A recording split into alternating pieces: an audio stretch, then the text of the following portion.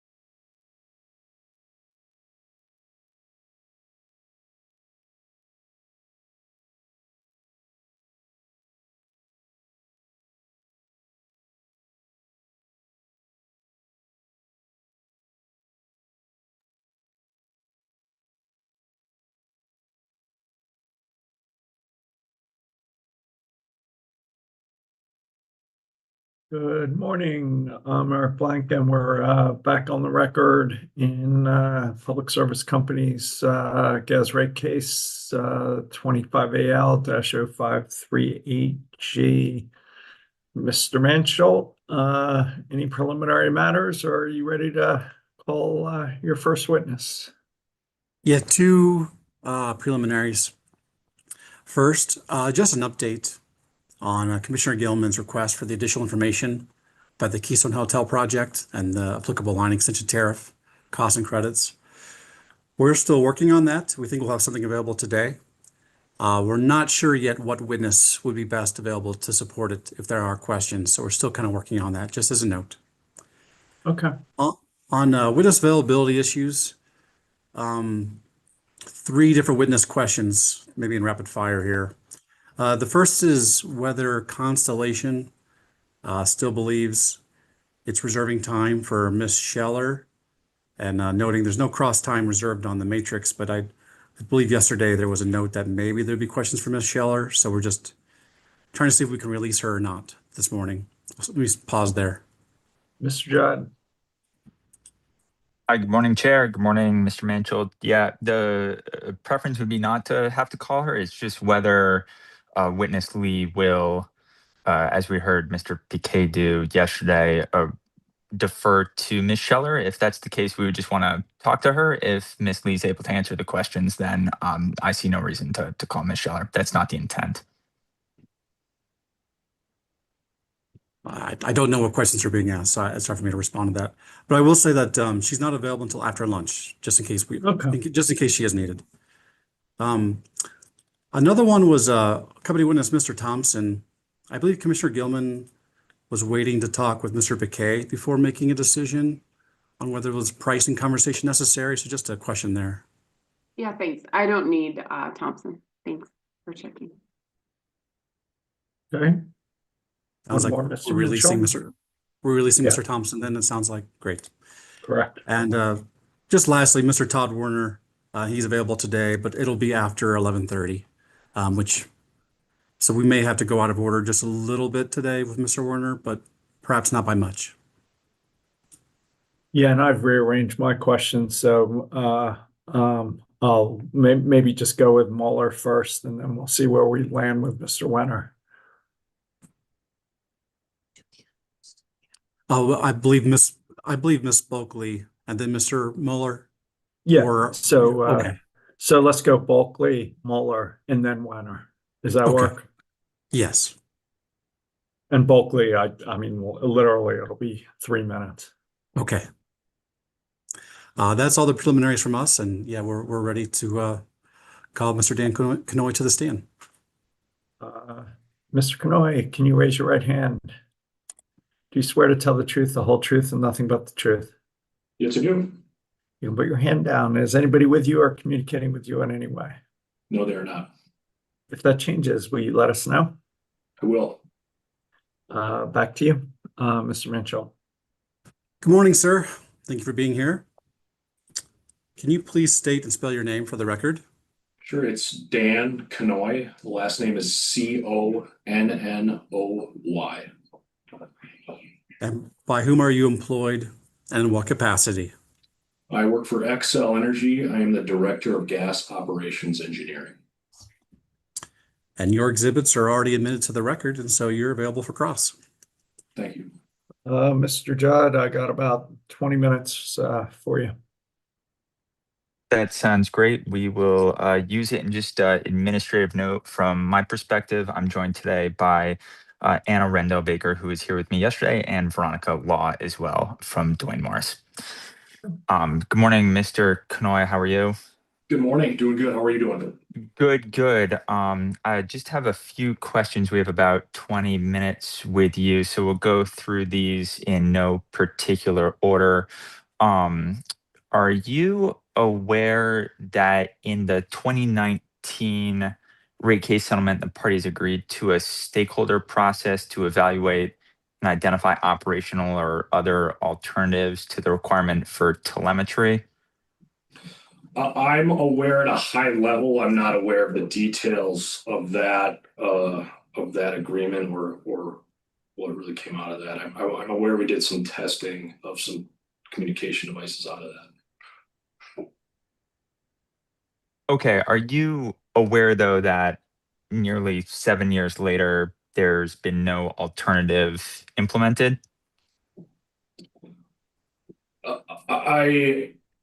I'm aware that the tariffs haven't changed when it comes to this topic in the last 7 years. And I'm aware that we've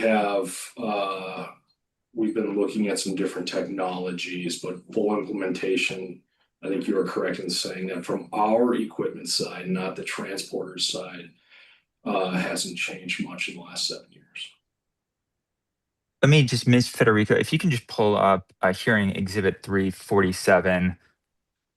This largely aligns with what you said, Mr. Canoy, but I just want you to go ahead and take a look. This is going to be a response that you sponsored, CNE 313, and just let me know when it's displayed up on the screen.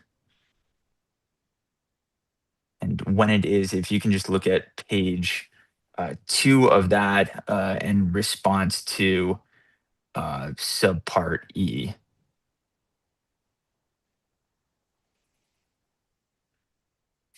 Yep. And I just want you to confirm that based on that, and that this is your response that you sponsored, just to confirm that if you could, the company has not sought to deploy any kind of alternative telemetry equipment to your knowledge. Correct. We have not sought to deploy at this point any differences in telemetry equipment for our side of the equation for this communication. So yes.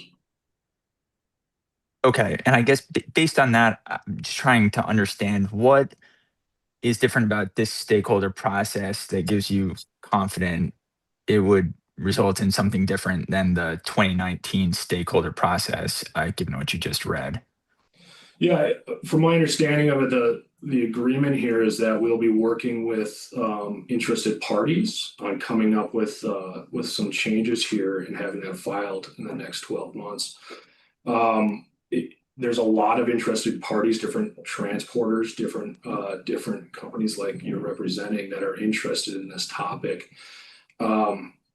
We would like to work with folks to make sure that we're getting this worked out, and making sure that this is as user friendly, as easy as possible. A lot of these communication issues, as you heard yesterday from Mr. McKay, are on the transporter's own side, on their side of the equation. So anything that we can do to help alleviate that would be a positive for us. So I know we are very interested in working with all the different parties involved, to make sure that we're finding out what makes the most sense. Has the company identified any specific technology it intends to evaluate in the stakeholder process? We haven't specifically gone down specific aspects of it, but there's a lot of different technologies out there. I wouldn't want to limit ourselves in thinking about what different technologies. As everybody's aware, technology changes quite a bit.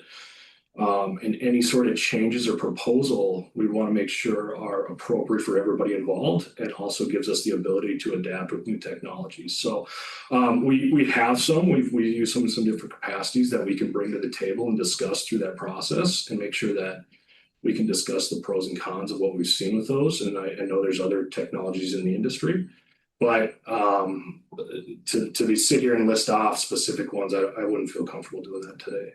So. There are no additional requirements to the plan you have to submit at the end of that stakeholder process than what's in this settlement agreement at paragraphs 70 to 72. And in particular, and I can pull it up if you don't have it in front of you, but it says the settling parties reserve the right to take any position of their choice regarding telemetry requirements in future proceedings. So there's no specific requirements that anything changes as a result of this plan and the evaluation. Is that correct? If you could pull that up for me, I would appreciate it. I do believe that that's how it's stated. Absolutely. We can pull it up, and that, Ms. Federico, is going to be hearing exhibit 150. And it's paragraph 70, but I can get you the page number on that as well. If you give me just 1 minute. Yep, that's going to be page 29. And what I just read was on page 30 and paragraph 72.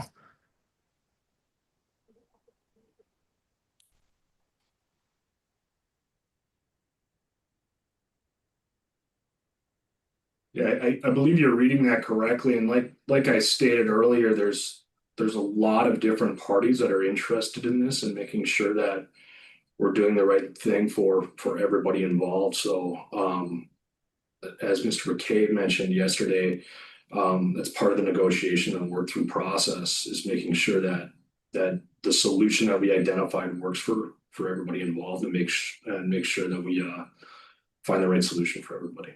But I think you're reading it correctly. Okay, understood. Thank you.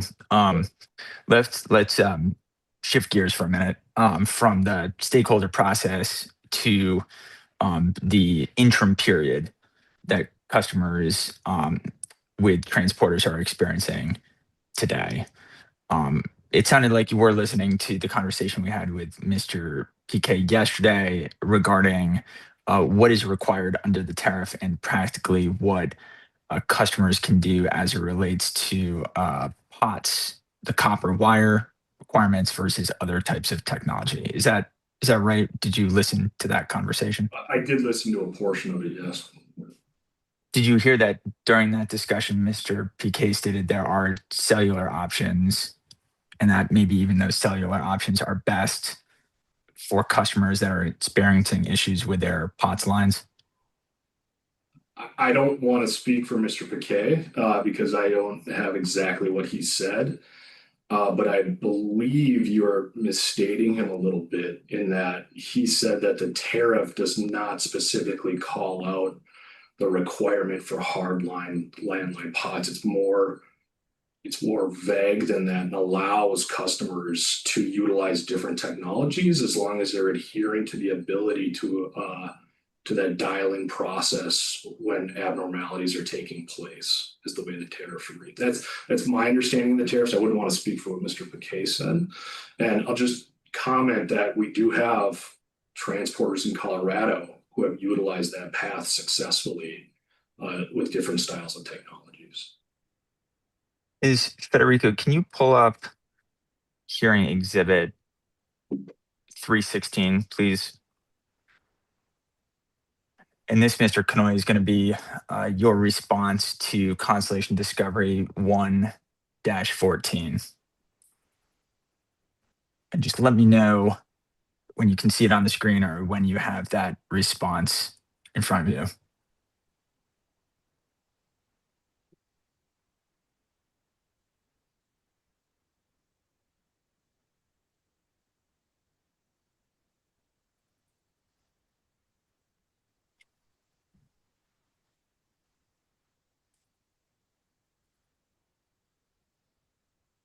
Yep, I have it in front of me now. So here you state that to accommodate cellular, VoIP, and internet-based protocols, the company would need to invest in new infrastructure technology. Do you not? I do state that, yes. And you go on to say there are several options which could be used to support these connections, but those options would need to be evaluated and bid to vendors. Is that what your response says? You know, we have some options in-house currently that allow for that style of communication. It's really with older style technology on the meter data collecting aspect of it. Sorry to get in the weeds here, but there's multiple stages of this data as it works through, as it gets from the field to the system.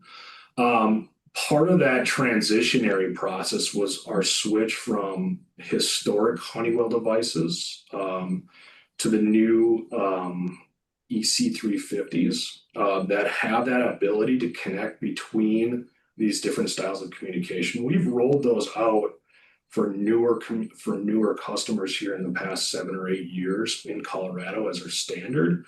But working with customers that are running into these issues, we can retrofit those as well. So I just want to be clear. Are you saying that what you submitted is not accurate? I'm saying that it is accurate. There are multiple different vendors out there, but we also have some vendors and equipment in-house that we have been utilizing that allows that capability. The older style is that MV90, that Minimax is the facilities that are not compatible with those non-POTS related equipments. So we'd have to be working with each other to find that middle ground. Yeah, I hear you. I guess I'm just still a little confused because for Constellation, this is the entire reason we're in this opposing the settlement is this interim position before the stakeholder process gets resolved. And I mean, your response is saying that there are compatibility issues with non-POTS communication paths. From certain existing infrastructure. But there are optionalities out there outside of that, of which we need to be working through with that 12-month group to make sure that we identify the right terminology to make sure that we have the right. Right, but I guess we're talking about immediate harm to these customers while we work through that process, and that's my concern, and that's Constellation's concern. So for those people, there might not be a viable solution until we work through that stakeholder process, especially if they have styles that aren't. I'm still not 100% sure kind of what you're saying here and how this is differing from your written response, but it seems like there are definitely customers now that do not have the technology to communicate with your system until we work through that process. And like you just said, get all of the details and information, the right terminology. It sounds like the system itself does not have a reliable or routine way around those customers that are experiencing issues with their POTS lines. Objection. It's compound. Not sure there's an actual question there. It seems like just testimony.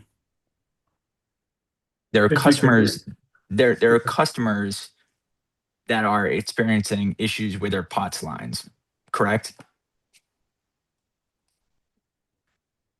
Are you asking that to me? Yes. I believe so. On their equipment, on their side of things, yes. And I'm not hearing today that there is a viable deployable solution across the board for these customers that have that issue. Is that right? That I would say that that's incorrect, but it would take in a technology investment on our side, from historic technologies to facilities that have more flexibility in the communication styles. Technology investment on your side, and you haven't made that yet. I think you're waiting for the stakeholder process to evaluate Correct. the costs. And is that correct? Correct. Yes. So until there's this technology, and I get you want to study it and look at the cost, but until that happens, your side doesn't have the technology deployment to communicate routinely with other types of cellular VoIP internet-based solutions that might be implemented on the customer side. I would disagree with that comment, right? The facilities and technology that we're implementing today has been standard for us for new oncoming customers for the last 7 years, right?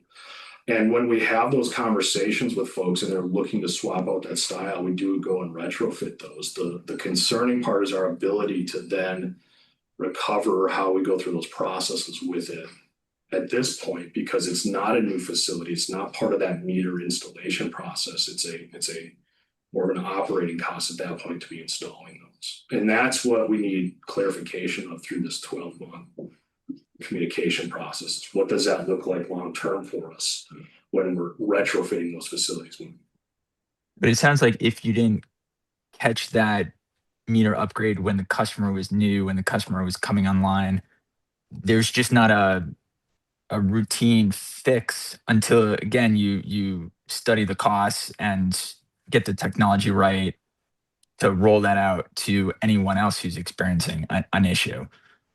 There's not a structured fix, Mr. Judd. There's a communication and a process where we can get out there and help. But there's not a structured fix through the tariff, through the agreements.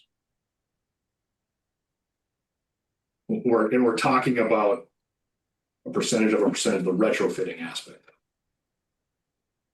Understood. Has the company invested in making its meter data collection system, which I think is the MV90 or its replacement system, accept wireless signals from customer meters? That's kind of a dynamic question. MV90 as it's in its current state is on the way out, so we're looking at newer technologies for it. And when you say wireless connections, what do you mean by wireless connections? Wireless signals. Are you referring to cellular internet-based signals in this capacity? Yeah. Correct. Yeah, that part of that is through that EC350, that newer technology we've been installing in the last 6-7 years. Having that ability to have different styles of modems, whether that's a landline POTS line connected to it, or a different wireless style communication line connected to it. It does have those abilities through the MV90, but like I said, it's a multifaceted question that has, but MV90 is also going away in the future, and we're evaluating what that means. Okay, evaluating that in the future. Understood. Have you determined the costs for what the investment would look like at this point? We have not, no.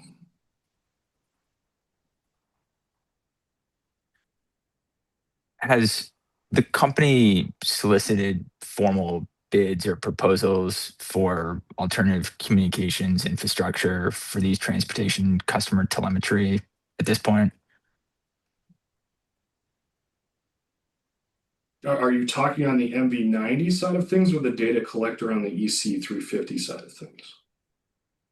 Either.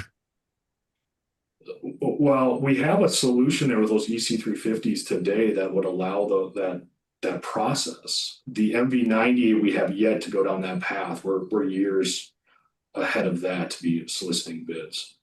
On the specific technology that's out in the field, we're constantly evaluating that and looking at different newer technologies. But the solution we have in place today works for what we're trying to achieve. There's no sense yet on the overall cost to roll that out. No, not as of right now. That's something we're gonna have to work through in the next 12 months. Okay. Are you aware that Northern States Power, which is a public service company affiliate, has no backup sales service charges for communication line failures? What do you mean by backup sales? Are you referring to estimated usage? Correct. Well, right to that process. I'm that- aware that the state of Minnesota and NSP have a different tariff than PSCO and the state of Colorado that speaks differently to this topic than the state of Colorado does. I'm also very aware that the overall gas system in NSP is drastically different than the gas system in PSCO. It's much less transmission assets, and therefore there's a much smaller number of transport customers in NSP than we have in PSCO. That's just the style of system that is there. But you are correct. We do not estimate usage in NSP.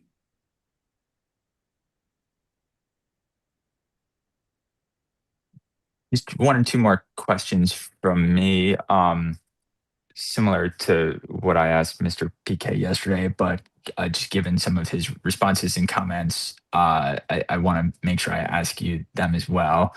Would you agree that rates must be just and reasonable to all customers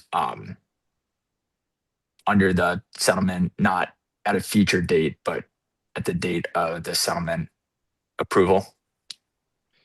Mr. Judd, I'm in the engineering side of the world. I think it might be inappropriate for me to be speaking on the rate topics for the company. Fair enough. Then one more question, which is actually I can skip that. That's fine. I want to be conscious of the 20 minutes I had. So, Mr. Chair, that is all from me at this point. Thank you, Mr. Kanoy. You may be excused. Is Ms. Lee? Apologies, Chair. I do have redirect if there's no commissioner Oh, questions. sorry. I apologize. Redirect. Thank you. Thank you, Mr. Kanoy. I don't think we'll take too long here. But you first remember discussing some things about this current sum agreement proposed in this case and the stakeholder process and what could result from that process. You remember that conversation with Mr. Judd? I do. Now, is it, from your perspective, the company's intent to go through that stakeholder process and basically walk out of it and do nothing and just maintain the status quo? Absolutely not. This is, there was a lot of conversations yesterday. It's my view as well that anytime we're estimating usages on our system, it's bringing risk overall to the system. And there's nothing that we would like more than to help the businesses find the right technological solution for this to make sure that this becomes an abnormality, not not the numbers that we've been seeing. So we would like nothing more than for this concern to be going away and have reliable communication with these customers. Thank you. And you also had some discussion with Mr. Judd about what the tariff does or does not kind of require in terms of technology compatibility. Do you recall that discussion? Yep. Let's go up and pull the tariff. If you don't mind, if we could pull up here in Exhibit 1300, Attachment DK2.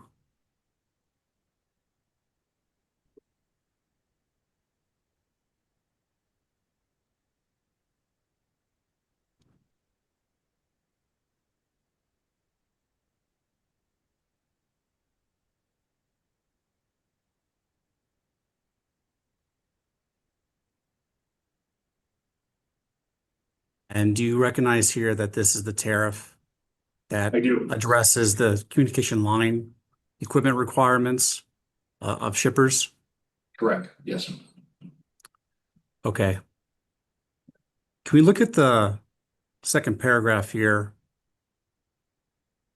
There's been a lot of discussion of whether or not the tariff requires specifically the company to maintain a transportation customer to maintain a copper wire. Is there that level of specificity in the tariff as you were discussing with Mr. Judd?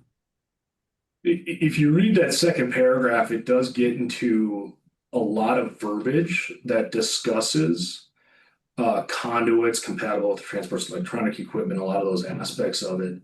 That is written directly in here. If you go further down in the tariff language here, it speaks to the ability for that customer to be able to connect on a alarm-based basis, which is really the core of what we're looking for there. Having that ability to communicate on an alarm base, on a need in and out transportation basis for alarm conditioning. So, And I so, don't know if I answered your question, Tyler. I'm sorry. yes. No, yeah, thank you. I'm leaving this on the screen. I sure. mean, you've explained that some customers are not using plain old telephone service. Is that right? That's correct. And so can you help us understand again why some are and some are not using POTS service? I think that it's my understanding of it that POTS service is the historic technology that people have been utilizing for a very long time. And a lot of that verbiage within the second paragraph is talking to the nuts and bolts of what ownership is on that POTS service line. But then, like I said earlier, you get down to that third and fourth paragraph, it talks about the requirements really being that ability to communicate with that the information back and forth, and that being more vague on if pod service are required or not. Nowhere within this agreement does it call out hardline pod service line aspects of it. It's more about that ability to communicate consistently and having that ability to see that information. So this is specifically the stuff that I think we're going to be tackling within that 12-month process when we're trying to look at updates to this is removing some of that confusing language in that second paragraph to make sure that it is more it's more capable with new technologies as they're evolving. Okay, and maybe just for some consolations discussion about, the interim period, why is it that the company is not just immediately going out and spending capital and making capital investments to change or upgrade our company equipment, immediately right now in advance of a stakeholder and PUC filing? There's a lot of moving parts to that about what's capable on the customer's aspect side, the customer's equipment that they own and the style of equipment that they're looking for, as well as there's no recovery mechanism as of today of what that might look like. And I know you had some discussion about potential costs of the upgrades. Is it your position that these could be large costs, or we're still seeking to understand what that cost side could look like? we're still seeking to understand what that cost side would look like. I think we could, in the next few months, get pretty close to understanding the ballpark of those, but I wouldn't want to speak to that today. Okay, we can take this down. My last questions regard the reference with Mr. Judd about Northern States Power and what it's doing. Let's go ahead and pull up from box.com with some pre-marked for identification as hearing exhibit 158.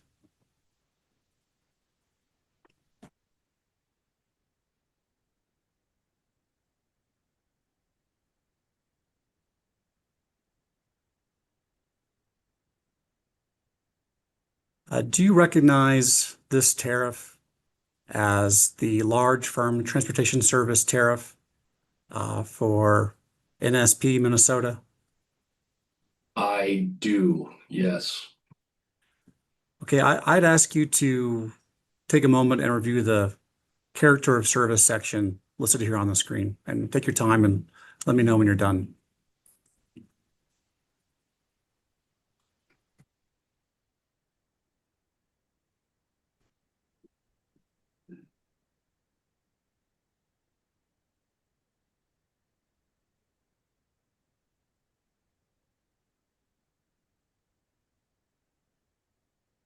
Yeah, I read it. I guess my question for you on this section is, does this tariff indicate that the company finds it sufficient to just rely on estimated usage? Or does the tariff have requirements to address the need to get actual usage from transportation customers? The tariff points to that ability to get the actuals in different capacities, as well as have recovery mechanisms for those to make sure that we're not taking undue costs for these specific customers against the rate base.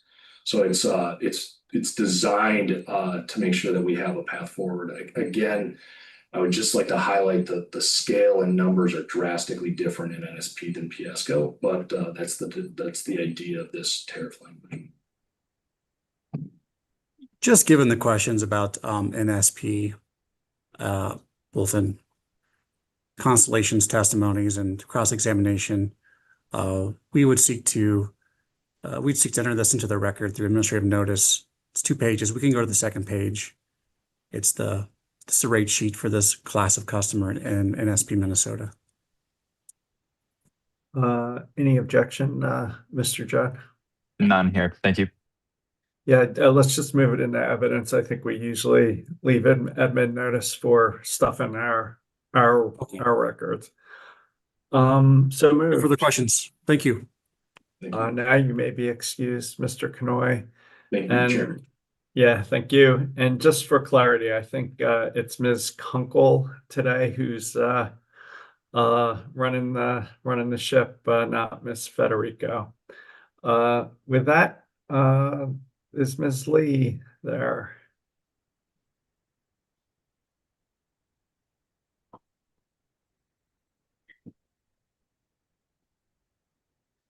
Ms. Lee, can you hold up your right hand? Swear to tell the truth, the whole truth, and nothing but the truth. I do. Put your hand down. Is anybody with you or communicating with you in any way? No, they're not. If that changes, will you let us know? Absolutely. Back to you, Mr. Manchol. Good morning, Ms. Lee. Thanks for being here. Good morning.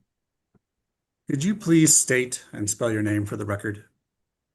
Certainly. My name is Carolyn Lee, Carolyn, Lee, Lee. And by whom are you employed and in what capacity? I am a manager for regulatory administration with Public Service Company of Colorado. Okay, this is quick because your exhibit's already in the record, so you're available for cross-examination. Excellent. And Mr. Judd, I have 90 minutes. We'll see how it goes. We may need to break in the middle to give the court reporter a break, but you're up, sir. Thank you very much. Make a note of that. Yeah, and if you do need to break, just give me a high sign and I'll there are plenty of options we can break along the way. Good morning, Ms. Lee. How are you doing? Morning, I'm well. Were you just listening to the testimony of Mr. Kanoy? I was, I confess I went to go get a drink of water at one point, so I may have missed part of it, but yes, I was That listening. that is fair enough. I wanted to discuss just real briefly this interim period that again is very important to Constellation, and again the reason we're here going through this process and in opposition to the settlement agreement. There was some characterization during that discussion that we would be pushing for infrastructure upgrades and costs now before that stakeholder process happens. My question to you is, are you familiar with the various options Constellation proposed in its testimony for ways to handle this proceeding? First, a clarification, when you say we would be pushing, who are you referring to? Constellation. Constellation. Yes, I'm familiar with Constellation's testimony, both answer and settlement opposition testimony. I am familiar with the options that they've outlined. And isn't one of those options to allow in the interim period while the stakeholder process goes on, the customers to remain in the transportation pool and have Constellation or shippers, transporters estimate daily usages without the requirement for immediate capital investment from the company? Could you, it's not my testimony, so I've reviewed it at a high level, but could we bring it up? Absolutely. So this is going to be hearing exhibit 301, Ms. Kunkel, and apologies for calling you Ms. Federico. No problem. Can you tell me the witness's name for 301? It's easier to find. Yes, Russo, Russo. And if you can just go to page 19 of that.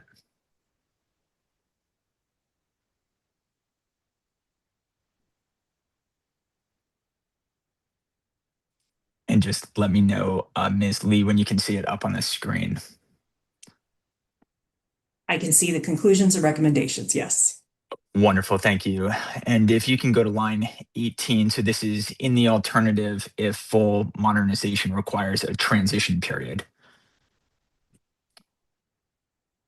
Can you just read those couple lines on the bottom of page 19, and I guess then just tell Ms. Kunkel to scroll to the top of page 20 for the remainder. I've read the paragraph. Do you mean the remainder, including item 3? Lines 1 and 2, just the rest of that alternative solution. I've read So that, I guess my yes. question to you is, isn't one of the options that Constellation is proposing to allow customers to remain in the transporter's pool with estimated daily usage occurring for those customers that are experiencing outage issues while the company goes through the stakeholder process and rolls out with all of the studies involved in that stakeholder process, advanced technology? I see that in the testimony, yes. That is, if I understand your question correctly, that is what the page says. Okay, thank you very much. And I guess related to that,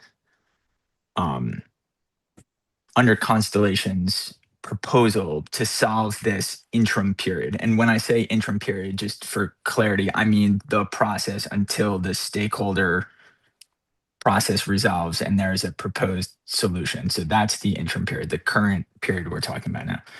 Under Constellation's proposal to solve the interim period, in which they advocate for customers to remain in the transportation pool and not be forced to back up sales, you understand that to be one of Constellation's proposals for that alternative based on what you just read, correct?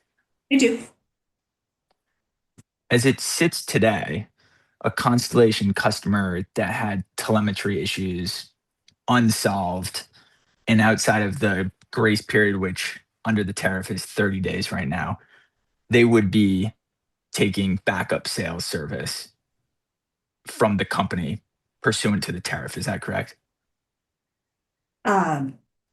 Yes, that's correct. I'll draw your attention to portion A where, Constellation recommends that we extend that correction period or cure period to 90 days, which the settlement does. But yes, I also see that under the current tariff and even under the interim period and under this settlement agreement, customers would be put on backup sales service. But today there are customers that are outside of that window on backup sales service. And I guess one of the follow-up questions from there is the company in those cases when a transportation customer, in this case Constellation's customers, finds themselves outside of the grace period and on the backup sales service, the company is selling gas directly to those customers in that instance. In other words, the company needs to take the risk of purchasing gas for those customers currently. I would say the company and its sales customers are taking that risk. Yes. The company should be planning for it in its gas planning documentation. But it still is a company risk. And I think this is what you said to you and your customers. But do you understand that as part of Constellation's interim period proposal, Constellation has advocated for being the party responsible for estimating daily usages and for the forecasting of its customers? Objection. I just asked counsel to rephrase the question. There was assertions of facts in there. Then it was not entirely clear what question comes from those facts. So if you could maybe break it down further, it may be more clear and less vague. Sure. Rephrase, that'd be great. Yeah, in the interim period, as Constellation proposes it, the customer would remain in the transportation pool. We looked at the testimony of Mr. Russo, and you just confirmed that's what it says. Correct. So in those interim periods, Constellation has advocated for being the party responsible for estimating daily usages and forecasting for its customers. Could you show me where that recommendation is? Well, I don't see it in this form. If the customer remains in the transportation pool, isn't it that transporter's responsibility to forecast and purchase for its customers because you're not providing it directly because the customer is not on backup sales service? I think that's correct. When a customer remains in the transportation pool, then we are relying on the agent to purchase the commodity. Correct.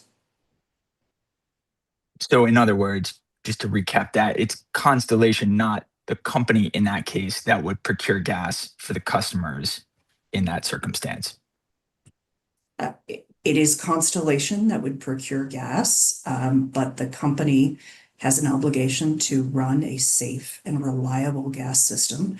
And if the company doesn't have any insight into what is actually being put out on our system and withdrawn via communications, then that puts our sales customer and the company and a safe, reliable system at risk. There's a trigger for that, I believe, already. It's a transporter purchasing gas for their customers. It's actually Constellation or a transporter that takes on the risk of improperly forecasting it, as there is a cash out process and a tolerance ban that exists for exactly, I believe, the reasons you're talking about. And if Constellation, so let me just stop there and say, is that correct? There is a mechanism for a cash out and tolerance. I'm not familiar with the details of that, especially at this moment, but I am aware at a high level that that is true. But again, the terms I said, we are responsible for a safe and reliable system. A cash out process is merely a financial remedy. It doesn't remedy if the system, experiences disruptions.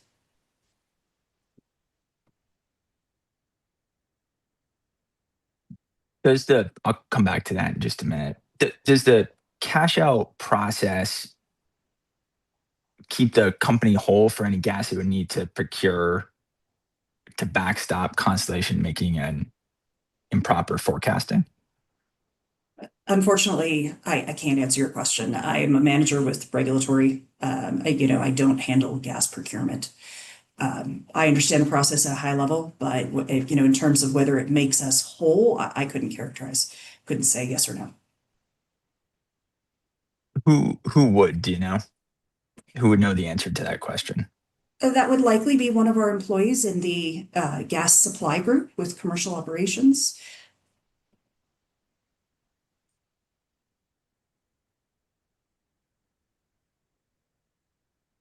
Let me just see if we happen to have some information on the tariff box we can pull up. Hold on just a minute to maybe familiarize yourself with that.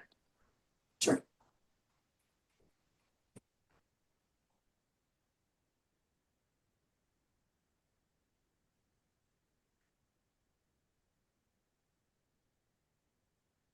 All right. Well, while I'm running that down in the interest of time, and I might come back to that, let me ask you a couple different questions, which hopefully you're more familiar with. Um, in the rebuttal testimony that is from you, so this is hearing exhibit 135, Ms. Kunkel, if you want to pull it up. I just want to go to a particular section in your rebuttal testimony where you talk about the communication equipment and its compatibility. So let's go to page 29 of that, if you would, and just when it's on the screen, please let me know. I'm going to pull it up on mine as well. I see it. Okay, let me just get there on mine. So the question is, why is the telemetry requirement tied to the telephone service? And this is lines 13 through 20 is your answer. And if you could just read or paraphrase what you are saying, I would appreciate it. Absolutely. It says the company's internal system has compatibility issues with other communication paths. To accommodate cellular voice over IP or internet-based protocols, the company would need to invest in new infrastructure technology. I will say that we do have customers. My understanding is we do have customers that successfully use cellular and voice over IP with our current MV90 system. Yes, it does. Our internal system does have some compatibility issues. We see that, we hear that, which is why the settlement contemplates a stakeholder process. Well, I should say the settlement contemplates both interim and long-term measures to alleviate some of that pain. Whether it's extending the cure period to 90 days, reducing the backup sales service charge to a lower rate during the non-critical peak winter months, and ultimately a stakeholder process to find a solution and to come to a consensus with our customers that will work for all customers. And I should note, the company has committed to filing a plan at the end of that stakeholder process, and that all stakeholders, including Constellation and the Commission, will have an opportunity to weigh in as that plan goes before the Commission. So in short, yes, I read that, I see that. We recognize that there are some issues, some compatibility issues for some customers with cellular or voice over IP, but ultimately some customers have made that work. And we are moving forward. In the discussion we just had with Mr. Knoy in the redirect, Mr. Mansholt said a question that was something, and I'm paraphrasing, that you wouldn't walk out and do nothing. There was a commitment by the company to that stakeholder process and a plan. But that is to be worked out over a more than 12-month process, and you don't have answers to what that plan would look like today. Is that correct? No, I don't, I believe that is correct, that the company is not unilaterally choosing a solution. Instead, they're coming together with our stakeholders to find a solution that is technologically feasible for all customers. And that would include the appropriate amount of company investment. So no, as we walk out today, there for customers that aren't able to make their communication path work, there would not be an immediate remedy other than an extension of the cure period, again, to 90 days, to 3 months, and a reduction in the backup sales charge. Those are the remedies that we have in the interim period. You don't know what the costs are yet to roll out other technology. That's what the stakeholder process is in part going to look at, correct? I think that's correct. I will say at a very high level, I would characterize it may be substantial. But I don't have exact numbers and I'm not a technical expert. So sitting here today, you won't commit, I think it would be fair to say, that after you look at all the data, all of the costs, the same exact situation could be the ultimate recommendation of the company as it is today under the tariff and the way the system communicates. You are not, let me rephrase it a different way. You are not making a commitment today to a certain level of investment in technology upgrades until you do that stakeholder study. I would say, actually, I'd expand that and say I can't make that commitment. And before, not just before stakeholders had an opportunity to weigh in, but also the commission. The company is not committing to making capital investment without the commission's knowledge and approval. You change directions a little bit here. Thank you for those responses. Are you aware that the company currently operates around 1,300, I believe the exact number is 1,375 cellular connections in its gas SCADA system? Yes, I'm aware that we have cellular connections to our SCADA system. And the company's relied upon cellular technology for its own gas operations for nearly 2 decades, since around 2007, I believe. Is that correct? I think that's apples and oranges. We're talking about communications with two different systems, with MV90 versus with SCADA. I mean, factually, I have no idea how long we've been using cellular connections. But yes, we do rely on some cellular technology to integrate with a completely different system for completely different purposes. Are you aware that the company is deploying a dedicated company-owned private LTE network for its gas and electric distribution systems as well? At a very high level. Like I am vaguely familiar, but that's not my area of expertise. So apologies. And this is where Ms. Scheller may be useful. There are some questions around specific investments there. I'm not sure. I can certainly pull up the information from her testimony. I had, you know, I had thought you might be able to answer these. Would you like to see the testimony from Ms. Scheller and see if you're able to comment on it? Certainly, we can bring it up. I am happy to look at it. I hope I can help you. I'm not a technology expert. As I said, I'm a manager with regulatory administration. Yeah, I'm looking at just the relative spend on that investment for the private LTE. Let me pull up Ms. Kunkel, if you wouldn't mind hearing Exhibit 111. Let me get there myself.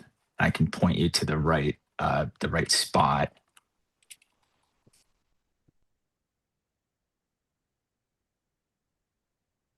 And this is just, if you could confirm when you see it, the direct testimony of Ms. Scheller. Yeah, that's what I'm seeing on the screen.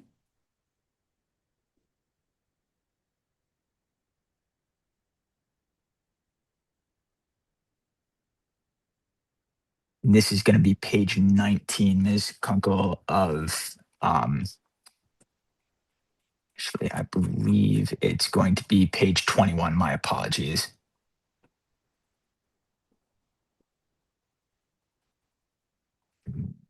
Nope.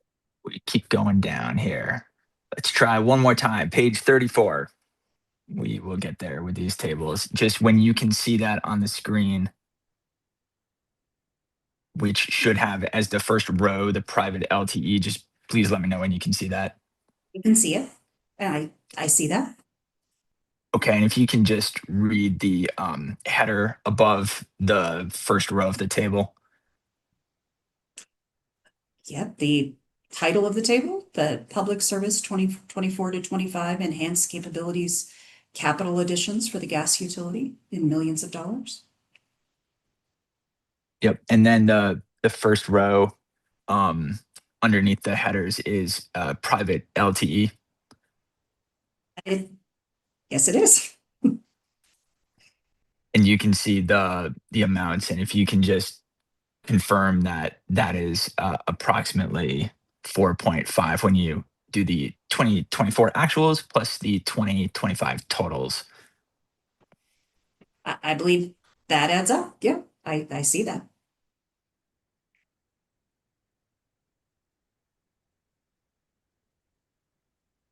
Again, I'm not familiar with the details of this particular project, but I will note that yes, the company does rely on cellular connections to integrate with other SCADA systems. I don't think I'm disputing that. It's just apples and oranges, different systems, different needs. Understood. Let me direct you to hearing exhibit 111 so we can stay right there, and pages 34. So underneath this table through 35, Ms. Scheller states that the private LTE network is designed to supplement the LTE communications network that is currently provided by a third-party telecommunications company. And she further states under this approach, the private LTE network serves as the primary communications platform, while the public network remains available as a backup to ensure operational continuity during outages and other contingency. Does that sound at least somewhat familiar, or are you able to, just I wish I confirm could that that's what it comment. says? I'm sorry, that is what it says. I can confirm that. But I think, unfortunately, you're going to have to talk to Ms. Scheller for the details. I'm sorry, I can't be of help.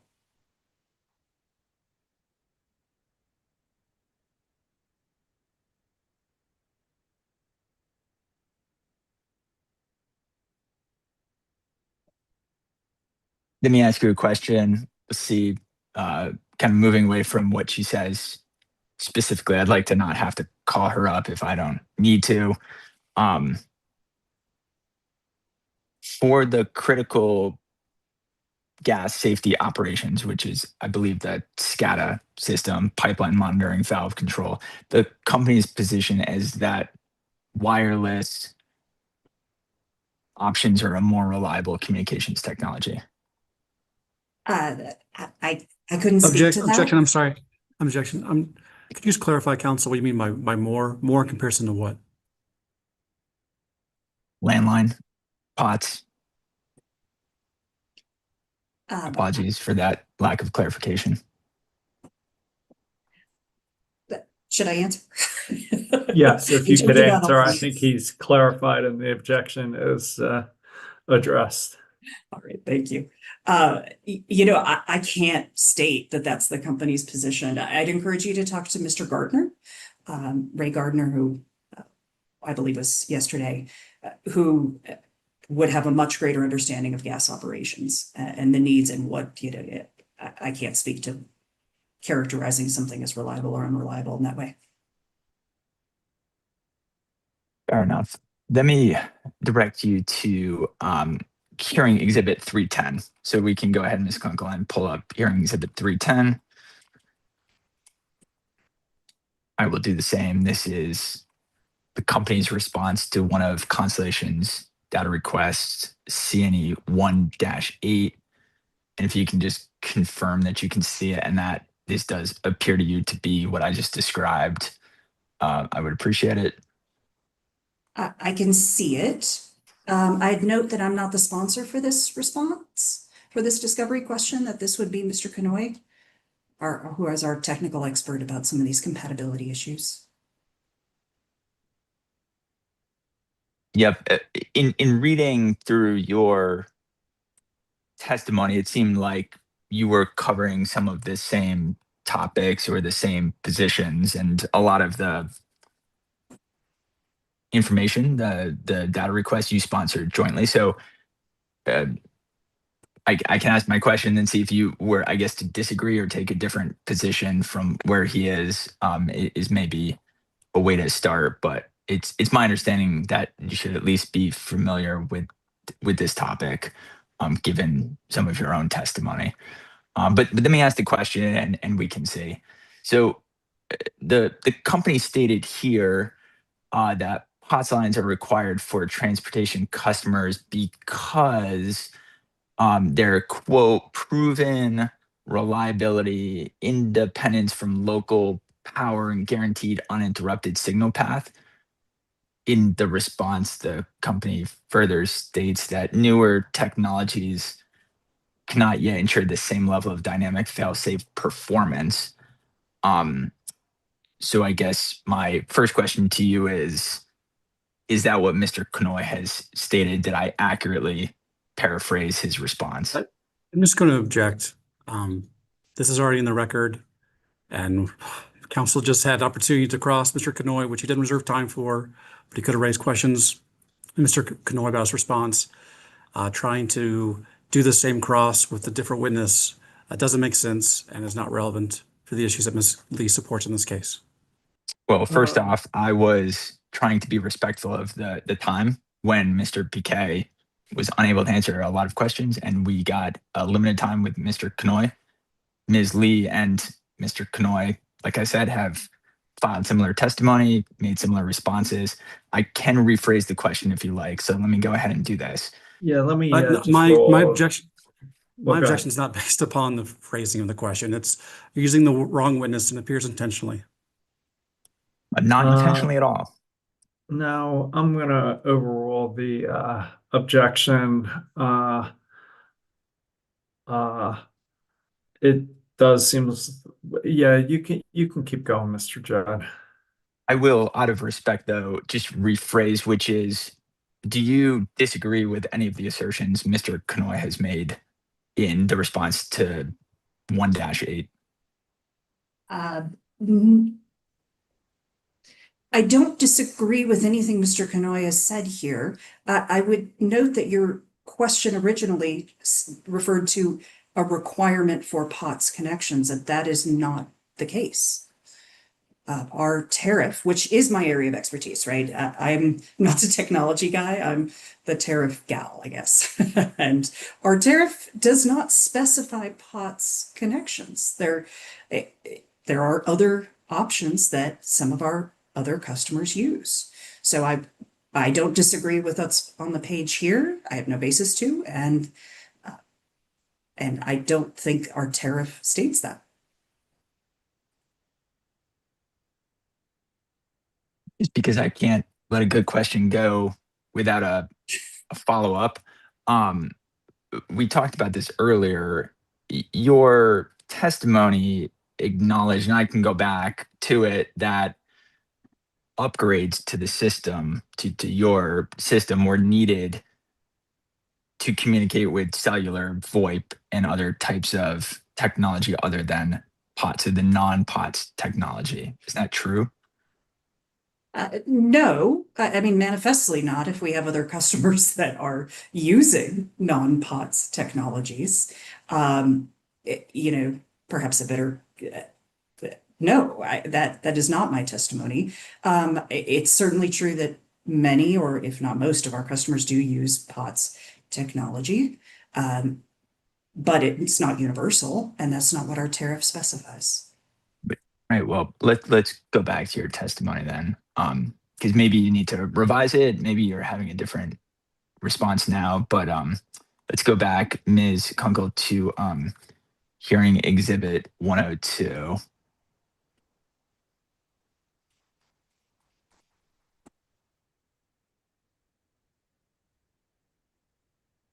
I'm sorry, 135. My math is not good this morning. And to page 29. And just confirm for me when you see hearing exhibit 135, Ms. Lee, that this is your rebuttal testimony. It is, and I see it on the page, and the same page we were looking at earlier. Right. So I'm going there on my own screen here. I guess I'm still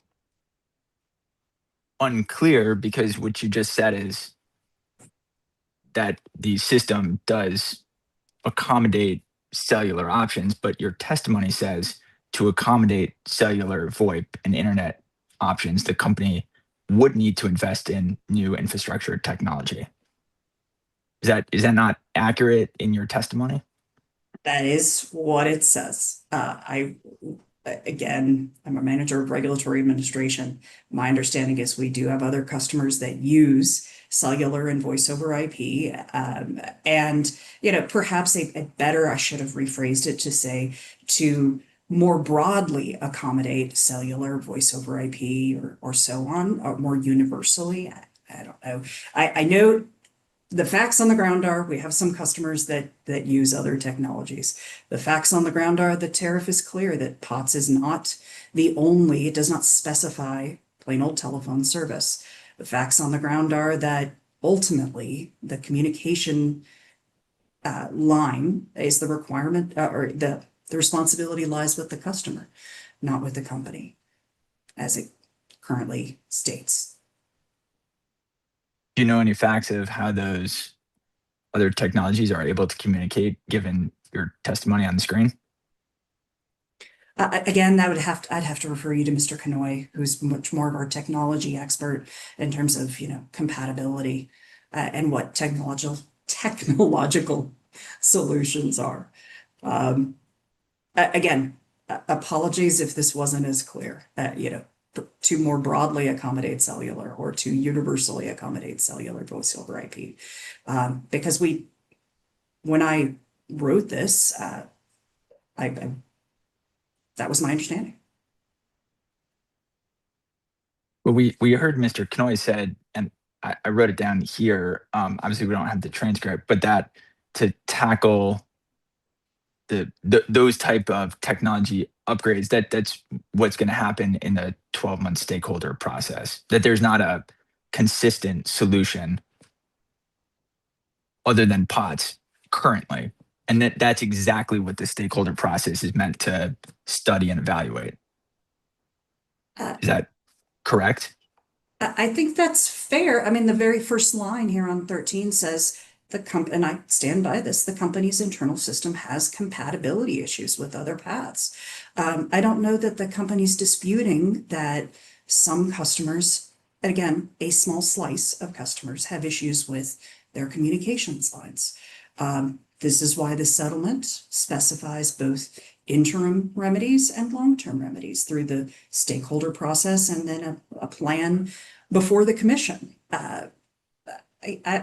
I'm not here to argue that some customers haven't experienced an issue. That's why we included those measures in the settlement agreement.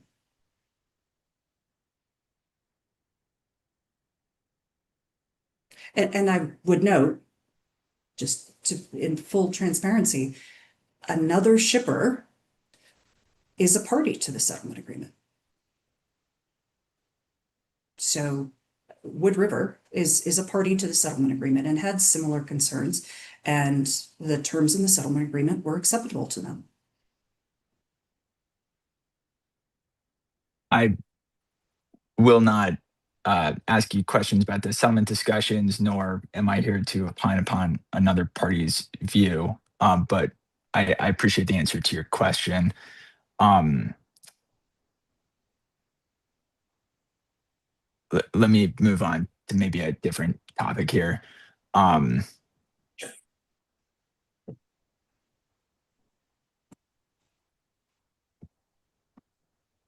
We talked about the EC350 earlier. That's the Honeywell device.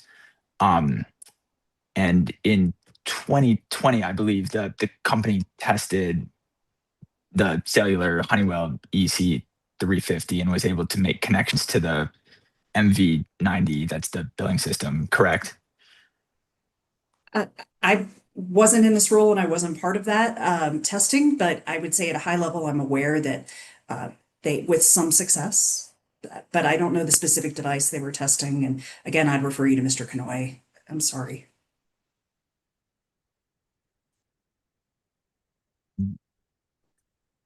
Ms. Kunkel, can you pull up hearing exhibit 361? And just tell me when you see it up on the screen. And it should be the response to CNE 3-27.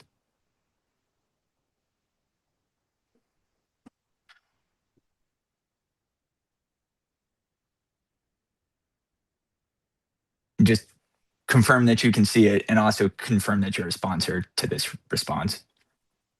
I am a sponsor with Mr. Kanoy. Yes. Understood, but you are a sponsor nonetheless.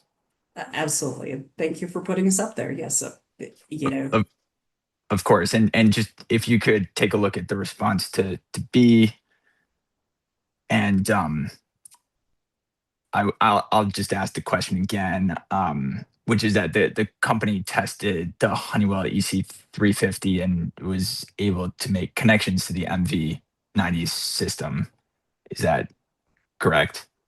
that's according to this discovery response. Yes, that, but again, the second sentence there, we were not able to get the EC350 to consistently connect to the system on a daily basis in Colorado. And I think my testimony or my statement earlier was that with some limited success, that we did test other solutions with some limited success back at that time. So let me just, before I ask you another question, I don't believe this response is admitted into the record. So I would just, given the discussion we had and that Ms. Lee is the sponsor, I would just ask that this be moved into the record. Mr. Mansholt, any objection? No objection. So moved. So I think you answered it, but I'll just ask it again. The MV90 system, it can accept a wireless signal. It's not that the technology is necessarily incompatible. It's that the company wasn't able to get a consistent daily connection. Is that fair to say? Again, I'm sorry that I'd have to refer you to Mr. Kanoy, to witness Kanoy. I wasn't part of the testing. And, you know, this response that I did sponsor in part was that, you know, we weren't able to get it to consistently connect on a daily basis in Colorado.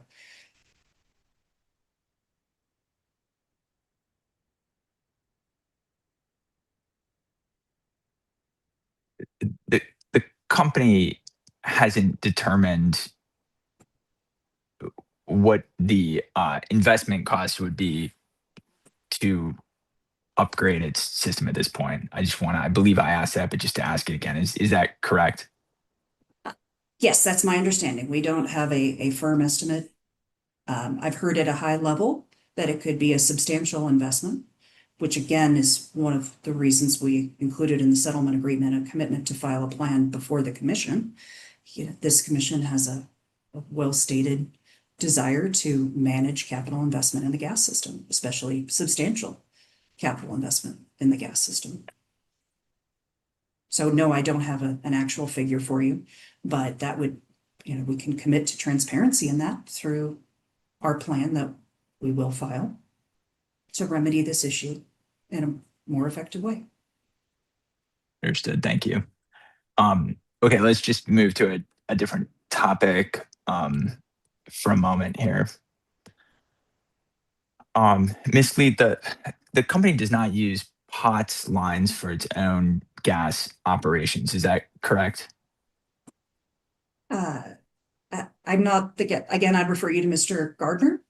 I'm aware that we do use cellular connections to integrate or to communicate with our SCADA system for some gas operations. I don't know that we don't use POTS lines universally. I couldn't confirm that.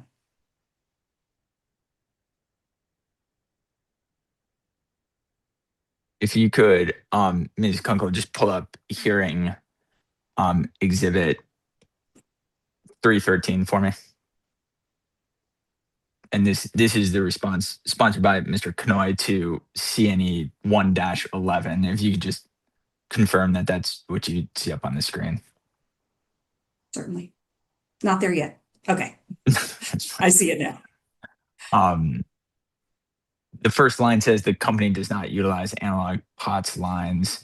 And again, this is in relation to, you can see the question for any of its operational communications at gas regulator stations, compressor stations, or other gas transmission facilities. I understand that you did not sponsor this, nor are you the expert, but there's nothing to your knowledge that would make you disagree with this response, is there? No reason to disagree with the response at all. The company's own gas operations rely entirely on the wireless and corporate network connections. Again, from your perspective, is that correct? I don't see the word entirely in here. I mean, I'm not trying to quibble about exact wording here, but we do say the company does not use analog telephone lines, period. Again, with the full caveat, I didn't sponsor this, I'm not the technology expert, but I can tell you that does say that. I'm not sure I'd use the word entirely because I don't know.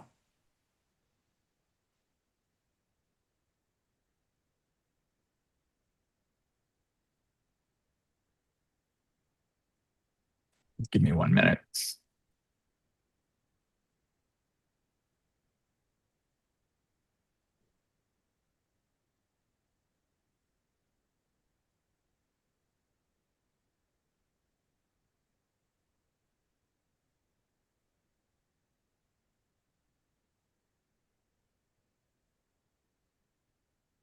Are you just shifting topics a little bit more to the retirement of the copper lines? Are you aware that Lumen, which is a CenturyLink company, is the dominant legacy telephone carrier in Colorado? I'm not, but okay. If that is that your testimony, I don't know. I'm not aware. It is Mr. Russo's testimony, but that's fair. Let me ask it a slightly different way. Are you aware that Lumen has been systematically retiring copper infrastructure in Colorado? I am aware of that. First of all, at a higher level, I don't know that I'm aware that Lumen in particular was or wasn't, but I'm certainly familiar with Mr. Russo's testimony, and I am aware of the trends at a very high level, trends in the telecommunications industry, but not my industry. So it sounds like you may have general knowledge, but not specific knowledge that Lumen or CenturyLink has made public announcements about its planned copper line retirements dating back to 2016. Exactly. I mean, and certainly I couldn't confirm dating back to 2016. I'm aware generally that there's a trend. I mean, in the telecommunications sector of retiring copper lines. Absolutely. Ms. Kunkel, can you just pull up hearing exhibit 395?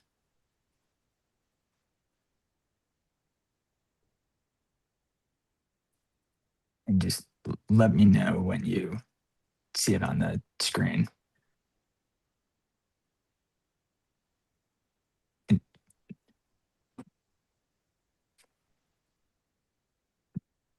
This is a this is a new exhibit. We haven't shared this yet. So I would just say take a minute to familiarize yourself with it. But does it state at the top that this is a public notice of copper retirements under Rule 51-333, and does the carrier name include CenturyLink? That's what it says on the screen. Yeah. I've never seen it. I spoke over my attorney again. I'm sorry.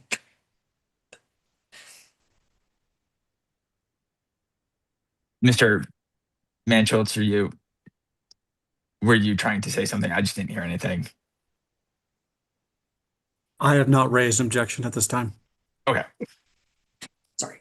It's just based on trying to give Ms. Lee a little bit of information that comes from CenturyLink on their retirements. If Ms. Kungle, you can go to page 395 of this document.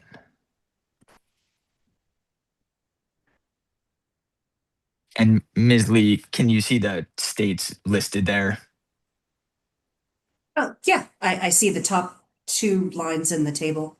The state is Colorado for Aurora and Boulder.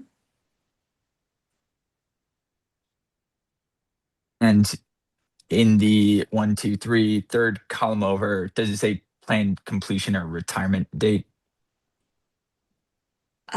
It does. Again, I'm not familiar with this document. I'm not familiar with the details, although I appreciate you providing this. I believe, can we go back to the very first page again? That this document is from 2026? That it's referring to, so back to the table we were just looking at. Yeah, that the completion date in that third column is October 2020. I see that. And then if you can go, Ms. Kunkel, to page, I think it's 346.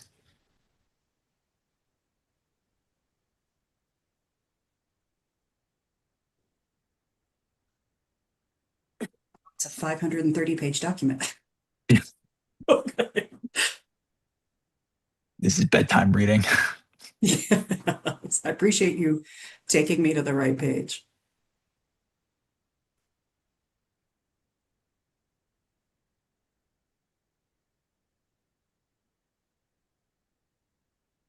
Is this scroll down one page if you wouldn't mind. Apologies for that.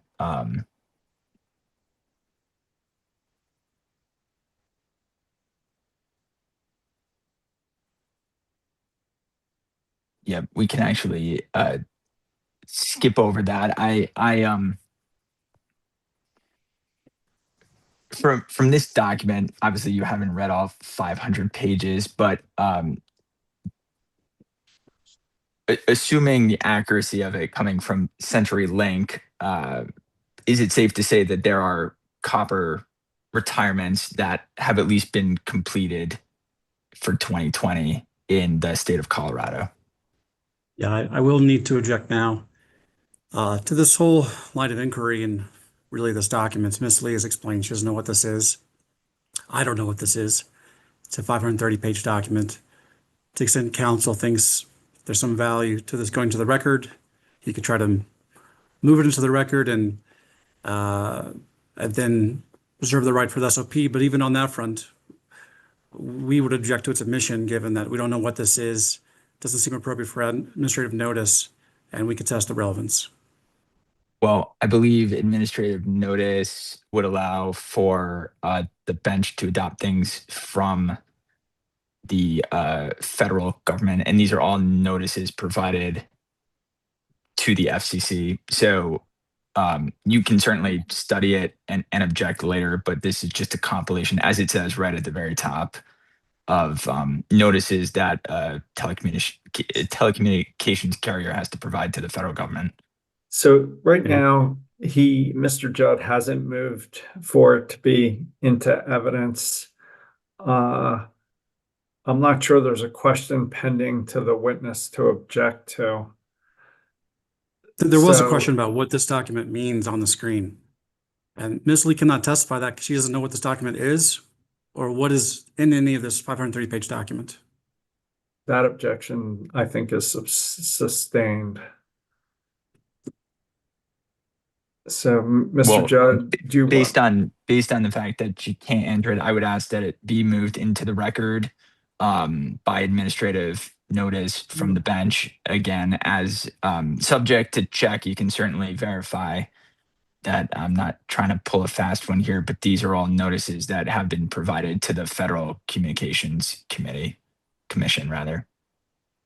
typically, well, can you go to the top?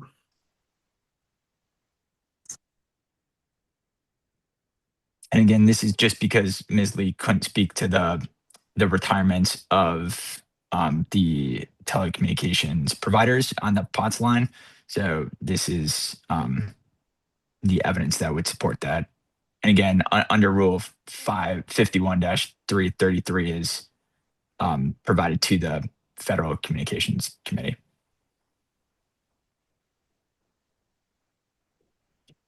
Is I mean, jeez. Ms. Rosati,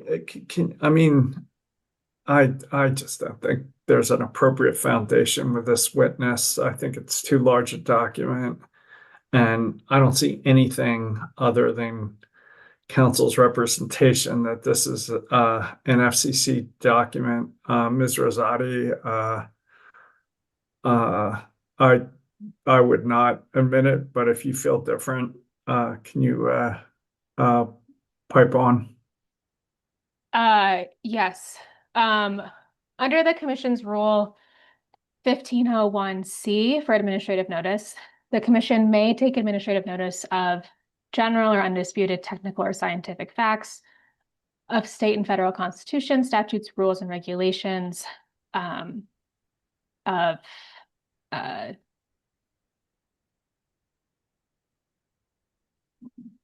tariff, price lists, time schedules, rate schedules, annual reports. So, I think this rule on administrative notice is not necessarily related to your concern with your other concerns with the document, Chair. So I think I think under this rule, the commission may take administrative notice if we believe this to be something general or undisputed technical or scientific facts. Or if, you wanted to explore using the concept that this is something submitted to the federal government. However, I think you have other concerns with this. And I'm happy to limit it or resubmit it with just the Colorado references so you don't have to look at every page of this document. Can you scroll down?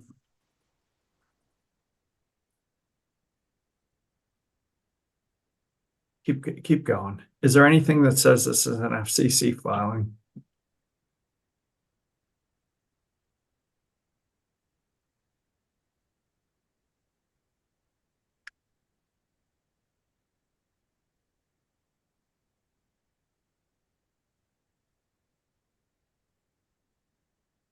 All right. Do you have a recommendation, Ms. Rosati?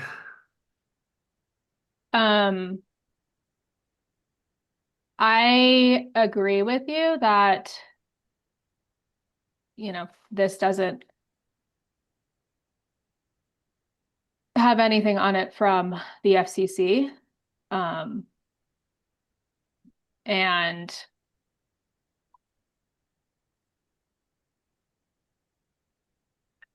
I would recommend that this not be admitted through. Yeah, I guess through admit notice. Yeah, that's where I'm landing, Mr. Judge. I think you made your point that copper wire is generally getting transitioned out and getting retired. I'm not sure you need to get this admitted into evidence to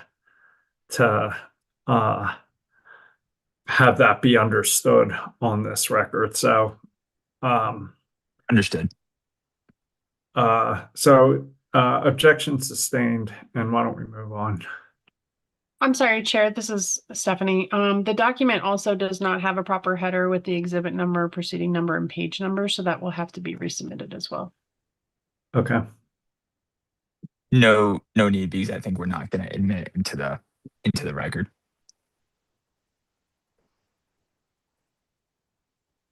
So let me move on then, and thank you for that. And you can take that down on the screen. And we do have other documents, to your point, Chair, from the FCC already stipulated to on the record about the phase out of the POTS line.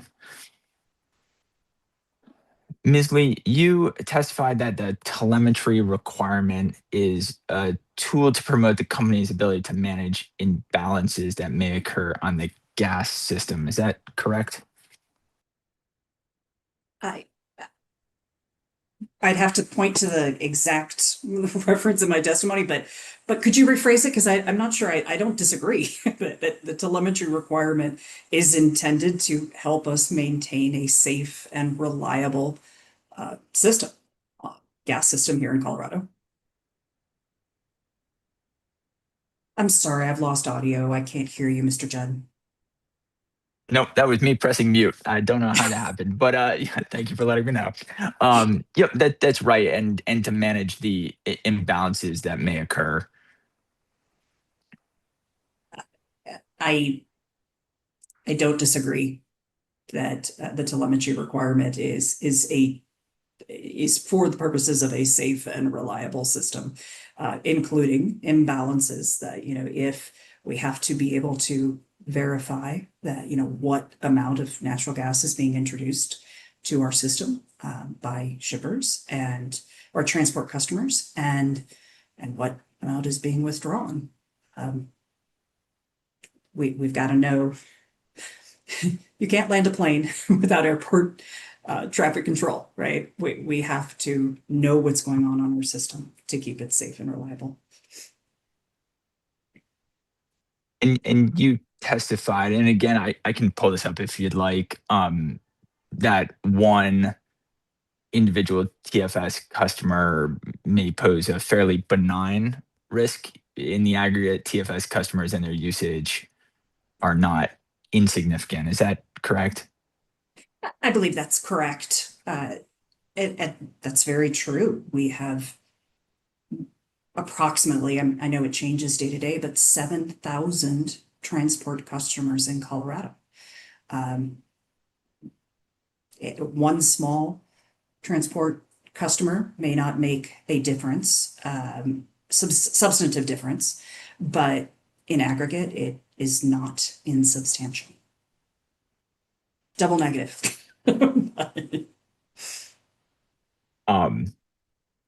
Has the company experienced any actual system balance events attributable to TFS customers' communication line outages in the past 5 years? I couldn't answer that, as I'm not a gas operations person. I'd recommend you talk to Mr. Gardner. Again, I'm sorry.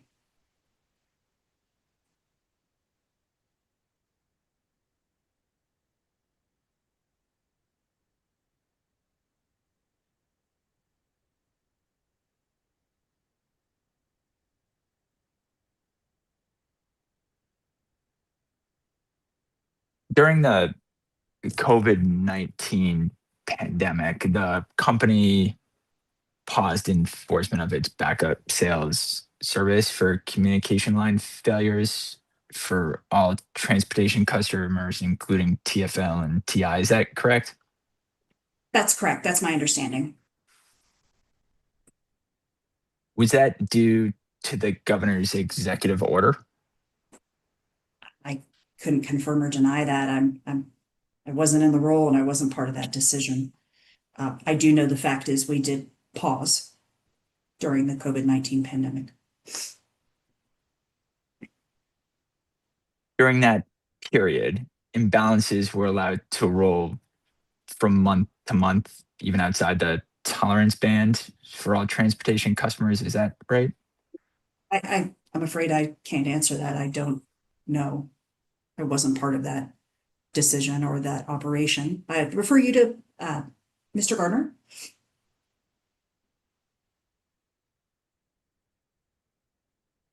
during the, I guess, let me ask this, and it's possible you can't answer, but just in case, are you aware, to your knowledge, did the gas system experience any operational failures or safety events as a result of estimated usage from TFL or TI customers during the COVID period? I don't know. I will just state, though, that just because something bad may or may not have happened, like in the abstract, doesn't mean it couldn't have. You know, I buy homeowners insurance for the possibility of, damage to my home. Just because it didn't burn down doesn't mean it wasn't a prudent step. So we're talking about an exercise in risk management, trying to manage the risk that these transport customers introduce to our system and manage the risk that is then borne by our sales customers. And the risk management is not about, well, it didn't happen, so it wasn't prudent. I guess on that point, how does moving a customer to backup sales service make the system safer than staying with a transporter? I would say that it provides an incentive to our transport customers to remedy their communications issues so that we can be aware of what the quantities that they're putting out on our system. But in the absence of that communication, especially as Constellation, and back to the beginning of this conversation, takes on that forecasting obligation, and there are current tolerance bands in which a transporter needs to accurately forecast their usage. Isn't that correct?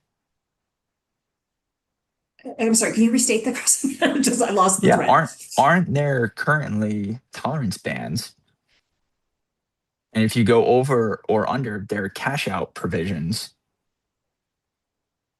that make the company financially whole, or maybe even then some, for failure to properly estimate the amount of usage from gas customers.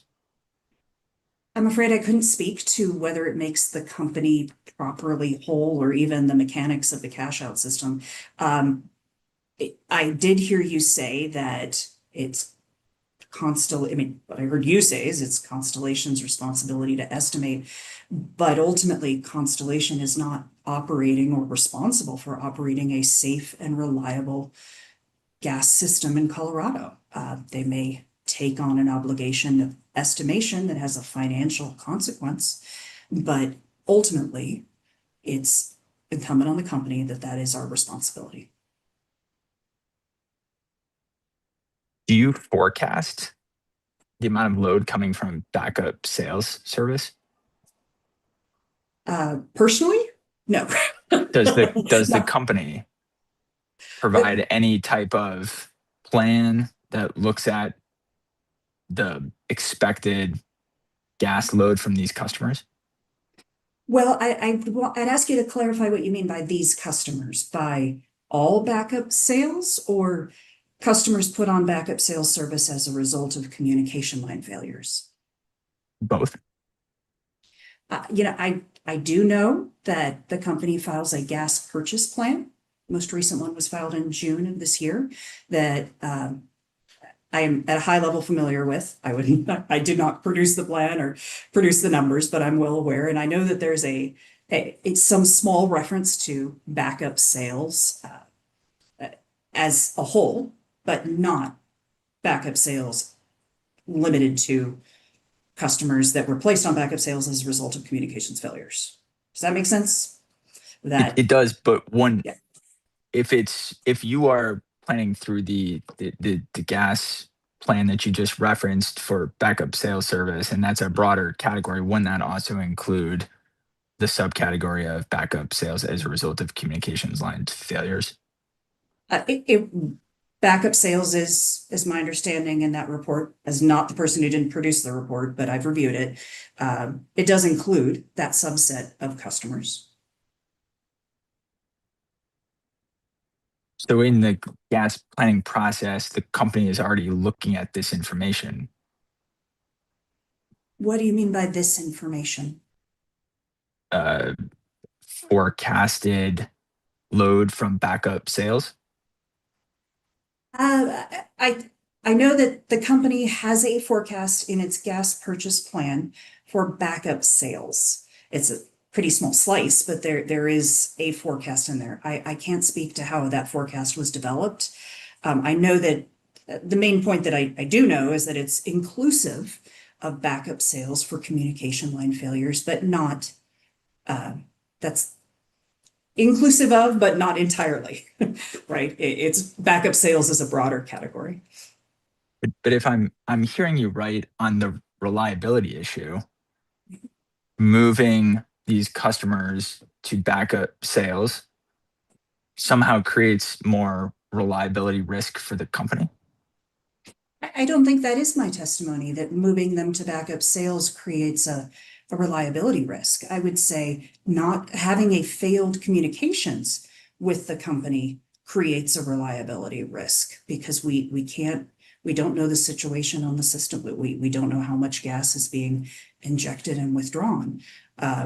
So that's the reliability risk, is the failed communications. And the backup sales service is intended to provide an incentive to those customers to remedy their communication line, which, as it stands in the current tariff, is their responsibility. It's not the responsibility of the company to maintain a working communication line. There are currently customers on backup sales service as a result of communication line failures, correct? I believe so. Again, regulatory, but yes. I know that we do have some customers on backup sales service. I don't think we would be here today if that wasn't the case, I guess. So for those customers that are already on backup sales as a result of communication line failures, they should be included in the plan, in the gas plan that you just described, because the company is serving them on backup sales service. Isn't that correct? I couldn't speak to that. Again, I didn't develop the gas purchase plan. That is a whole department for gas procurement. I do know they forecast a small amount of gas for backup sales. I know that it's in my testimony that it's difficult, and in some discovery responses, that it's difficult for us to plan what amount of gas might be needed as a result of communications lines failures that are the customer's responsibility. We do have a small estimate in our gas purchase plan. A gas purchase plan is not daily operations. It's an annual plan for procurement, commodity procurement. Right, except I guess my confusion is you're saying somehow when these customers have communication line failures and move to backup sales service as a result, they're causing reliability risk to the company. But you've also just said in the gas purchase plan, the backup sales service group of customers accounts for, I think in your own words, a very small amount of that overall gas usage. And that would include things maybe even beyond communication line failures. So the customers that Constellation is most concerned about, the terminal customers with communication line failures that have gone on for more than 1 year, they would be in that gas purchase plan that the company does, as you said, annually through the backup sales service. Isn't that true? Sorry, I lost the thread. It was a long question. Could you restate it? I'll break it down. So the company does the gas purchase planning process annually, right? Right. And it includes backup sales service, a broad category. And that There accounts is for a forecast in the gas purchase plan for backup. Sorry. Yep. What the company needs to purchase or projects, I guess, forecast to purchase. Yes. And that's, in your words, I think a relatively small part of the overall gas purchase plan that the company puts forward. Yes, by the numbers in the gas purchase plan, the backup sales service is on the order of 5,000 decatherms compared to, or sorry, 5,000 BTU. I have to go look at it to know the units, but it's a small, on the order of a small slice of an annual purchase plan that does not, again, you're kind of comparing apples to oranges when you're looking at overall gas purchases for the course of the year versus daily operations of the gas system. And reliability risk is an issue for these customers. When you define reliability risk, just tell me what that means as you use that terminology.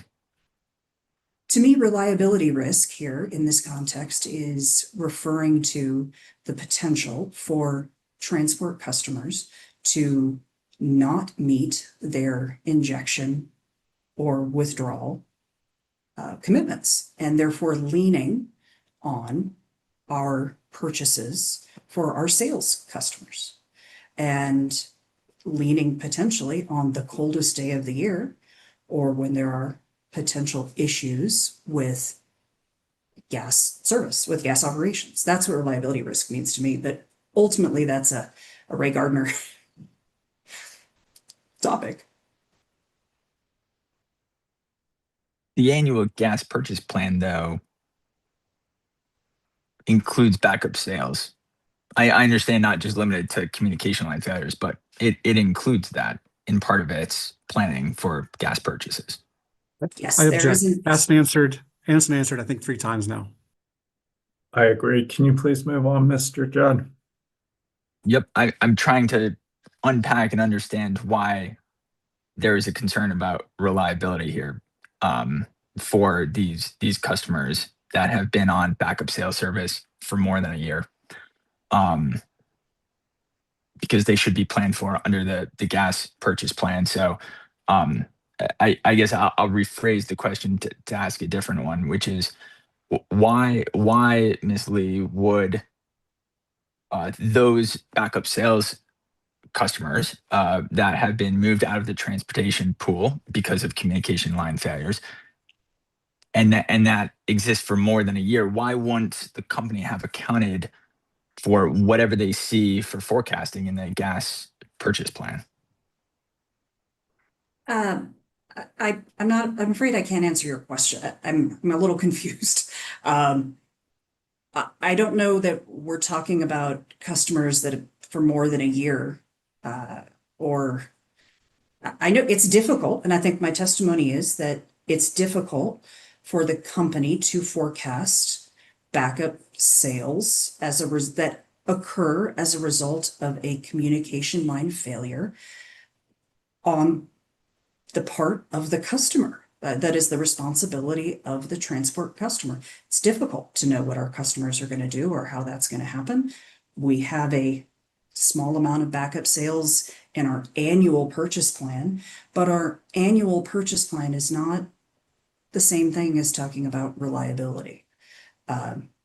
Reliability is maintaining the pressure and the well, now I'm getting over my skis. I'm not a gas operations expert.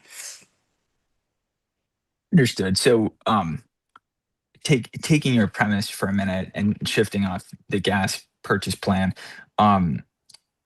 if there's a reliability concern with transportation customers that have communication line failures, how does the tariff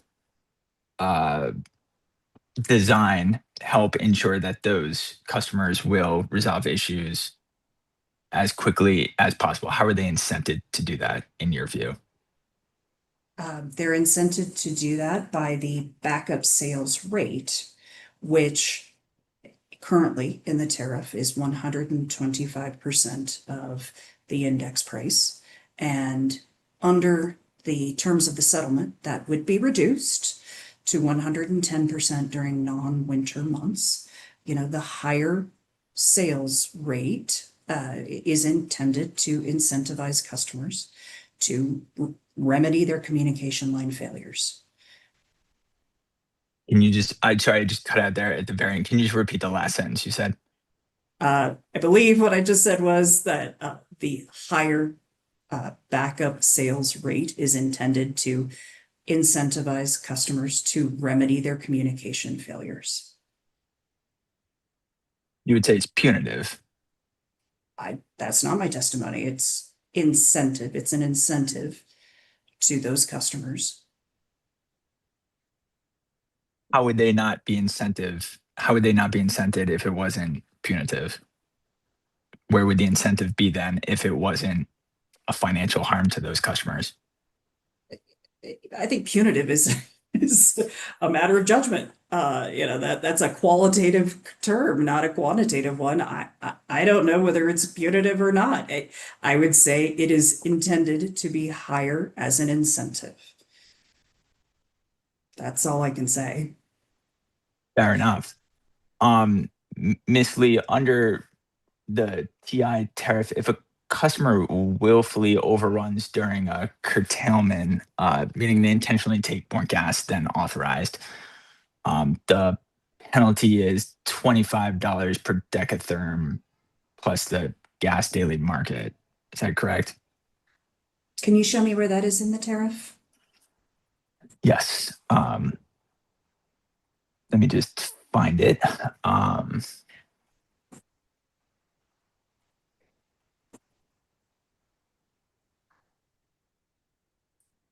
So I think this is going to be in tariff sheet number 9. And Ms. Kunkel, if you can pull up hearing exhibit 102 and attachment CAL 5, CAL 5.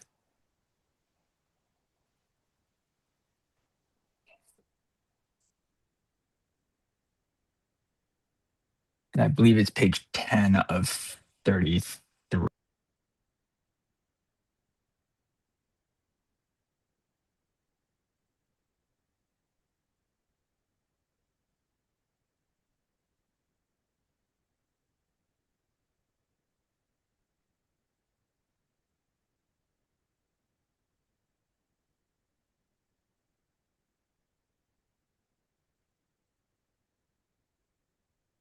I think you're muted, Mr. Judd. We scroll down just a little bit. You're muted, Mr. Judd.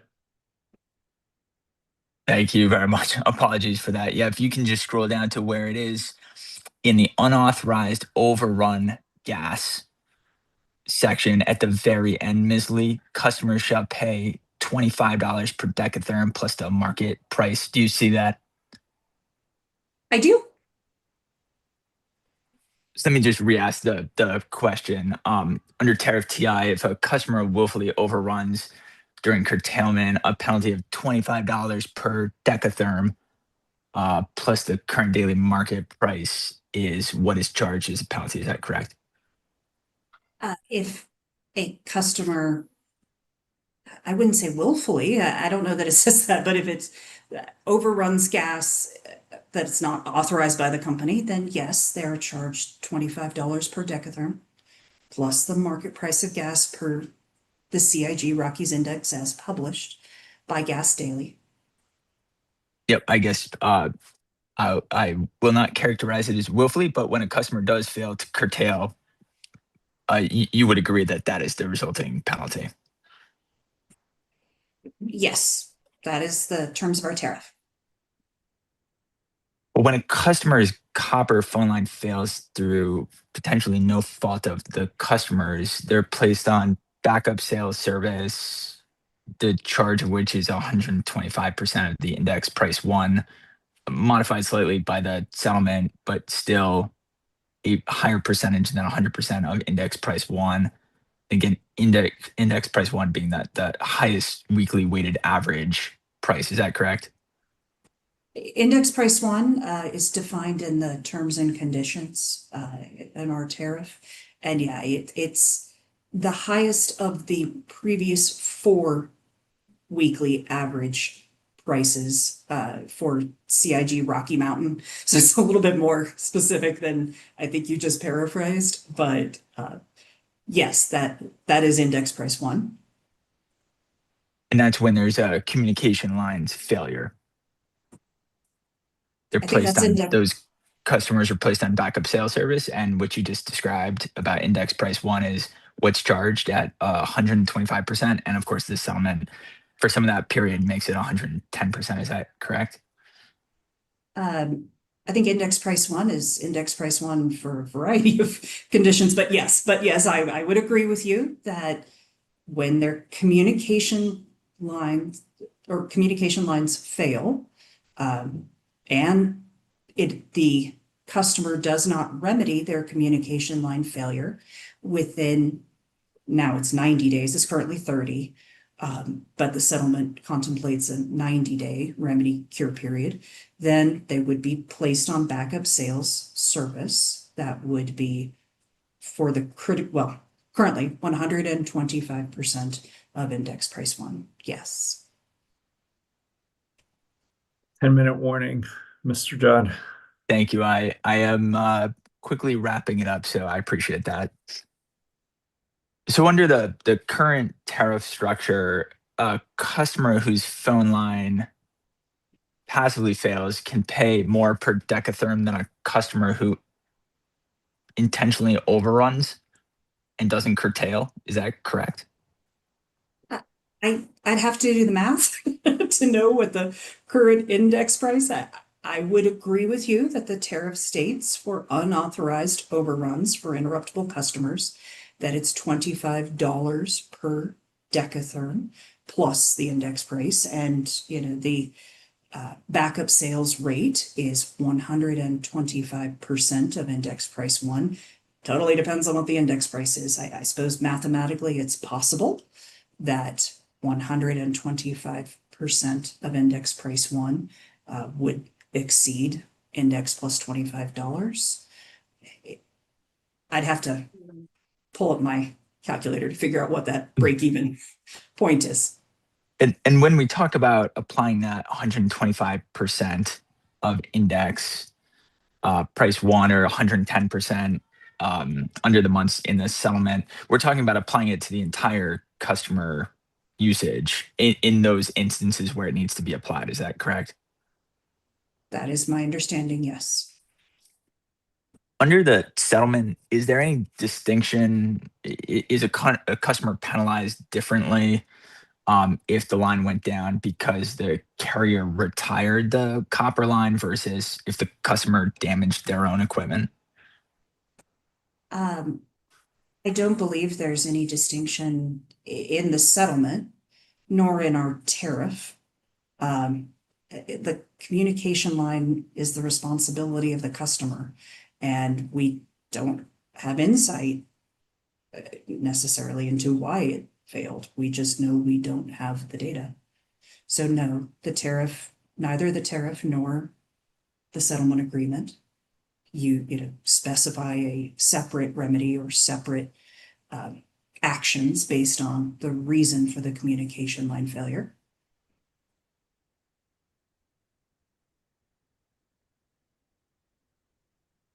Do you agree that a customer should not be penalized for an industry-wide technology transition away from copper line, away from POTS that neither the customer nor the shipper can prevent? I have no opinion. I don't agree or disagree. I think I just don't.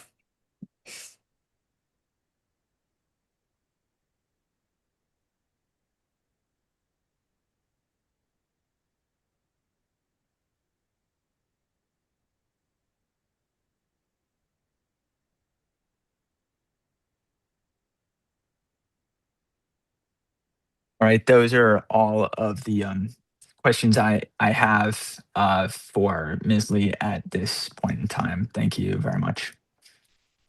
Let's take a 10-minute break till 11:10. And Mr. Mansholt, do you have redirect for Ms. Lee? I do. All right, 11:10.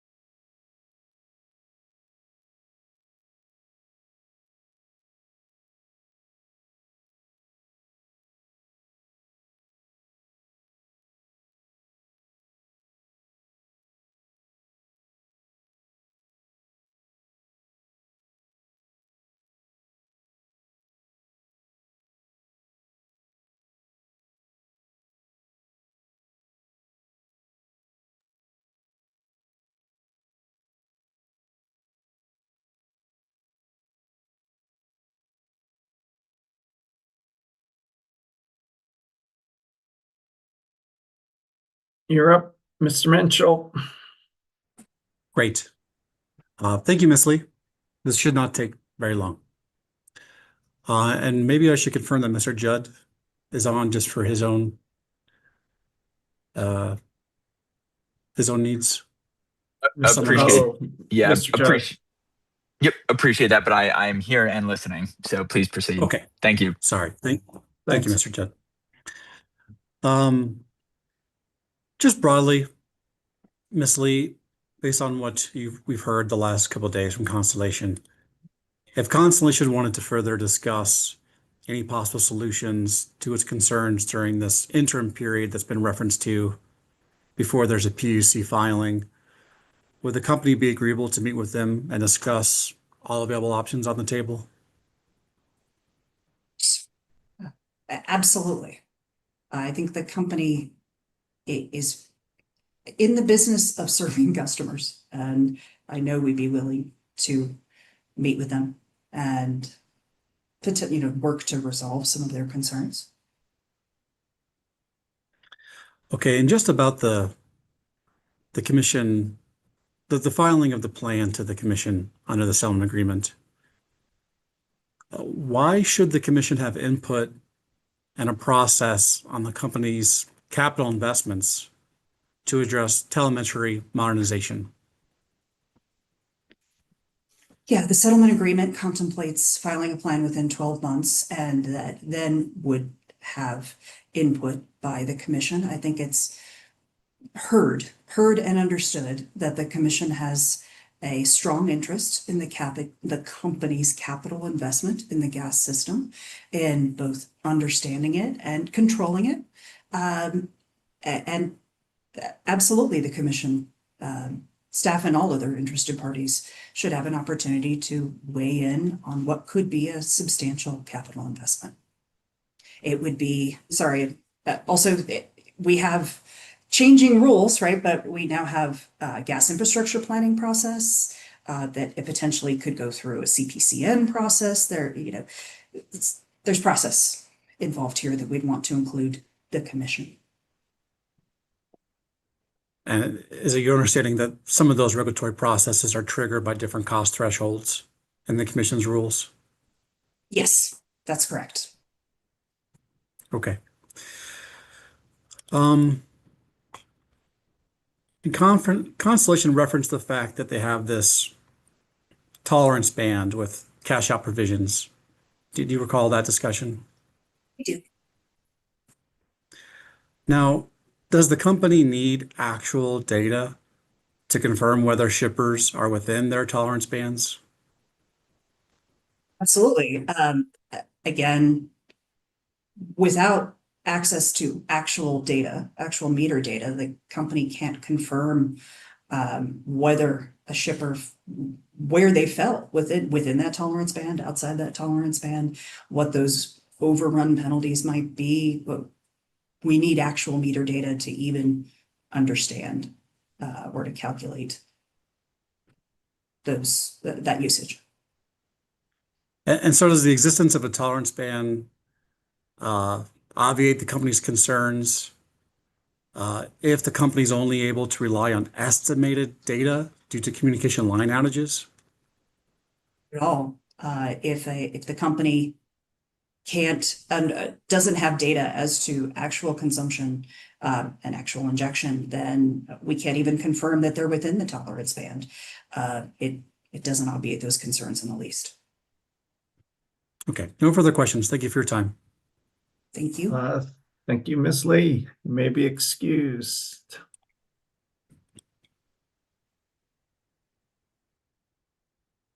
So I believe our next witness up is Ms. Ann Bulkley. We're going to switch legal counsel for that. But I would also circle back to Ms. Scheller, if we may. It seems as though we've used all of Constellation's reserved cross time, and there was some bringing up of Ms. Scheller's direct testimony during the last cross-examination. I guess my 2 points are that hopefully Constellation addressed what it needed to address already, or if not, it's not clear to me why they didn't make a reservation of Ms. Scheller, given the issue seemed to be from direct testimony, which they knew about all along. Mr. Judd?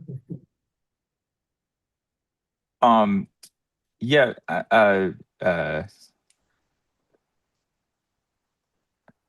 I will put aside why it is entirely plausible that Ms. Lee could and given the other line of questioning should have been able to address fully Ms. Scheller's same points, but we resolved all of what we need from her, and I don't think she'll be needed at this point, given that we're trying to accommodate the overall schedule.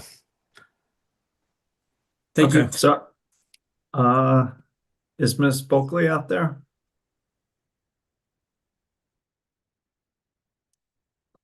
Hello, can you raise your right hand? Yes, You swear to tell the truth, the whole truth, and nothing but the truth. I do.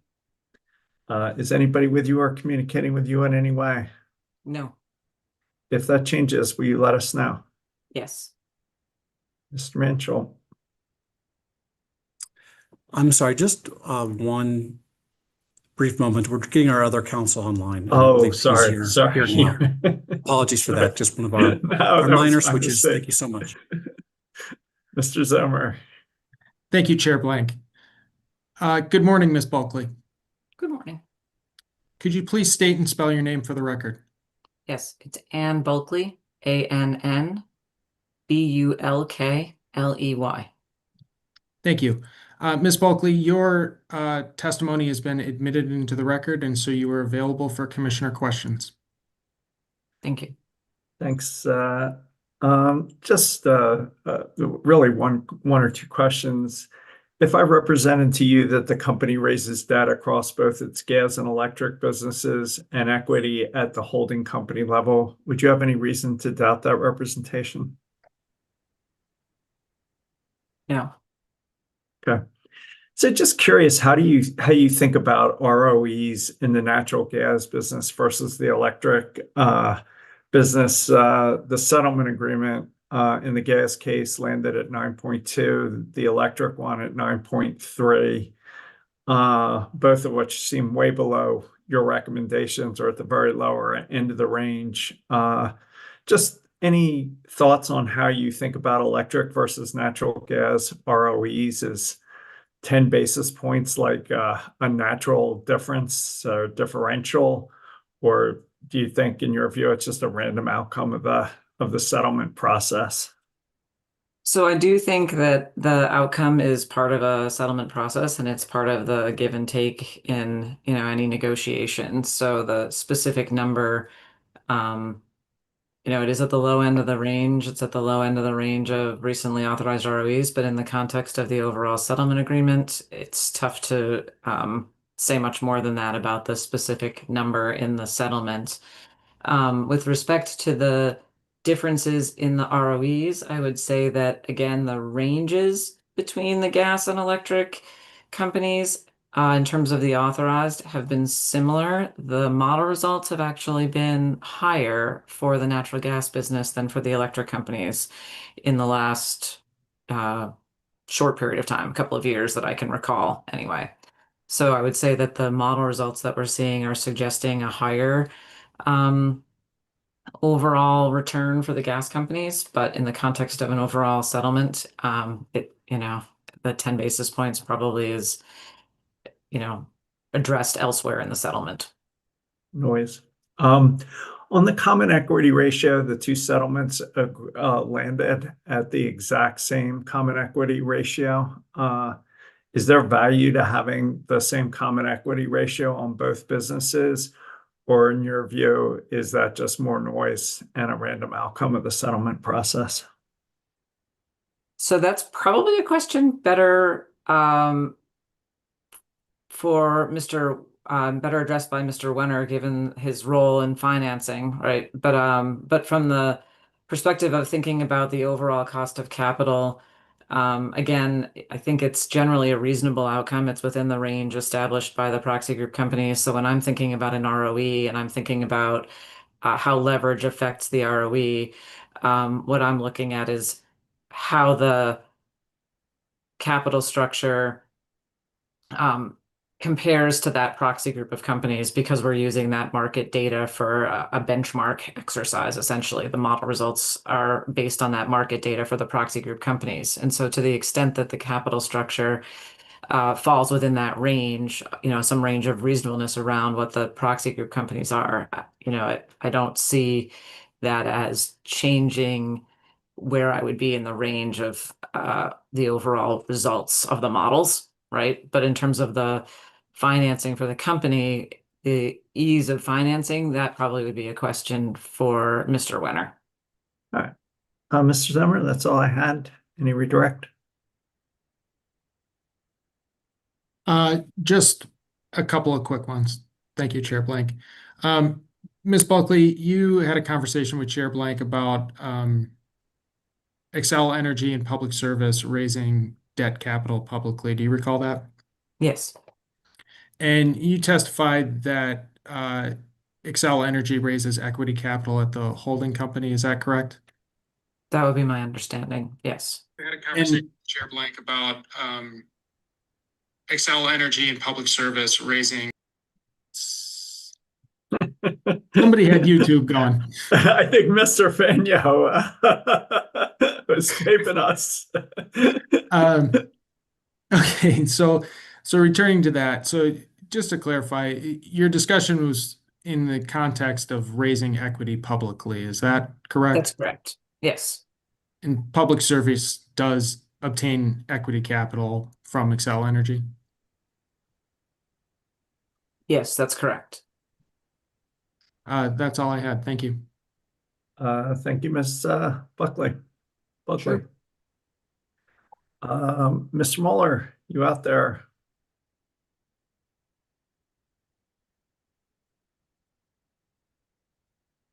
I think we need just a moment for Mr. Mueller. There we go. All right. I'm here, Chair Blank. Yeah, can you hold up your right hand? Swear to tell the truth, the whole truth, and nothing but the truth. I do. Put your hand down. Is anybody with you or communicating with you in any way? No. If that changes, will you let us know? I will. I think you did not have any questions for Mr. Mueller, Commissioner Plant? Nope. Commissioner Gilman? Yeah, I do. Hi. Good morning, Mr. Mueller. Good morning, Commissioner Gilman. I wanted to talk to you briefly about the differentiation between asset retirement obligation and net salvage or cost of removal that the company collects. Okay, sure. So you talk in your rebuttal about the distinction between asset retirement obligation, which is reported in the company's 10K filings, and those reported in the depreciation study, which are collected as net salvage.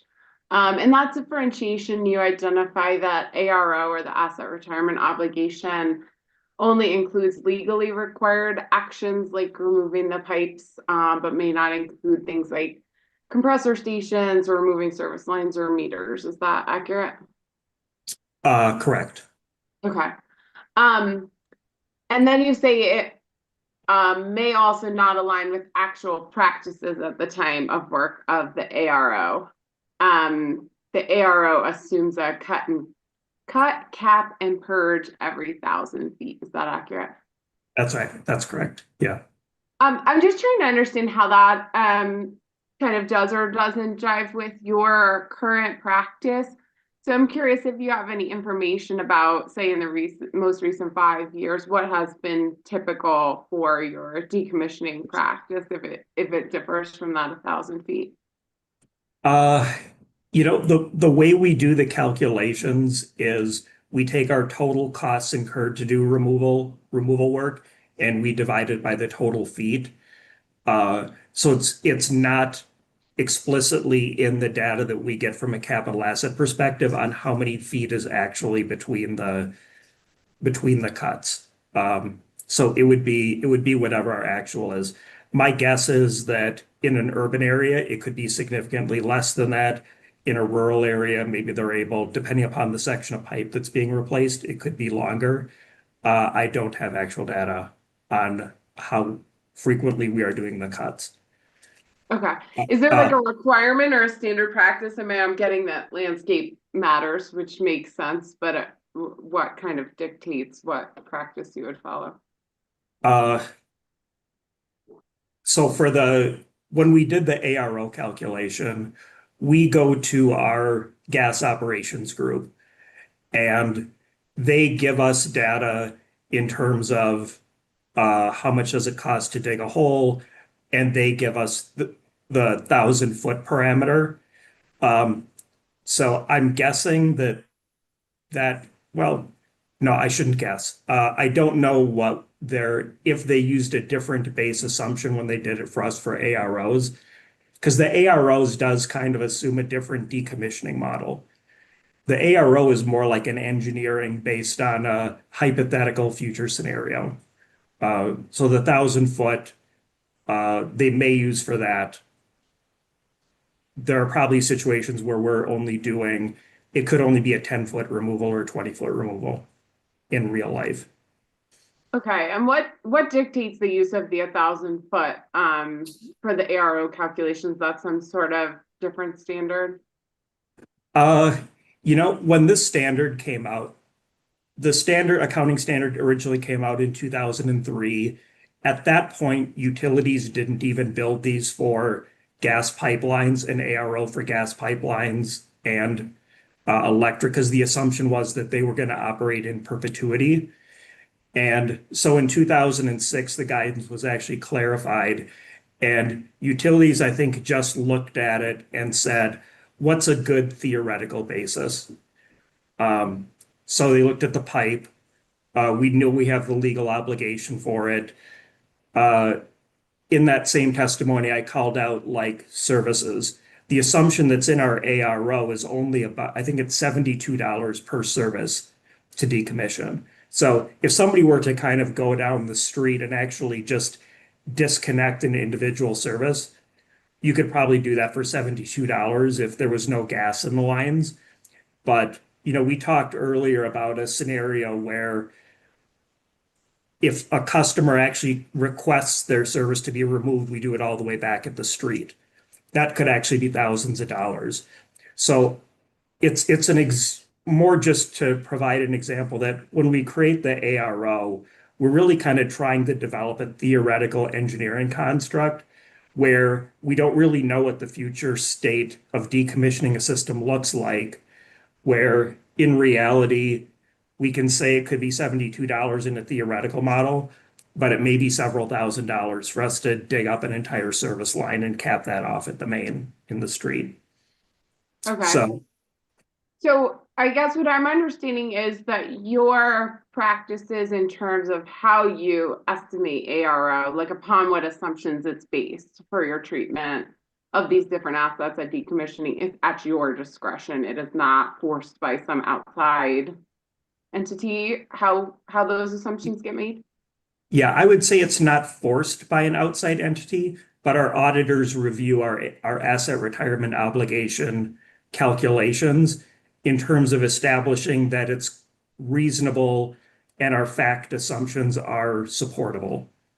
So we have a model that helps us determine what this would be for our entire system. Now, I tend to think of this as it's kind of like just a goalpost. It's a reference model. We've talked about scenarios like, I think Mr. Gardner talked earlier about how if we can shut down an entire neighborhood at one time, like the decommissioning costs get cheaper. We could cut off that entire tree or branch system to that neighborhood, which could lead you to maybe a cut, cap, and purge for a distance greater than 1,000 feet. If we have to do it at each individual service, and we actually individually removed every service one at a time, and then came back and maybe in much smaller sections also removed the mains, you could be multiples of the 1.1 billion that's modeled by our ARO calculation. So I think it's a good reference point. I don't think it's a good number to take and just run with.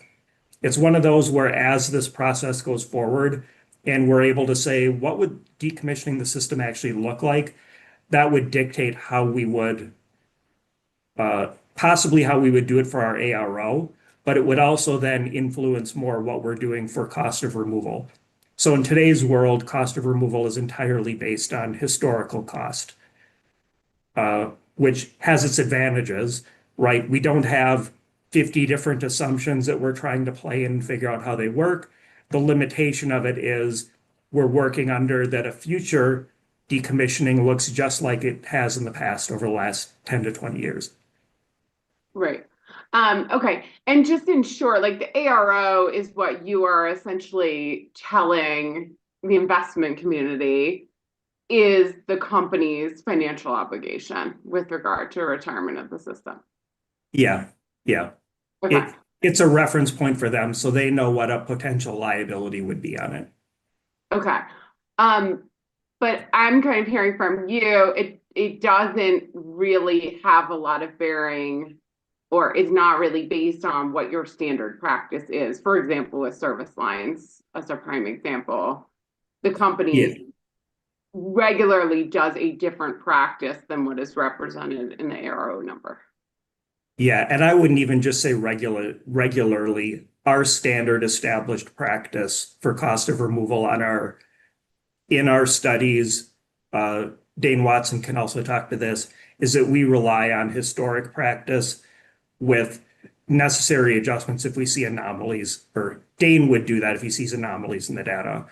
But it's entirely based on a historical look back where we have that data. That would be different in a case where we've implemented new meters, like a new style of meters, where it may require a specialized study to establish the life or cost of removal. Okay. So I'm trying to understand, I understand the ARO is based on this legal obligation, but if it's not tethered at all to what the company's actual standards and practices are you really showing investors the most appropriate expectation for retirement obligations? I think it comes down to our investors also have access to cost of removal data. It shows up in the studies show up in cases like this. We have FERC data that shows what we're recording for cost of removal. And so they have both reference points. I think the challenge on something like this, unlike the retirement of a gas system, if you look at an asset retirement obligation for something like a coal plant, it's much easier to look at what are the individual things that you have to do and how much they're going to cost. A gas system, because of the way we actually do the decommissioning, becomes much harder to do a theoretical model on. And so I think as a result, we put our assumptions out there. We have our external auditors review those. They review all of our major asset retirement obligations when they do audits. They're kind of the check on us to say, are the assumptions and the way they're built up reasonable? Okay. And kind of the way you've built the ARO looks at a more large scale simultaneous decommissioning rather than a piecemeal, which is more expensive, which cost of removal more anticipated. Correct. Okay. But it has been the company's standard position that nothing dictates that large swaths of the gas system will be retiring at the same time. That's correct. Okay. So as the company in the depreciation study, right, which I think is the main mechanism the company uses to anticipate the cost of removal that'll go into rates, that in that practice, basically the company, as I understand it, looks at the original cost of the assets and then the cost to remove them, however many years later that's occurring, and kind of continually tracks this to look at that percentage as a percentage of original asset cost. Is that accurate? Yes, that's correct. Okay. So I was a little confused because I know Mr. Rivera Lugo had made some suggestions about tracking different decommissioning and costs. And I think in Mr. Gardner's testimony, he had said in his rebuttal the company can't track decommissioning reporting for certain assets. That's too burdensome, too detailed.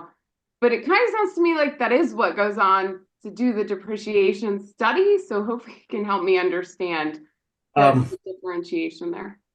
So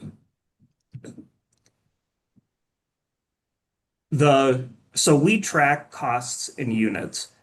In Rivera Lugo's rebuttal testimony, he was looking more at us providing specific, I believe it was specific attribute data on individual jobs that were being decommissioned at the time.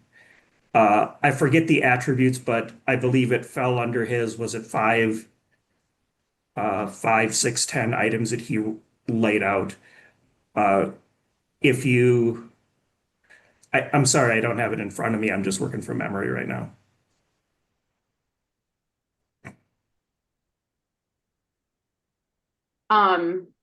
Because he did make several points, like around getting pre-approval for it. Right. He talks about things like pre-approval, that. but actually tracking per asset the cost of actual removal is something that goes on today. It is. It is. By asset. We track the cost and the feet. So we can retire those units of property. Okay. So yes, that information is available. I don't recall the specifics, but it wasn't about those two parameters. It was about incremental things. I think one of them was he wanted a reason for why it was removed. Might have been one of them. And we don't track like a reason for why an individual piece of pipe is being retired within our property records. And I think he claimed that we could do that within our property records. Okay. But the particular financials are tracked on an asset by asset basis in terms of the actual cost to remove it. Correct. Now, I will say from an asset perspective, we track by vintage. So we will have assets that were installed in a certain year.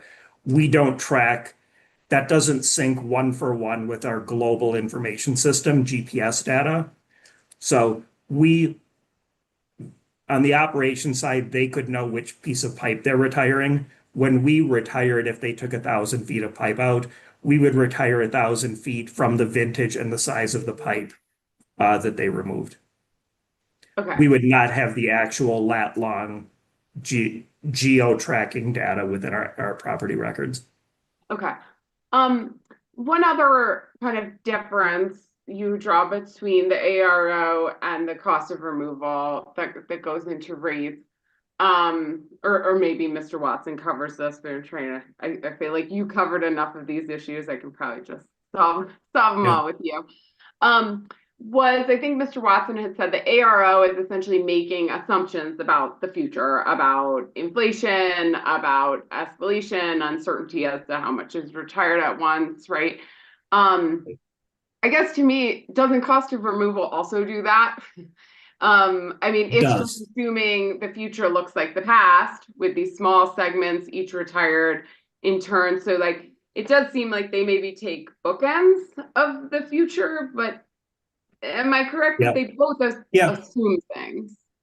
Yes, you're correct. If you think of an ARO as kind of like an engineering study, and the cost of removal is more like a study of historical actuals. Now, there are also other differences, like I called out, there's legal obligations, which, as opposed to additional things that we do in our practice that might not be legally required, but we do them, as Mr. Gardner called out, like around services. There's that type of thing. Like the ARO that's on our books, we take a present day estimate for the ARO and we extrapolate it out years and years into the future. Like now we're talking about a 2050, but our historical practice has been like projecting it out 100 years into the future and then discounting that back at a bond rate. So there's an inflation assumption and there's a discount assumption. When we do the cost of removal, we're actually using the historical average inflation rate as a way to, build on that percentage going forward. So if the historical average inflation rate over the last 50 years was 4%, and that equates to basically like a 10x inflation over, let's say, 50 or 60 years, we would assume that same, when we build that in as a percentage of the value of the asset, you're effectively building the same inflation assumption into the future as you have in the past. Right. So just another nuance as to what's different. Okay. I'm curious what would be the impact of reporting a higher ARO that takes, perhaps different assumptions that better match the company's actual practice. What would be the implications of that?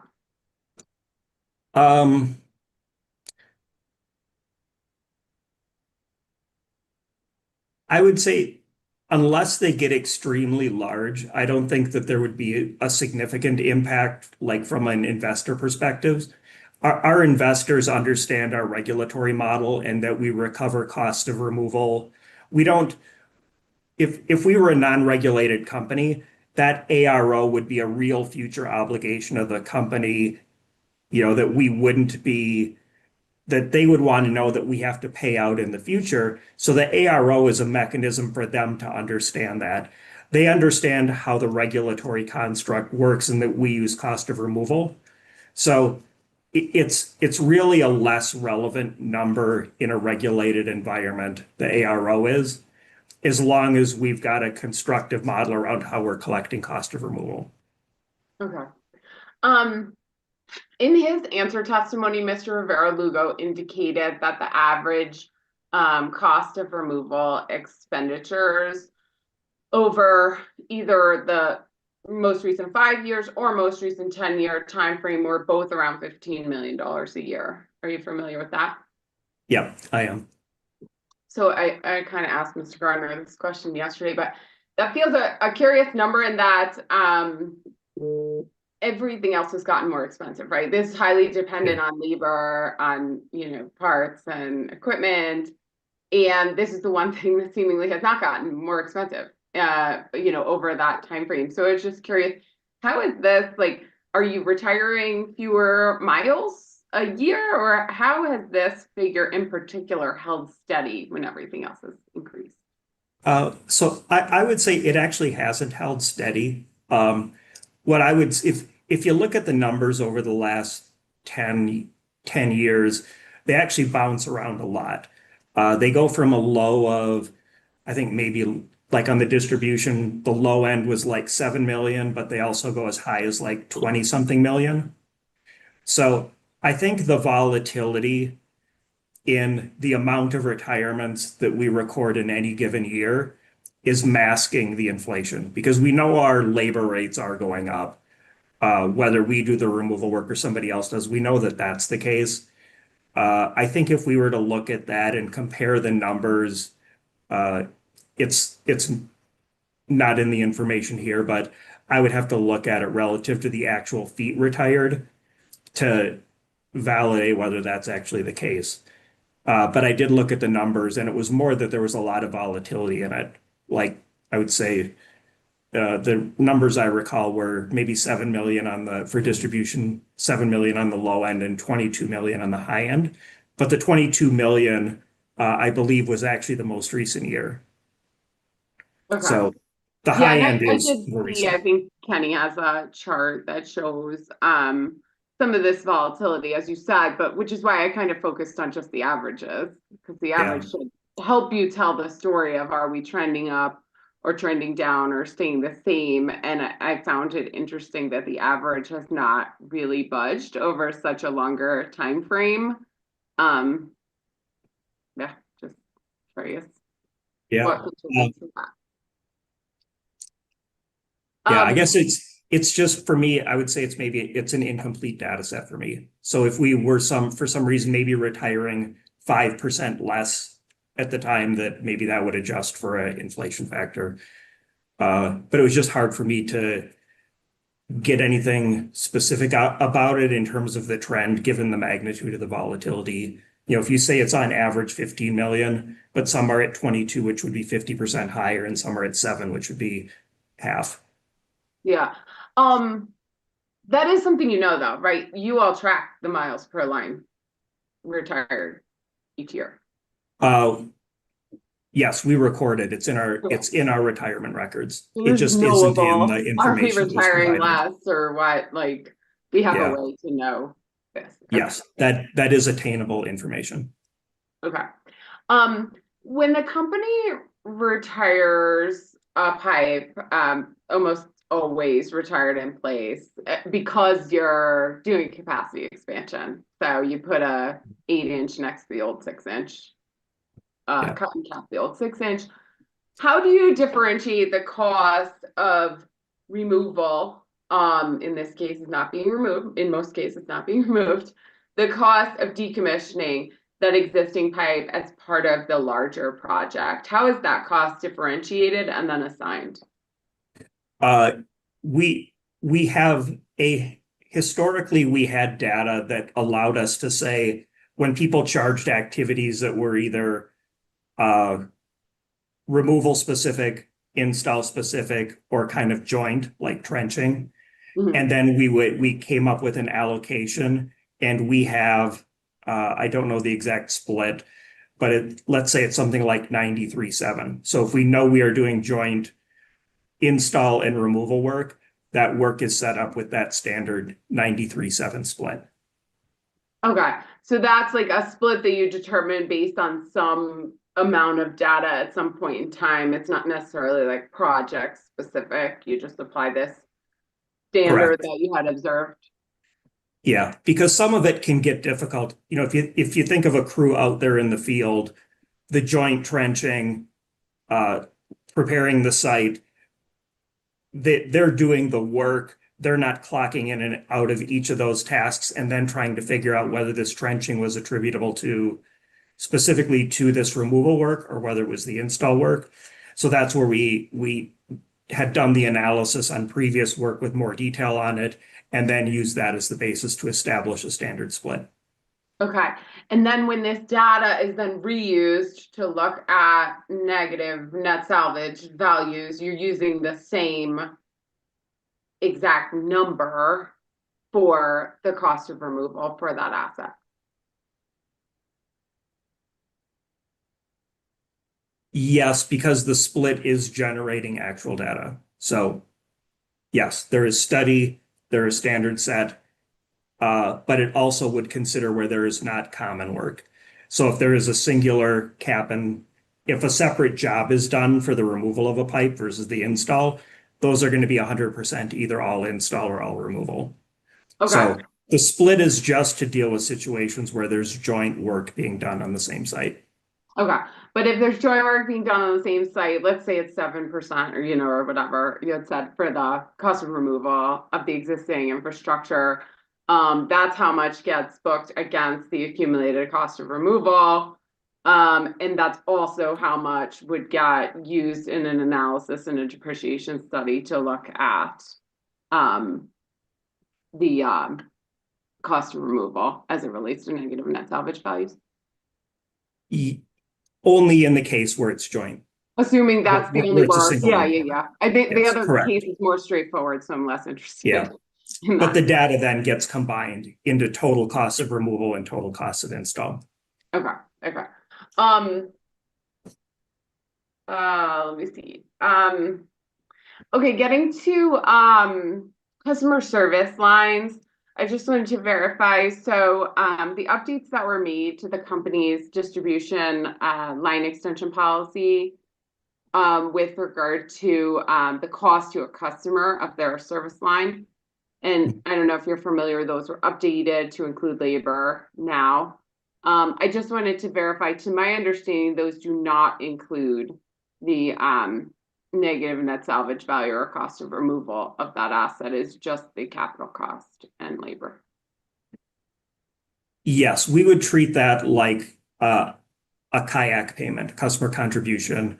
So it's going to go into it would go into the value of the asset. So let's say the customer paid for half of the cost of it. It would decrease it by 50%.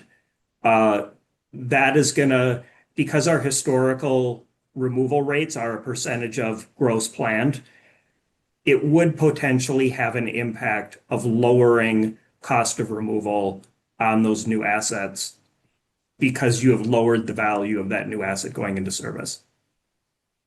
Does that make sense? Yeah, I wanted So- to follow that through. So, like the negative, let me see. I had it in front of me somewhere. What the negative net salvage rate was for a plastic service line. I think it was negative 150%. Does that sound accurate? I don't know that one off the top of my head. Okay, let me see. I had it somewhere because I did the math. Give me 1 second. But that doesn't sound, drastically out of line. We know a lot of these are 100% and 100% plus. Okay. Let's say it's negative 150% for the sake of this. Sorry, I did the math somewhere. So the cost of that new service line in the line extension policy is right around $1,900. So are you saying that when that kayak comes in the amount of $1,900, that it would then kind of zeroes out the capital cost of that?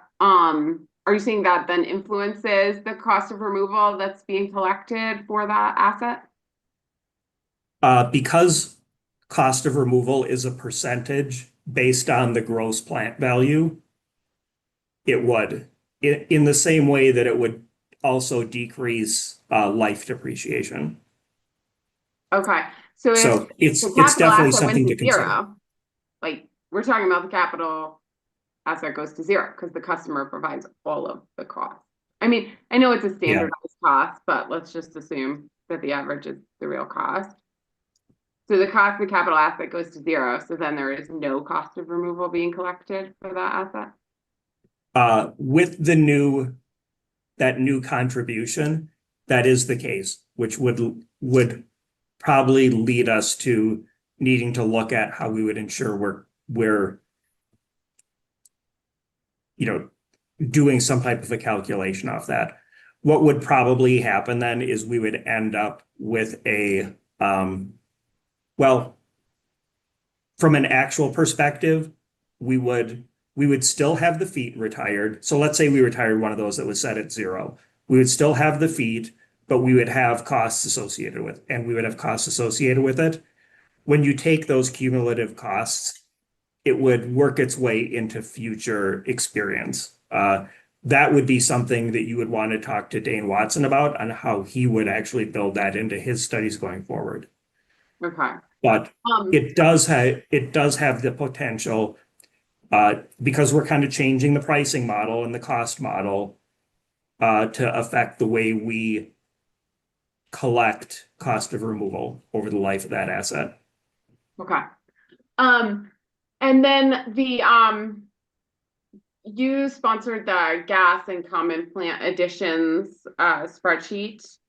And I'm curious, I know we see meters on there, new residential meters. I think they're around $41 million in 2025. Are there customer contributions coming in for that, given the changes and I know that the timing's a little tough, were these projects already in the queue before or not, etc. But are there customer contributions coming in that offset the cost of meters and meter sets? And if so, do those appear as a negative on the plant additions? I just didn't see them, but curious how those would appear. I don't know how they're actually occurring, but if there are contributions that are applicable to the meter, it would net down the cost of the meter. We would apply it as a contribution against the asset that it's attributable to.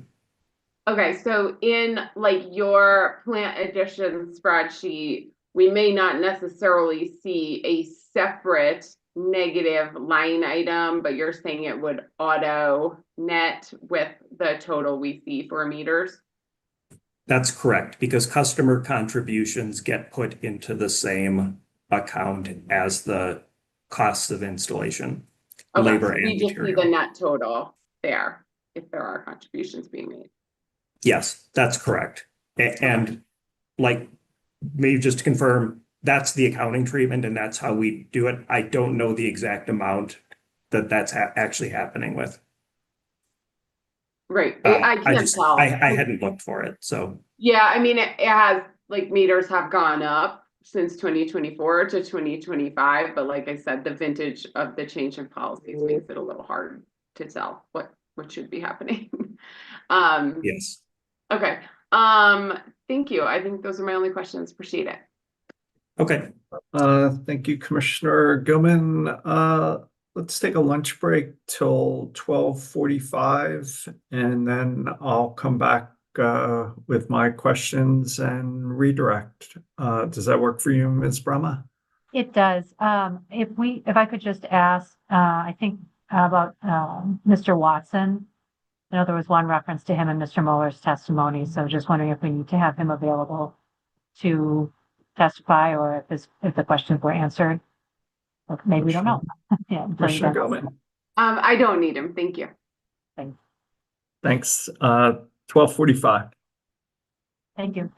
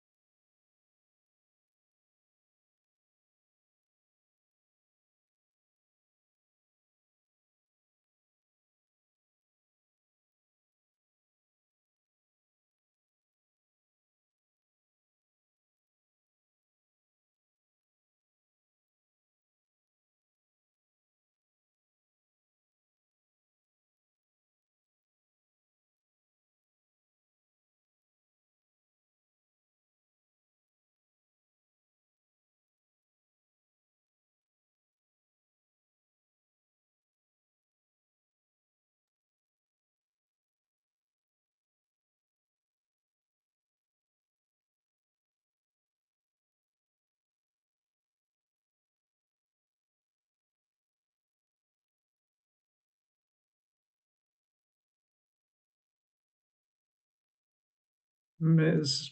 Brahma, are you there?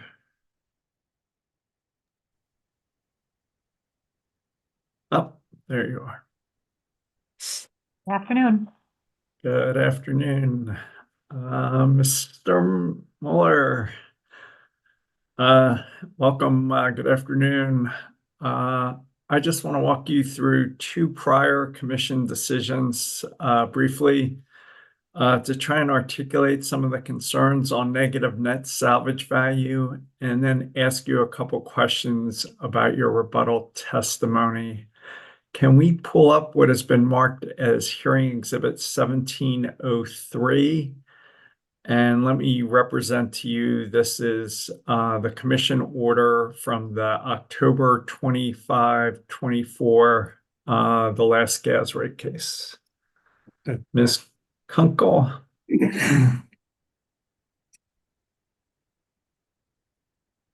Do you see that this is the order from the last gas rate case? I can see the table of contents, the top of it. Okay. And you can see that the heading and the order date, right? Permanently suspending tariff sheets, that part of it? Yes. Okay, yep. Can we turn to page 53, paragraph 135, the first sentence? And do you see where it says we find public services companies' approach to funding decommission expenses disconcerting because it results in a growing and potentially massive future liability? Do you see that? I do. And can we go down to the third line on page 54? Based on, and you can see it says, based on our understanding, funds are not being saved or reserved for the purpose of decommissioning the assets for which they are collected. Do you see that? Third line down, very end of the third line. Based upon our understanding from the company's description, funds are not being saved or reserved for the purpose of decommissioning the asset for which they are collected. Yes. Okay. Gotcha. Thanks. I think you can pull this down. I just want to pull up one more, which is 1704. I'll represent to you that this is an order from December 19th, 2025 in a gas depreciation case.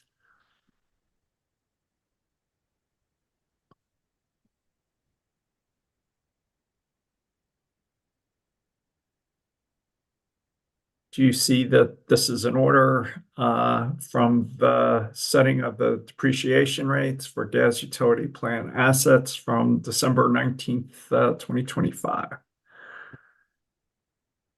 Yes. Thank you. Can we turn to page 17, paragraph 54, first sentence? And do you see where it says we reject the arguments that continue the regulatory liability approach? I think it's referring to negative net salvage value. We continue to be concerned if cash will actually be available for decommissioning of assets, and that the company's credit metrics will be maintained in the future based on the business as usual approach identified by the company. Despite the significant pressures and uncertainties that could lead to a significantly escalated cost in the future identified within this record. Do you see that? Did I read that right? Yes. Yes. I see. All right. You can take it down. Can we pull up your hearing exhibit 138? It's your rebuttal testimony at page 20.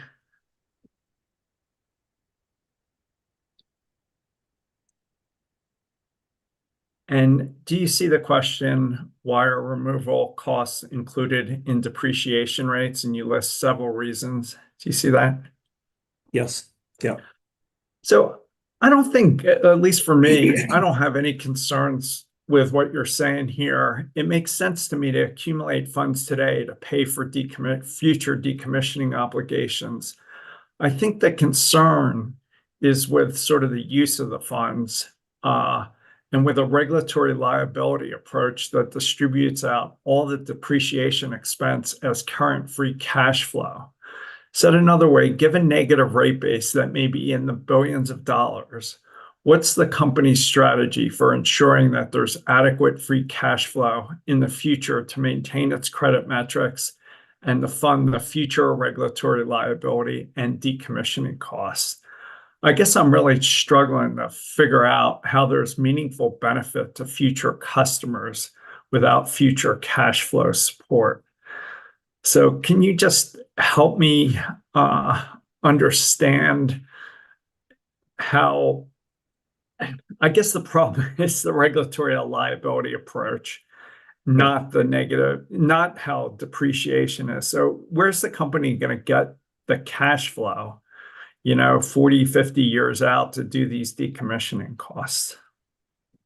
So I'll say I can partially answer that question. The cash flow and the credit metrics is Todd Wayner can speak to those. I believe he's following me in the witness list.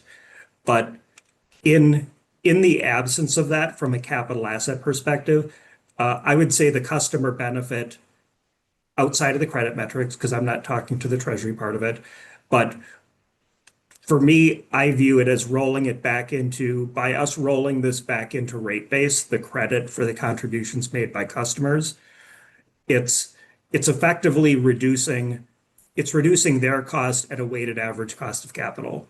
So that then rolls into rates with that credit. That's not directly answering your question about the credit piece of it, but based on the piece that I have, which is making sure that those contributions by customers get properly affected in our rate base, that piece of it I can respond to.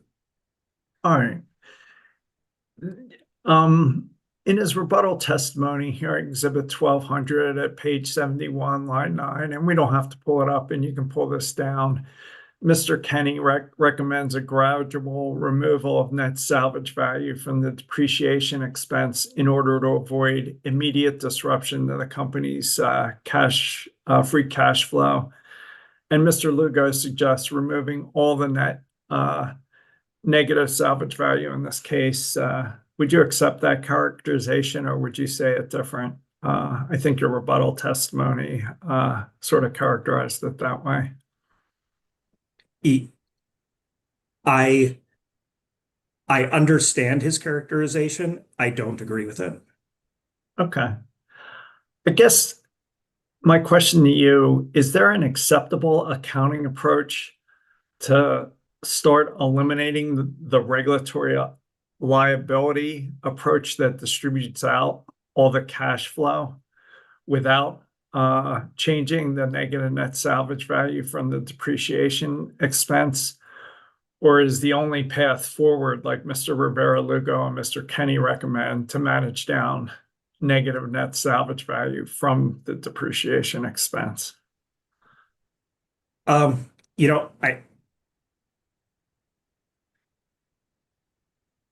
don't think it's to manage it down, because in my opinion, the negative net salvage that's a component of rates is a cost that will be incurred in the future to decommission those, and something we should be appropriately recognizing over the useful life of that asset. To your point, is there something different than the regulatory asset approach?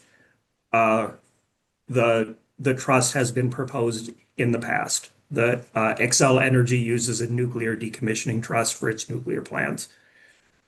In the much higher $10 billion plus expected future decommissioning cost of those. Trusts are a mechanism to protect it. On the flip side, I would say I'm trying to remember what our projected capital investments are as a company. And the number I recall is 11 or 12 billion per year. Would a $3 billion, $5 billion decommissioning over an extended period of time destabilize the company? I don't think so. That's not me as a treasury witness. That's just to kind of put the magnitude of this decommissioning relative to the scope of what the company is investing annually in terms of new capital. Well, I mean, the issue isn't whether it destabilizes the company. The issue is what it does to the credit metrics at that time without cash flow. And I think as you testified to, what's negative net salvage value and depreciation? It's over $100 million a year, right? It's 102 million or something. That sounds about right. I believe we are going from about 70 something up to about 100. So, what do we do? Put $100 million a year into the grantor trust? Is that the only way you see to have cash at the end of the period to fund decommissioning? I think that's really more of a treasury position. Okay. Like I would like to answer the question for you, but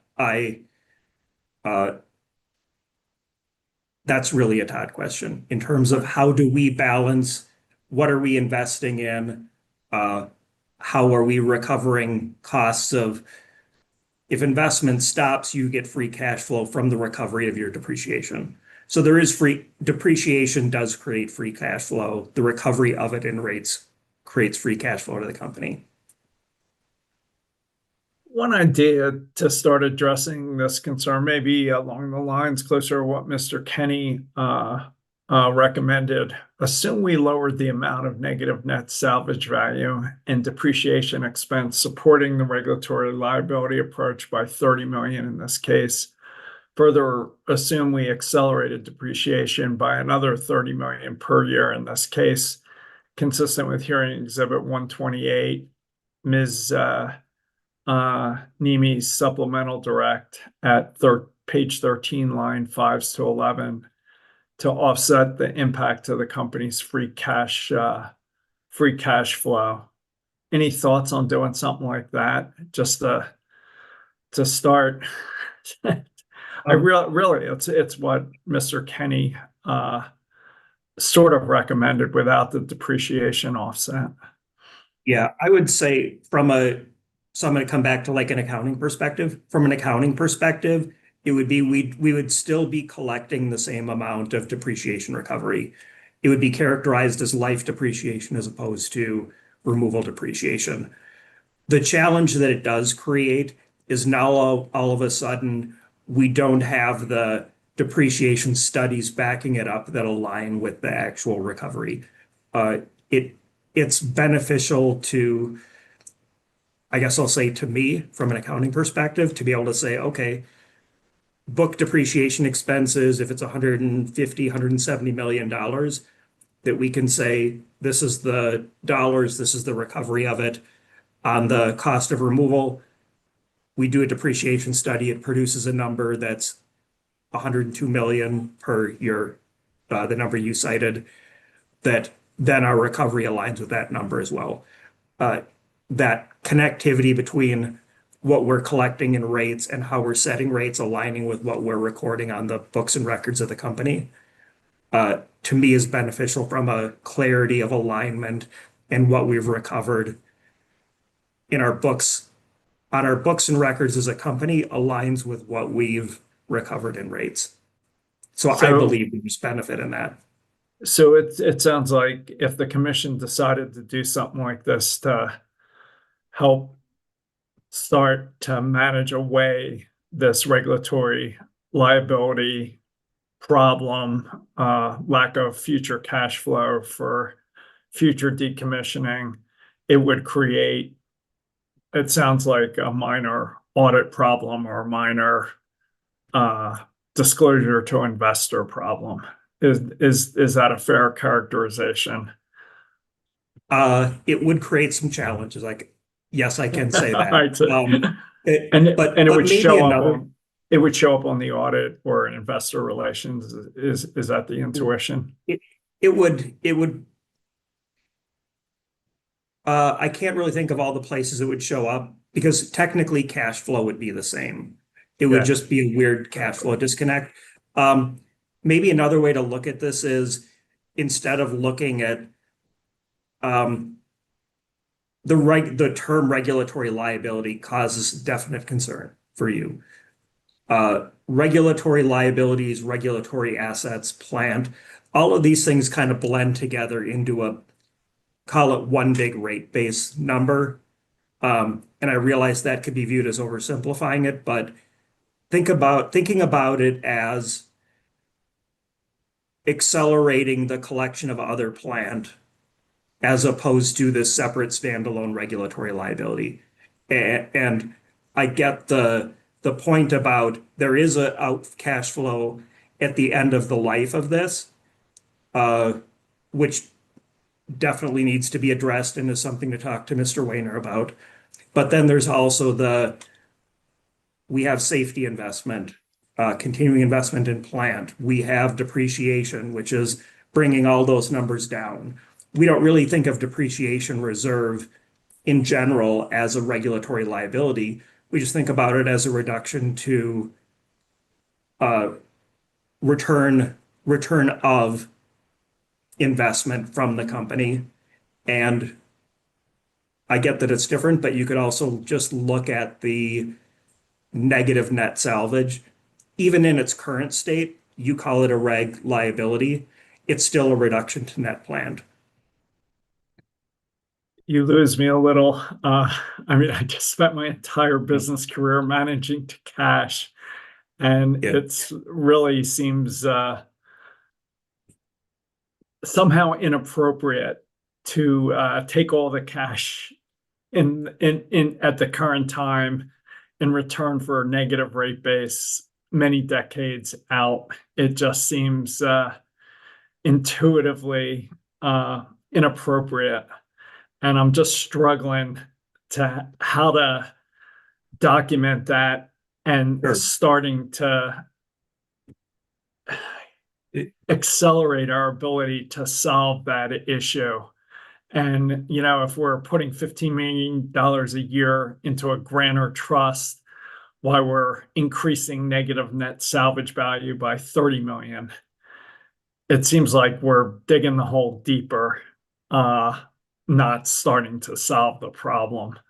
So I don't know if you can help me say that more clearly, or how to stop digging. Maybe more to the point.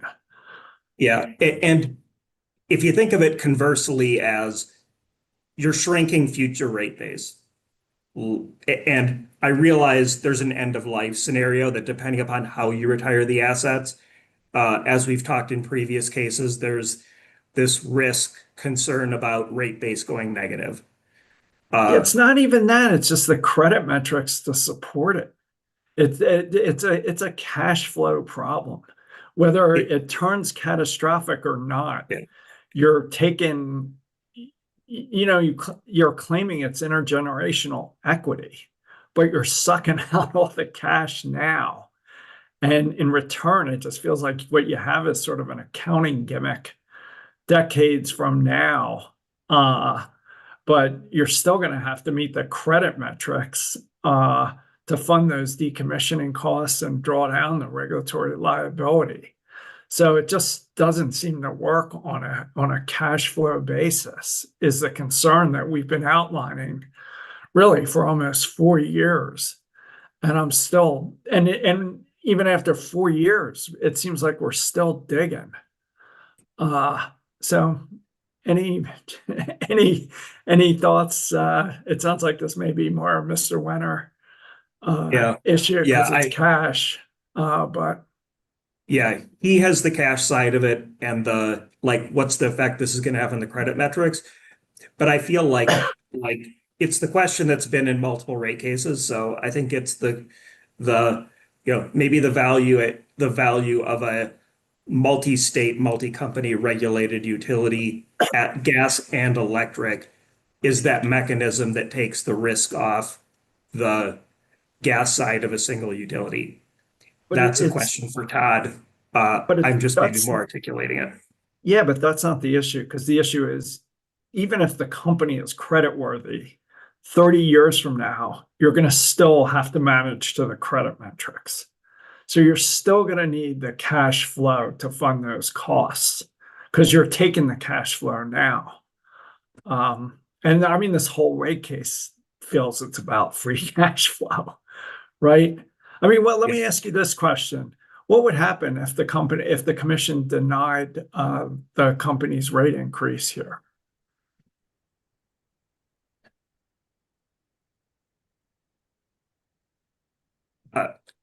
Big picture, like denying Yeah. rate increase, I mean, it's Well, you wouldn't have the free cash flow, your credit metrics Right. would fall and you get downgraded, right? This whole rate case is about free cash flow. well, free cash flow and return on investment and recovery of costs. So Fair enough. It sounds like this is mainly a Mr. Wenner question, and it was just bad luck that you got hit before he did. But I'll take this up with Mr. Wenner. Ms. Brahma, yeah, any go other ahead. questions on the regulatory liability? Did we resolve that piece? Just is there any mechanism to accounting mechanism short of reducing negative net salvage value to help with the cash problem, or you think it's either the trust or this? Yeah, and my take is if we do the movement between the book depreciation and negative net salvage depreciation, the net impact to cash is identical.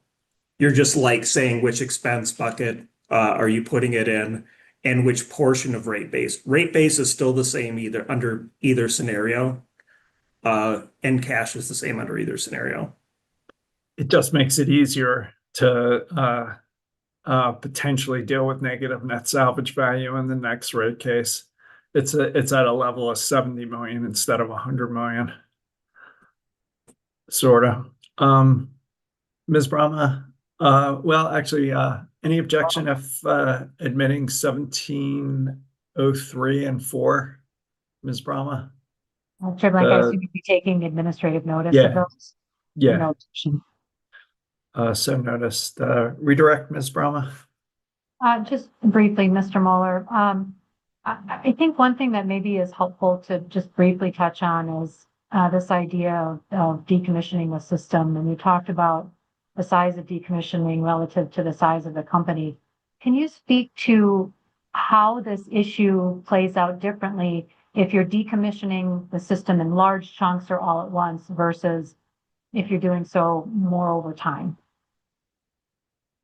In terms of the accounting side of it, the decommissioning over longer periods of time would avoid it's going to create it would be a different cash flow, clearly. I don't want to go into detail on that one. But I would say from an accounting perspective, the longer period of time would likely prevent the gas rate base from going completely negative. That it would kind of keep it that we would still have remaining value on some of the assets as we decommissioned others. And that then whether we call it a regulatory liability, the trust balance or the reserve could kind of eat that down gradually as we decommission the system. And you tell me if this question isn't a good one for you, Mr. Mueller, but would that typically involve following customers being on or leaving the system in terms of the timing of decommissioning? It would follow, well, it would follow customers coming off the system to the extent that they come off in big chunks. So that we can actually decommission if we lost 5% of our customers and they were scattered across the entire customer base, that's not going to allow us to decommission big chunks of the system, only individual services. Getting back to what Mr. Gardner had talked about earlier is, and also linking that into how that affects the accounting. Thank you. And just to bring us back to the settlement for a moment, do you have an understanding of what the settlement contemplates with respect to accelerated depreciation and setting aside net salvage for future use? Yes, the settlement has the original filed amounts that we had, as well as the incremental 15 million that had been addressed in the previous case. And the negative net salvage also as filed and as supported by Dane Watson's testimony. Okay. I think that's helpful since we had multiple parties, including staff and WRA, in joining that settlement. If we could go to a slightly different topic very quickly. You had some discussion with Commissioner Gilman about the 15 million per year average decommissioning costs the company's experienced in recent years on average. Do you recall that? I do. So you referenced that the amount from year to year within that $15 million average can swing anywhere from, I think you said 7 million to roughly 22 million. Is that right? Yeah, those are the numbers that I referenced on the distribution side. Okay. So by my lawyer math, that's a swing of something like 200%. Is that fair? Yeah, depending upon it's lining off of, yes, 200% relative to the 7 million low point. Okay. So if you had, inflation happening, let's just say for the sake of, again, lawyer math, happening at a 3% per year over 5 years, so about 15%, would that necessarily show up or make an impact in the overall average costs of decommissioning over that 5-year period? It would not within the scope of the magnitude that we talked about. And just for your lawyer math, that probably 3% over 5 years, I believe would be more like 20% once you compound as opposed to 15%. Fair. I'm doing straight lining. This is why you're the expert. Easy, Miss Bravo, on the lawyer math. Yeah. Lastly, Mr. Moeller, you also had a brief discussion about the extent to which you're retiring assets in place. And I think the reference was in part because you're still doing capacity projects. Do you recall that? I do, yes. Can you speak to, just again, from the capital asset accounting perspective, the extent to which the company is retiring in place due to capacity projects versus the quantity of safety projects that the company is currently undertaking?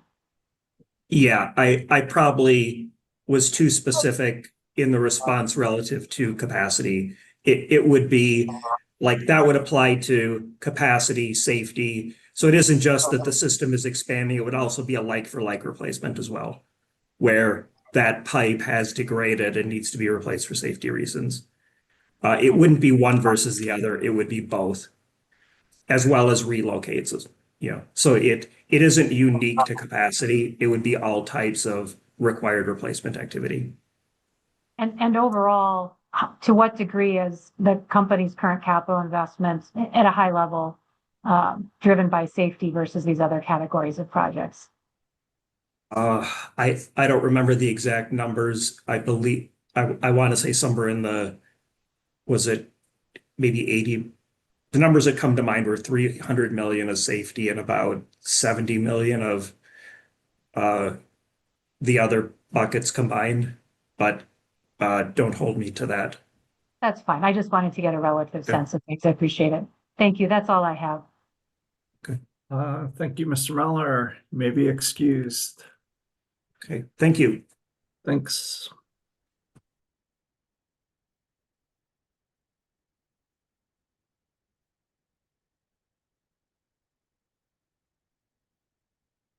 Is that Mr. Winter? Good afternoon. Yes, it is. Can you hold up your right hand? I can. Do you swear to tell the truth, the whole truth, and nothing but the truth? I do. Put your hand down. Is anybody with you or communicating with you in any way? No, they're not. If that changes, will you let us know? Absolutely. Mr. Zimmer. Thank you, Chair Blank. Good afternoon, Mr. Winter. Good afternoon. Could you please state and spell your name for the record? My name is Todd Wehner. It's spelled TODDWEHNER. Thank you. Your testimony has been previously admitted into the record, and so Mr. Winter is available for commissioner questions. I think I was the only one who had questions.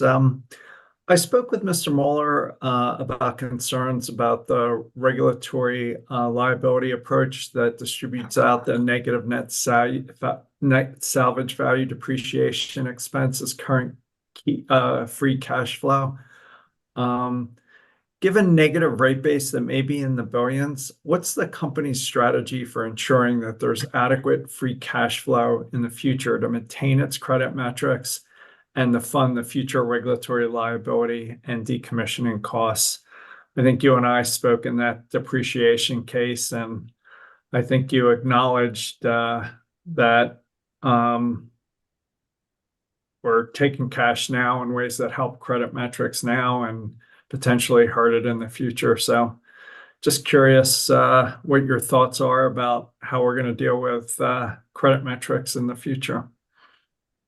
Yeah, it's a very tough question. Thank you very much, Chairman Blink, in that not only do we not know when that will happen and to what magnitude or what acceleration timeline that could occur.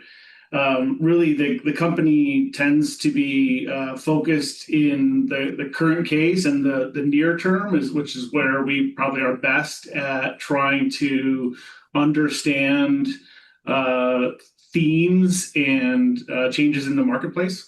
As we heard here, there's differences of opinions of what those themes and pace of change should be.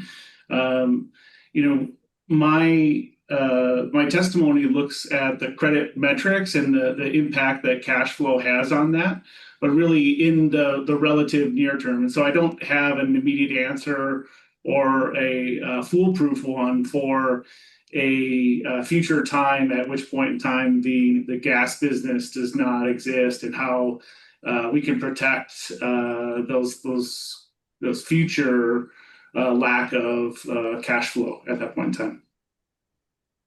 Mr. Kenny and Mr. Lugo both suggest reducing negative net salvage value in this case.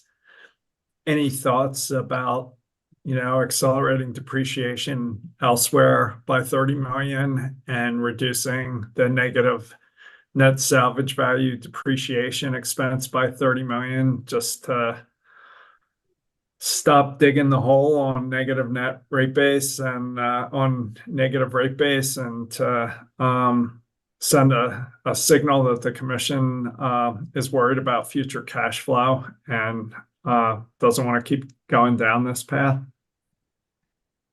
I'll take that as a two-part question, I think, but let me know if I don't get all aspects of that question. Fair enough. So I do believe that I address witness Kenny as well as witness Lugo's testimony and the impact of their testimony or their recommended way forward.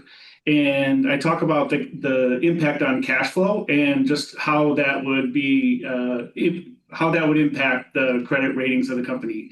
Both cases have negative impacts on cash flow and therefore negative impact on credit metrics. I think the other part of your question is there another way, or is there a way to be able to send a signal to the market that you are concerned? I would say that the signal that was sent. Can I just interrupt and say, absolutely, what I'm proposing is different in that I would also accelerate depreciation consistent with what Ms. Nemi said in her supplemental direct. So there's no real implication on the settlement agreement revenue requirement or credit metrics, but it just makes it easier perhaps in the next rate case to lower or significantly reduce this regulatory liability approach that bleeds out the cash flow now. So understood. Thank you for that clarification. So I would say that, excuse me, I was first going to say that I think that the signal has been sent to the market in the most recent gas depreciation case in which the company was ordered to set up the grantor trust, in which we are currently working to do. I think further steps, should they be believed to be warranted by the commission. In this case, I do think that it's a bit tenuous in that we have a non-unanimous settlement situation. I think the market looks at that as a very favorable construct in reflection of where the regulatory construct is for PSCO. I think any changes to that can be viewed absent, no matter what those changes are. I think that the market or the creditors and rating agencies may view that as negative just because it doesn't uphold the settlement in its entirety. That doesn't answer your question, but I do think that is absolutely true here. Do you understand that some of these issues we've been raising for up to 4 years? And this is the third gas rate case since I've been on the bench. And some of these issues are still not getting addressed or still getting worse. So any comments on that? Those cases do predate me, but that's not an excuse here. I certainly understand the feedback and the concern here that you're raising, and I certainly understand the long-term concern that you'd like to find a solution for. I also don't know that it's a simple one here from the company standpoint or otherwise, quite frankly. Is it fair that we've been asking the company to form a grantor trust since the last gas rate case, October 2024, and through the gas depreciation case? I can pull up the cases, but is that a fair characterization in your view? I believe that is true. Did you say that was in late 2024, the last? Yes. Yeah, so that was the first I was aware that was an initiative of the commission, quite frankly. But again, I joined shortly before that time in September of 2024. I know in the following gas depreciation case, we talked about the merits, the concerns that we had in how to move forward with a trust solution. Because there was question about what was the right type of trust given the initiative and the concerns voiced by the commission at the time. So I do believe that's correct. I also believe that during that period of time, there was a record that was built to try to address some of those concerns and questions that the company had. All right. And is it fair to say that in that gas depreciation case, we answered some of those basic questions about the nature of the grantor trust, initial funding, expected returns, the time horizon, et cetera, and that the company did not file RRR on any of those issues at that time? Is that a fair characterization? I do believe some of those were... Some of those questions were directed towards a solution. I don't know that I would characterize it as they were fully answered, the concerns, but we believe we have a way forward as a result of the most recent gas depreciation case, and we're working towards that. Right. Can we pull up hearing exhibit 137? It's your rebuttal testimony. And if we could turn to page 55, line 3. It seems like we ordered the formation of the trust in October 2024, but it looks like on line 3, the company still has not formed the grantor trust and is not going to form it anytime soon. Is that correct? It's my testimony that it is being worked on, but again, as I say here, but such a process is not a quick one. Chairman Blake. On line 6, you talk about conducting an RFP to hire a consultant. I know it's in one of our prior orders, but can you help me understand why we need a consultant? isn't it possible to set up a trust with an entity you already have a banking relationship with? It is possible to do so, although I do believe it could bring up some additional potential concerns from the commission that we may have many exchanges about in the future. Our current trusts, we operate with a similar structure as what we're proposing and working towards here, and we believe that it protects the company and protects the interest of the commission to have a third party who is, seeing what is going on, making recommendations, making sure there's alignment with how we would operate it and manage it, so that it's not simply, a handful of individuals in a working group at the company that are going on their own and deciding how to do so, only to be questioned later on by the potential commission or interveners in any case. On page 56, starting on line 9, you express concern that the 5-year time horizon may be too short. Should we increase that to 10 years in this case?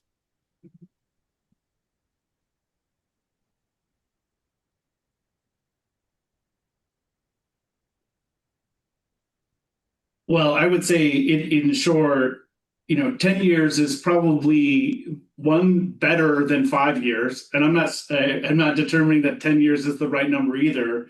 However, it seems the commission would like to see,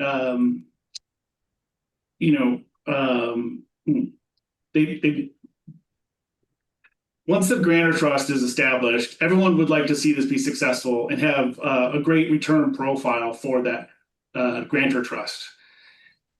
If it is done with a very short timeline in mind, it wouldn't be in the best interest of the trust to do so in an aggressive way. And in order to have those types of profile that the commission has been asking for and quite frankly seeming to mandate in our dialogue, it would require a much more aggressive approach in how those funds are managed and the investment profile is set up for that grantor trust.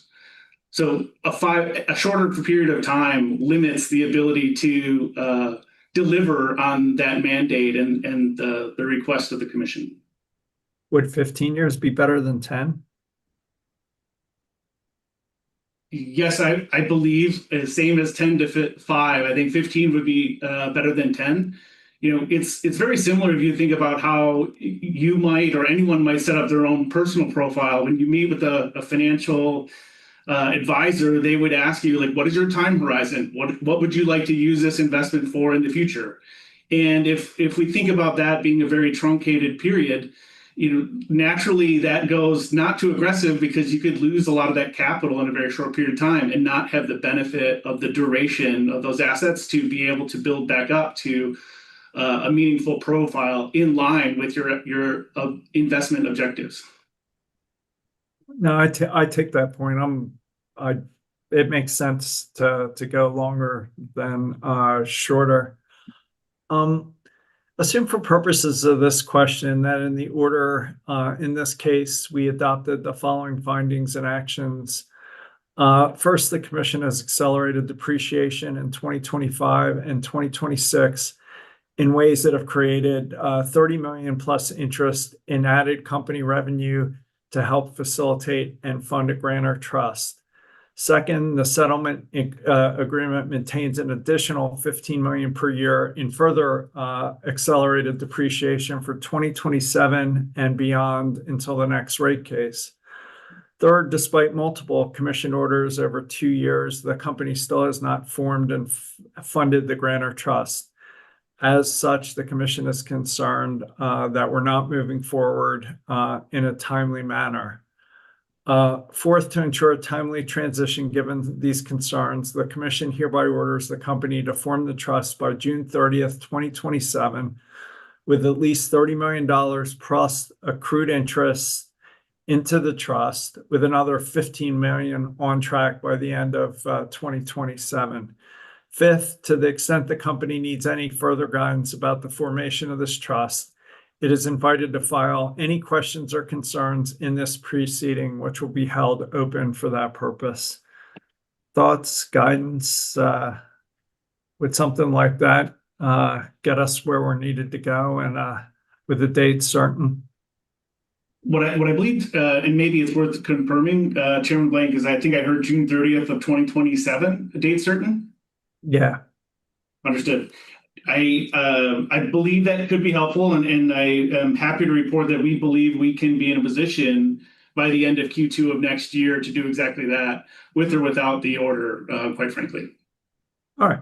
Well, is there anything I outlined in those findings and order that is inconsistent with your understanding or causes you heartburn, or you give I tried any to keep further up with the guidance? 5 points, but I think I understood the net impact and the clarity, particularly on 4 and 5. I don't think that would be harmful whatsoever. All right. Finally, any guidance? I mean, we're funding the trust at 15 million a year, and the increase in the net salvage value, negative net salvage value depreciation expense is 30 million.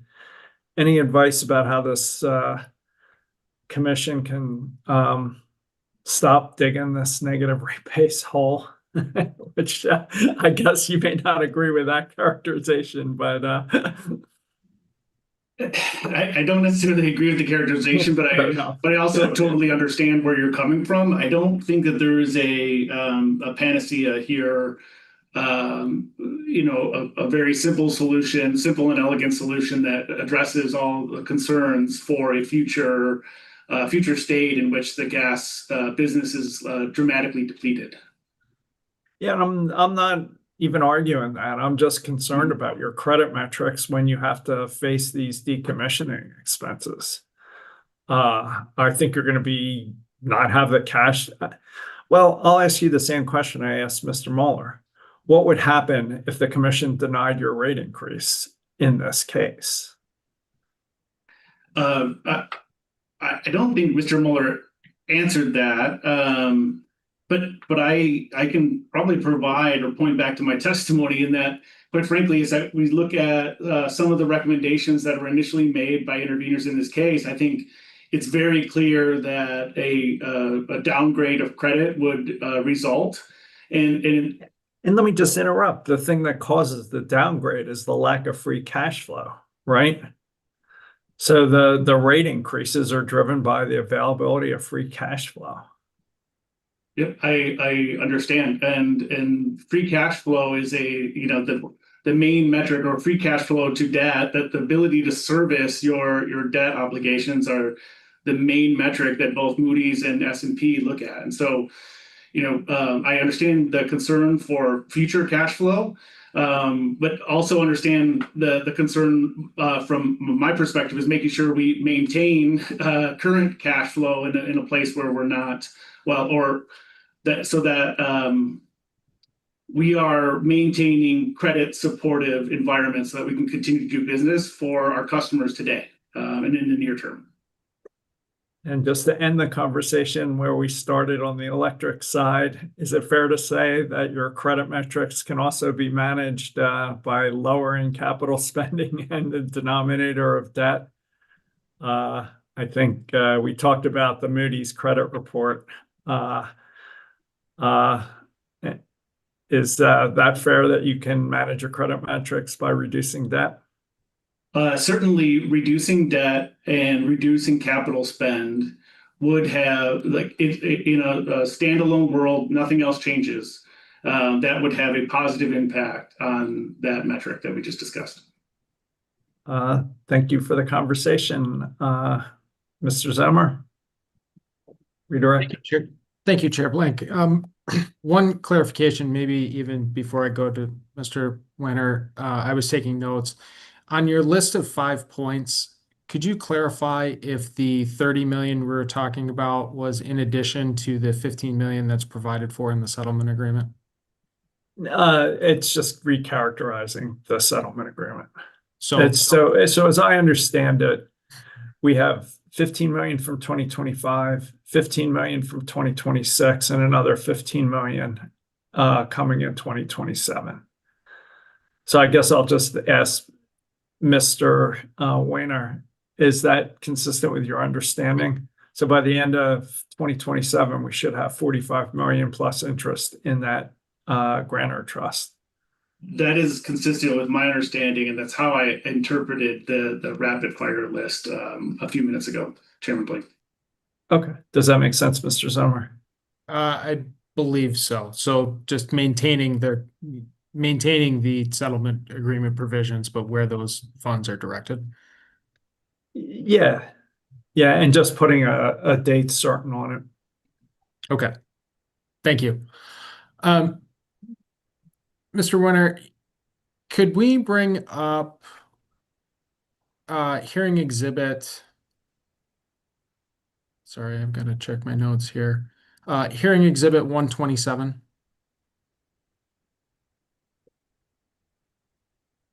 127, correct? That's correct. It's Thank you. supplemental direct testimony. And can we go to page 13?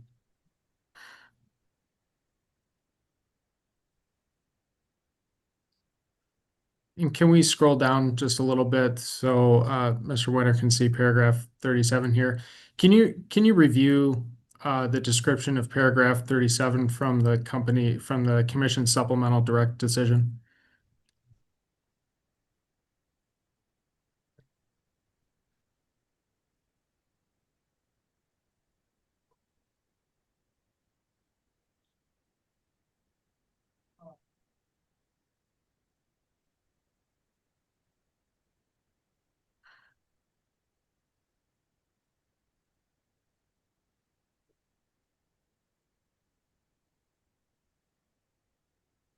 I have reviewed that, yes.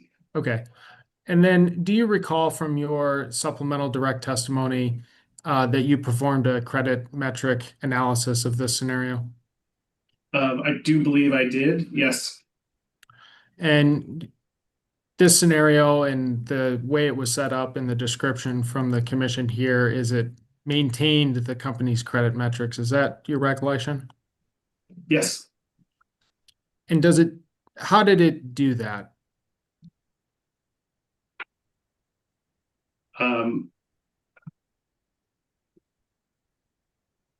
So in that scenario, I believe it maintained, but minimally so. I didn't find it to be overly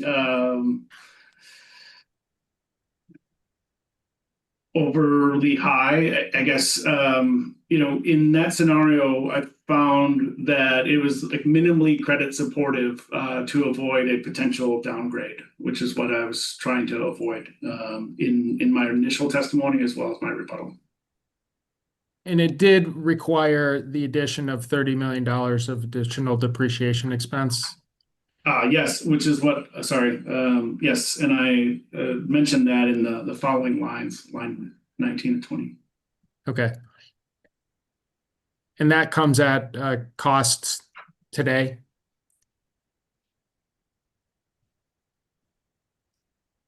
I'm sorry, what do you mean by the costs? As in, it is, that transaction is made today and so therefore is born today? Yeah, sorry, let me rephrase. You accomplished that through additional depreciation, and that would be included in rates today. Is that your understanding? Yes, that would, it is a near-term impact on cash flow and rates, yes. Okay. Then there was also a discussion of future development of negative rate base. Do you recall that with Commissioner Blank? I do, yes. And you testified that you also heard Mr. Mueller's testimony about the development of the gas system going forward. Do you recall that? I do, yes. And is it your understanding, how does the gradual retirement of assets versus large retirement of assets relate to that discussion of negative rate base? Well, I think Mr. Mueller testified and also referenced earlier testimony that said it was less impactful if there was a disparate group of assets that were coming offline at one time versus, for instance, in a neighborhood or a subdivision at one point in time would have more of a near-term impact on that math that he had kind of walked through. And if, in terms of future cash flows, if the rate of investment is less than the rate of depreciation, does that help improve future cash flows of the company?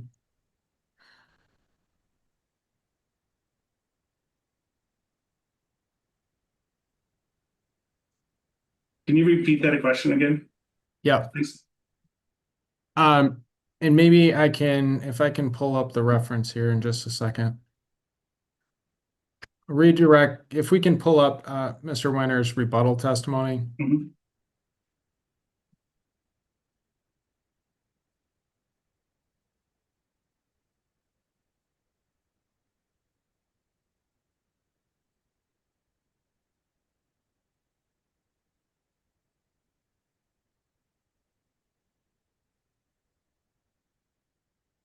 And if we could go to page 60.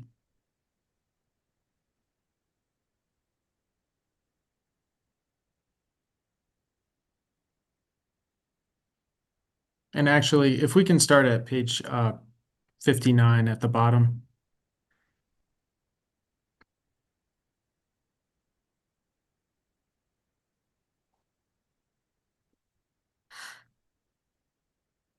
So you have a discussion here of cash flow generated through depreciation expense, increasing free cash flow. Can you review that for a second? Yes, I see that in the final, I guess, line 23 of page 59, continuing on to page 60. And you state that public service, like other capital intensive industries, typically have negative free cash flow. Yes, that's just a general summary, but it's accurate. And what causes that negative free cash flow? Well, it's the impact of all these non-cash accounts, effectively, And a lot of investment. in that lot of investment, is that because the capital expenditures are greater than the amount of depreciation expense? Generally, yes. That leads to a negative cash flow scenario. But again, that's very general because there may be other folks that aren't investing or historically haven't invested, and maybe in short periods that hasn't been the case for them. Okay. But if your rate of investment slows, you would still be getting depreciation from that historical Correct. existing investments. Into the future, over the period of again, as witness Mueller testified and pointed towards, the alignment of that depreciation with the useful life of the assets. And so in the future, if the rate of investment slows to be less than the rate of depreciation, that would be cash flow positive into the future. Correct. And that's consistent with this portion of my rebuttal testimony.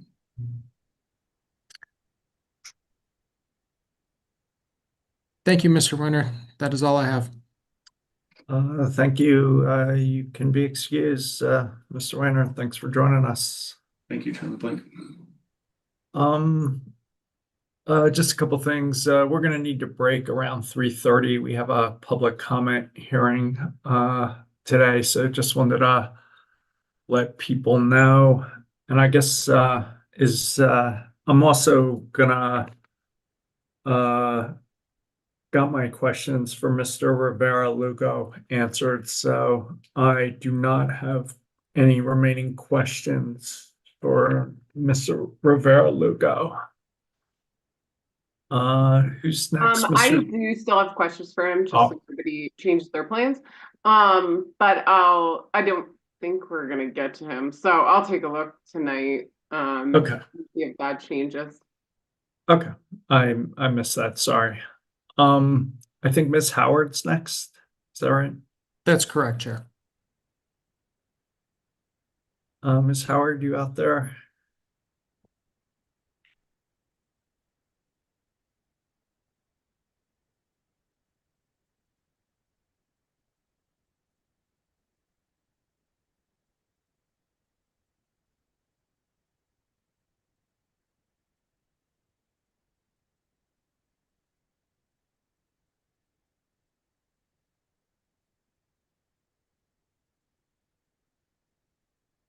I am.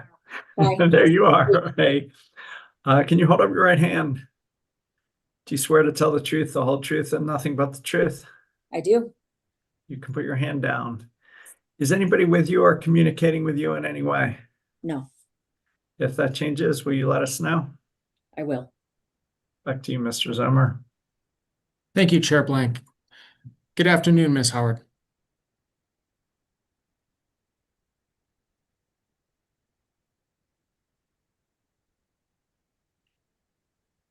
Ms. Howard, can you hear me? You might say good afternoon back.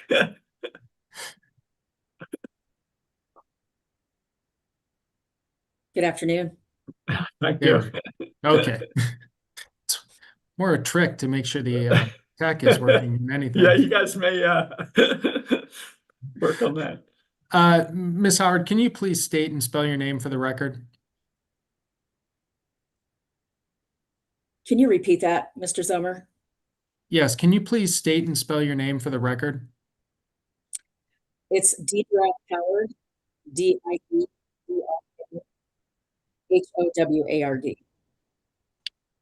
Thank you. Ms. Howard, your testimony has already been admitted into the record, and so you are available for commissioner questions. Thank you.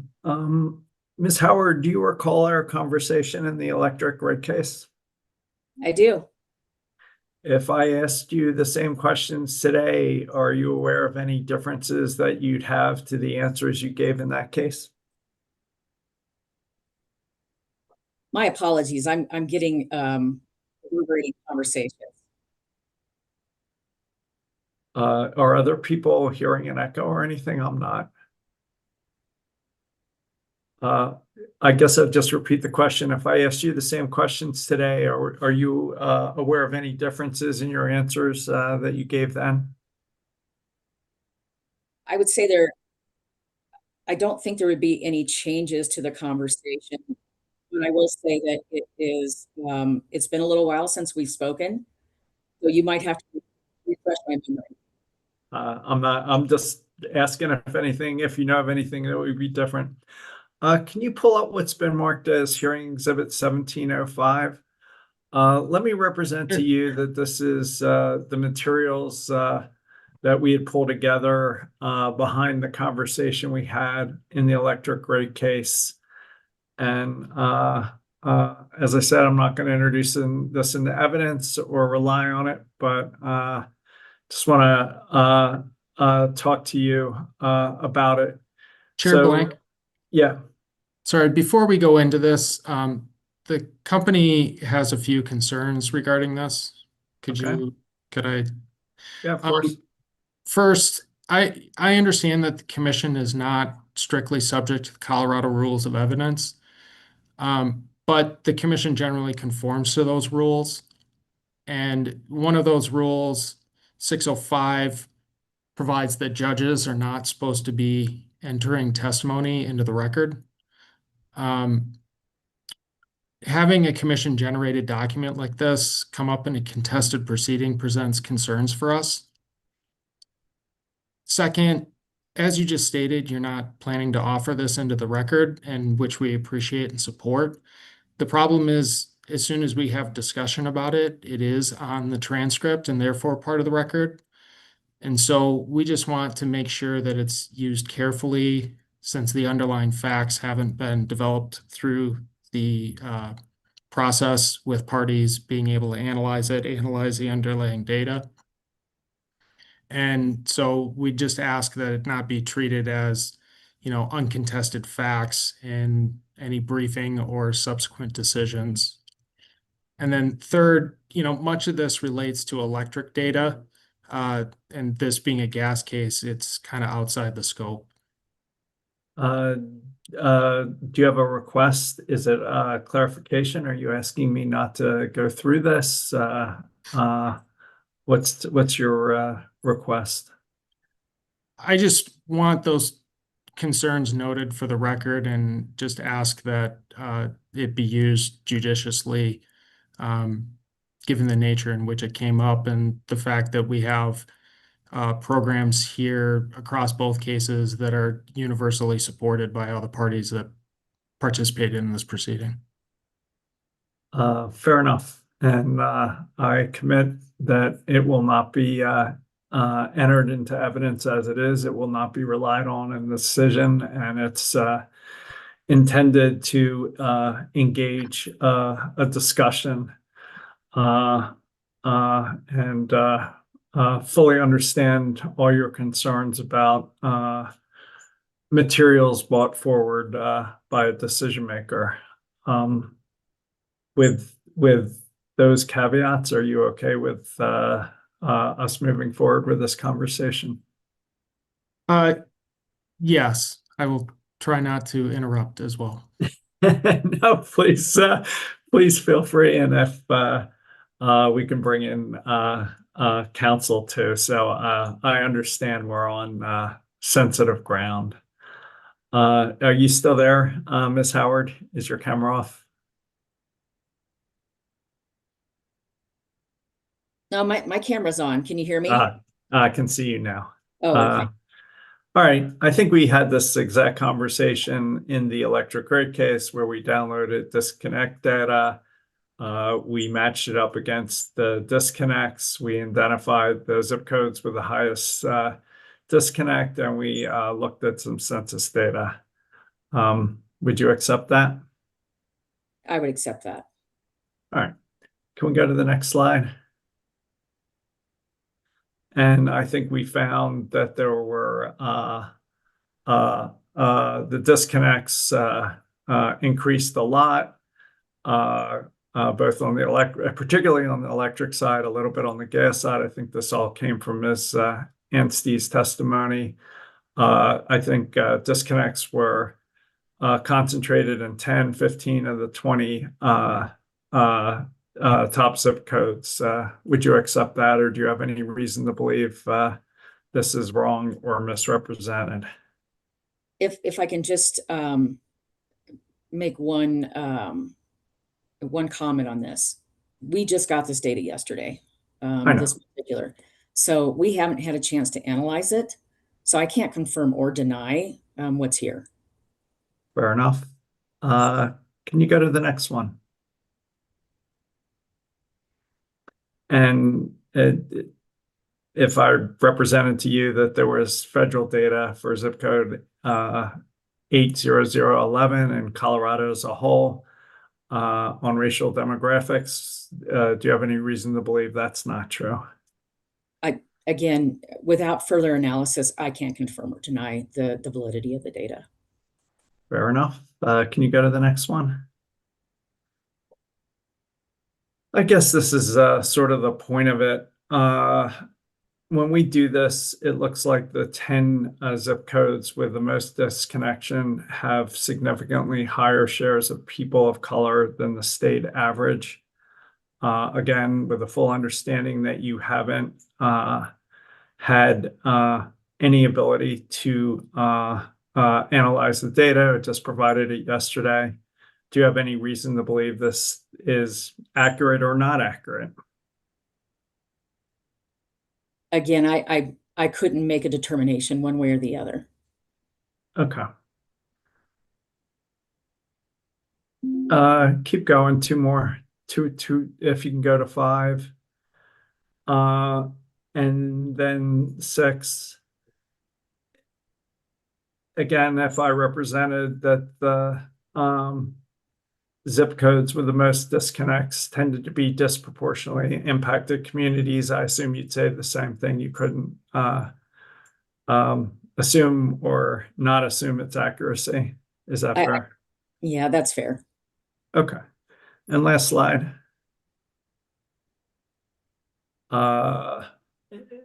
This just shows census data by income, educational attainment, and language spoken for the state in that one zip. Again, same thing. Yes, sir. All right, can we go back to slide 4? So just like we discussed in the ERC, I don't think the company has failed to comply with the tariff or that the company has done anything wrong or bad intent or anything like that. But it seems to me that if this is accurate, it's, well, let me just ask you, do you think if this is accurate, this outcome is okay, where the disconnects are concentrated in disproportionately impacted communities? Assuming for purposes of this discussion that this is true, do you view this as an acceptable outcome? Again, if I had the chance to analyze it further, I could probably give you more of my thoughts on the data specifically. But one of the things that I find myself going to is that, because I've provided a number of, attachments to my rebuttal testimony that talk about some of the communities that you and I discussed, or the zip codes that we discussed in the ERC. And so I think what we are seeing is perhaps a conflation of correlation versus causation. I think perhaps that might be the issue. So if you looked, for instance, at some of these attachments in my rebuttal testimony, you would see that we're doing the highest concentration of work with our in-person and other forms of outreach in the same zip codes that you and I were discussing before, including these. And we're also seeing the highest saturation of our affordability programs being adopted in those same areas. So what I would say to you is absolutely, it's not okay for us to have any disparities in any community, especially a DI community. Well, I do have a bunch of questions for you about those attachments that we'll get to in a second. But putting aside what we're doing with bill assistance, do you think it's okay to concentrate the disconnections in these 10 zip codes that appear to be DI communities? Again, assuming it's true. I'm not saying you've admitted it's true, but if it were true, it sounds like you do not think it's okay to concentrate disconnects in these communities, or how would you say it? Chair Blank, I'm sorry to interrupt. Ms. Howard's rebuttal testimony is clear that the criteria for a disconnect is an arrearage. And so could we maybe avoid saying that there's an implication that they're intentionally being concentrated in areas? There's no allegation of bad intent. It's just or any sense of that. But if this is the outcome, is that okay? If by disconnecting people with the highest levels of arrearage, if this is the outcome, do you think this is okay?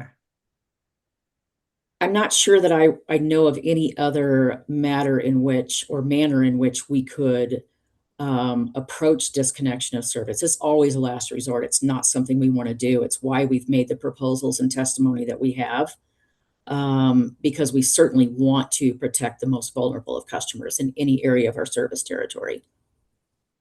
Okay. I don't know if I answered your question there. Well, I'll come back to it once we talk a little bit more about your rebuttal testimony. You can take this down.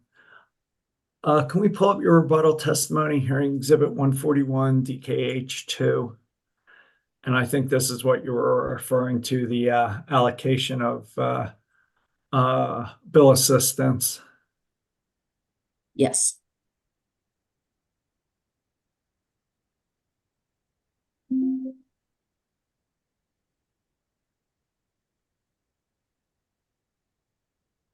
and I guess I'll just start asking you, is it fair to say the purple dots are disconnections, with the bigger dots being proportionally more disconnections, and the green is bill assistance with a darker green, black, and being greater percentages of bill assistance? Is that right? That's correct. If you could zero in on that. Yeah, it just keep zooming in if you would.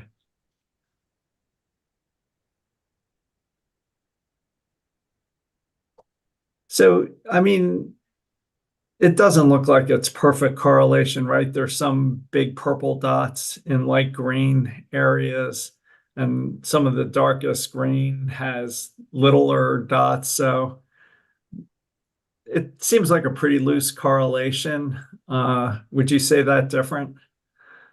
I would say that there is a higher correlation, I think, with income and disconnections. But I also see a high correlation with energy assistance adoption. But it's fair to say there's some big purple dots in lighter green areas and some tiny dots in dark green areas. Would you disagree with that? I would not. Okay. And has the underlying data been made available to the commission or the parties?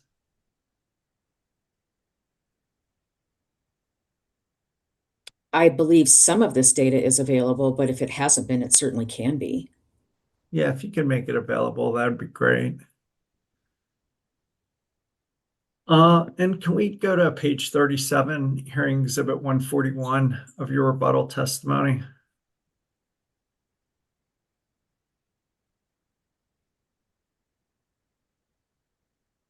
If you can scroll down to the graph.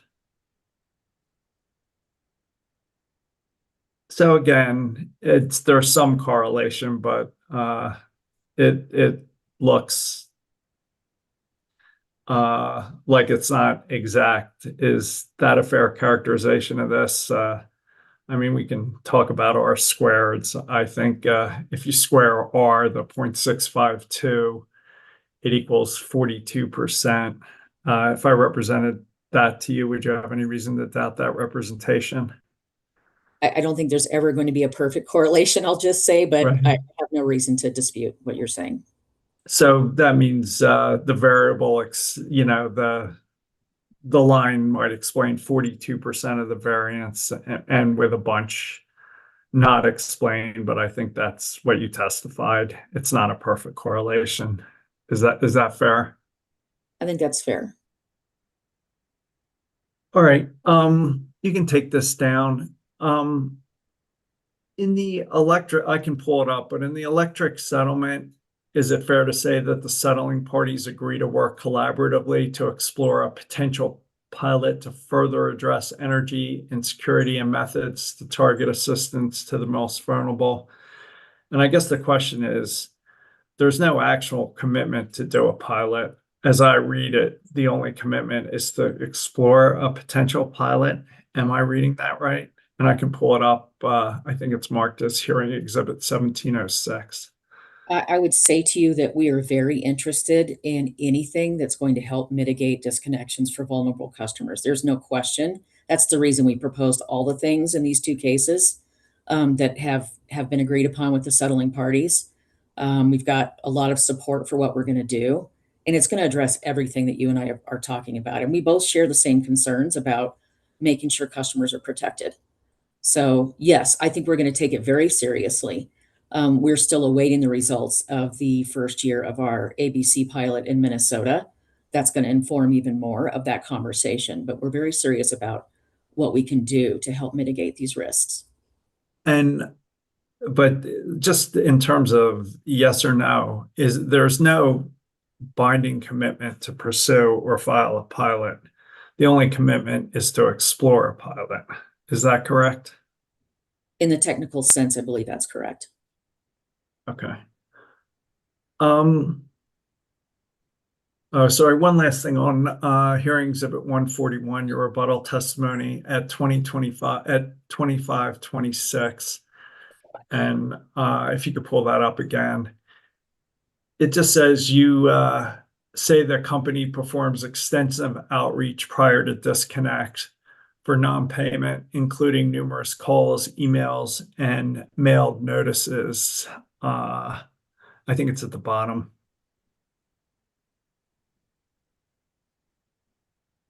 Do you see that? Calls, I do. emails, and okay. If we could pull up hearing exhibit 1707, and let me represent to you that this is hearing exhibit 164 from the electric rate case. This is what you filed summarizing the results of a survey of disconnected customers. Do you remember that? I do. Can we go to page 3, first paragraph? And what it says is out of 600 calls, the company was unable to find, I think, a single customer who had been disconnected for longer than a 1 or 2 week period. Do you see that in that first full paragraph? I do. And I assume the company worked hard and diligently to comply with this request and find these customers? We did. And I guess most customers are reconnected quickly, but part of the reason you couldn't find a single customer out of 600 calls is because customers who experience extended or even permanent disconnect are even more challenging to reach. Is that fair? They are more challenging to reach. That is fair. All right, you can take this down. I guess here's my last question. At the end of the day, for these customers who are getting disconnected in these DI communities, what do you think about automatically enrolling them into bill assistance programs and then taking it from there? It just seems like these opt-in programs with emails, texts, mail, and phone calls may not reach these customers in these DI communities.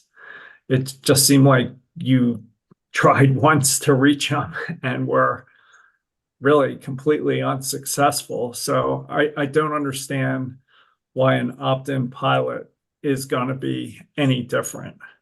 I mean, so any thoughts about automatically enrolling at least customers in these 10, 15, 20 zip codes into bill assistance programs before you disconnect them? I think I'd have to back up just a little bit in terms of giving you a really full answer. If you look at the zip codes that you and I were discussing the last time, what you'll find is there is higher energy assistance adoption in those areas. One of the things that's happened since we filed that data in that report initially, remember this was something that came forward a few years ago, actually, the data that we presented and filed this time.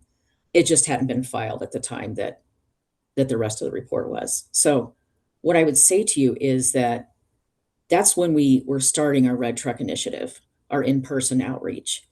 And we've done some recent analysis that shows that when we take the truck to a community and we look at energy assistance adoption rates the month before we were there and the month after in those zip codes, there's a 25% higher rate of energy assistance adoption after the event in that zip code.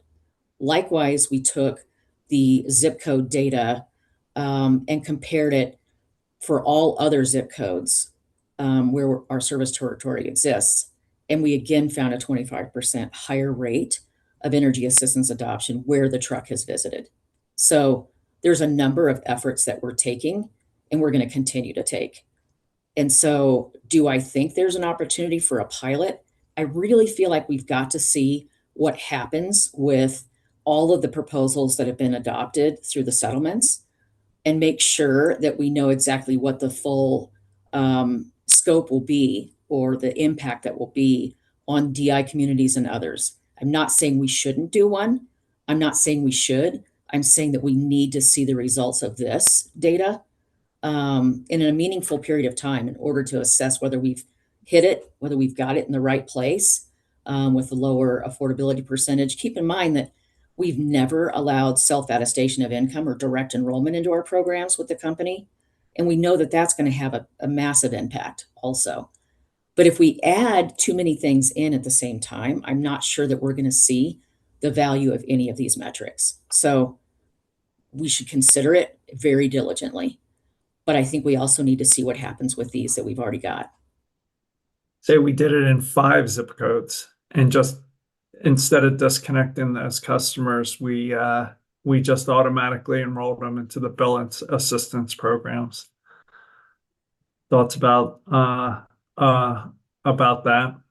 I mean, the concern is that these customers just aren't gonna opt in no matter what we do. I disagree. And the reason is, and I think our LEAP program in the state is fantastic, but it is largely dependent upon those federal funds. The primary issue with that is that it requires lawful presence for anybody that receives that assistance. In the last 2 years, we have seen 71% of our customers coming to our GAP and EAP programs coming through the LEAP program. So when those funds are up or down, whether they're under consideration for complete removal from the appropriations budget, all of those things have significant impact. And we've seen those funds dwindle every year since 2023. So when you consider that and this brand new opportunity to directly enroll customers that does not require lawful presence, I think you're going to see things change. I really do. What's the downside of automatically enrolling customers in selected communities that instead of disconnecting them, we just automatically enroll them in bill assistance? Can you help me understand the downside?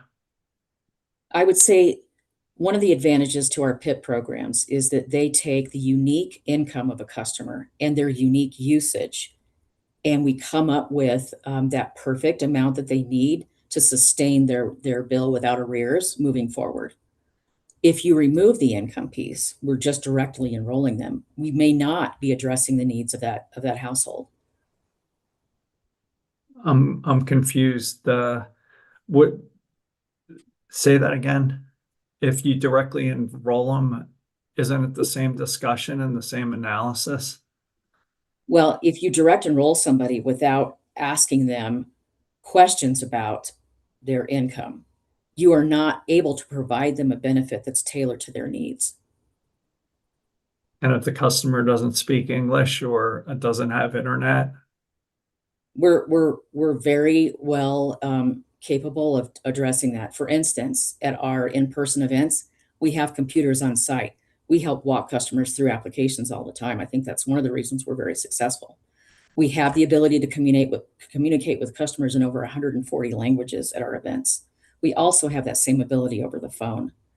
But oftentimes customers that, for instance, may have difficulties with transportation can come to an event in their neighborhood and we can help them directly right there on the spot. I'm still struggling. Can you explain to me one more time the downside of? I get you can't necessarily verify income, but we're self-attesting anyway.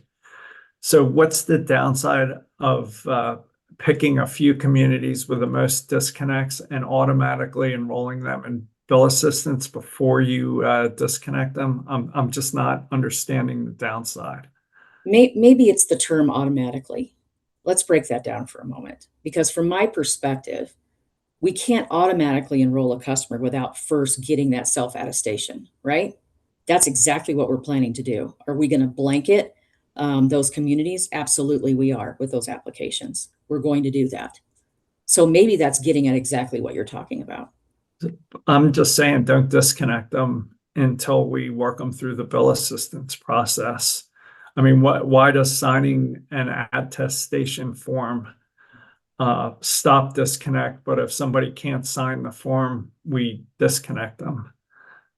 I'm just struggling to understand that. A customer that comes through any form of energy assistance through our settlement agreement in the ERC, any customer that's deemed income qualified is going to be held or exempted from disconnection already.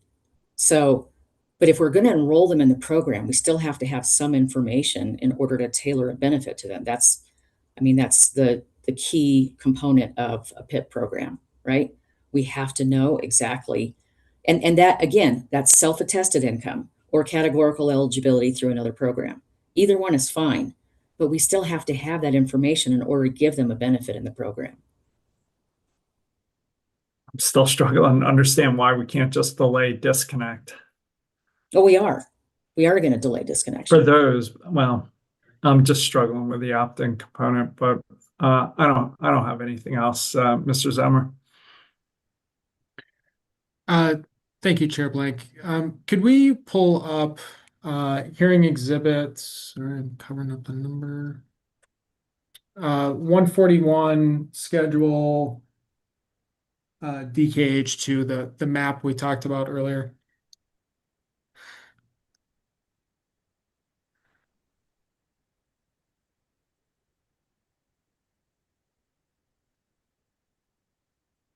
And we don't need to zoom in. These will be relatively high-level questions.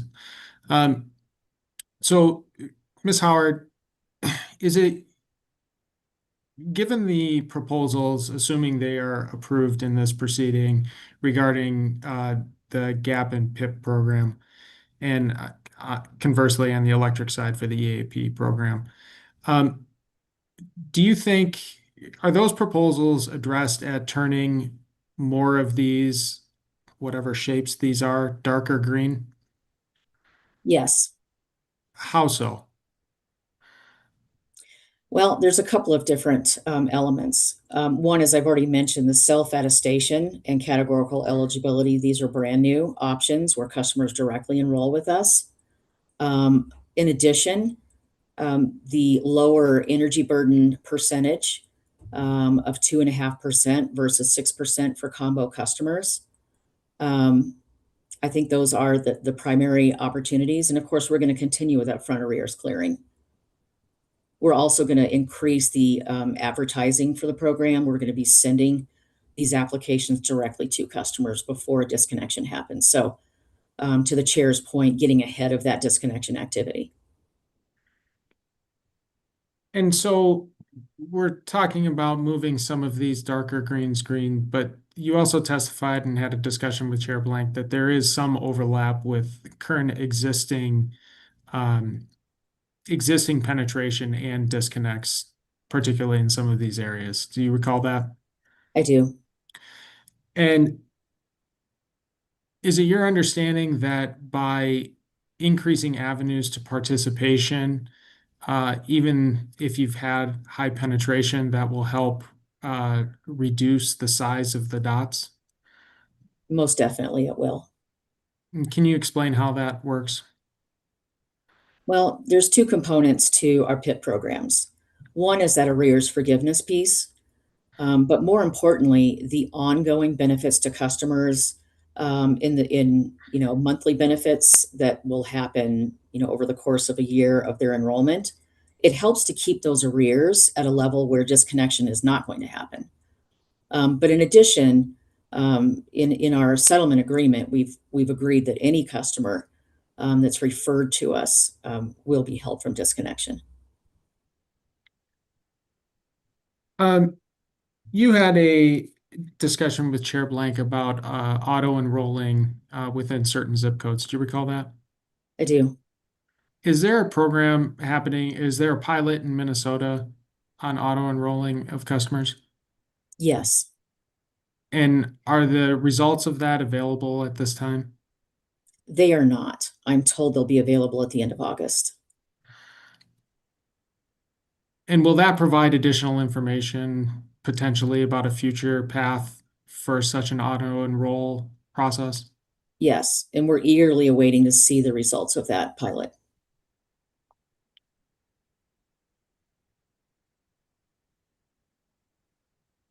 I'm checking my notes if you'll just give me a second.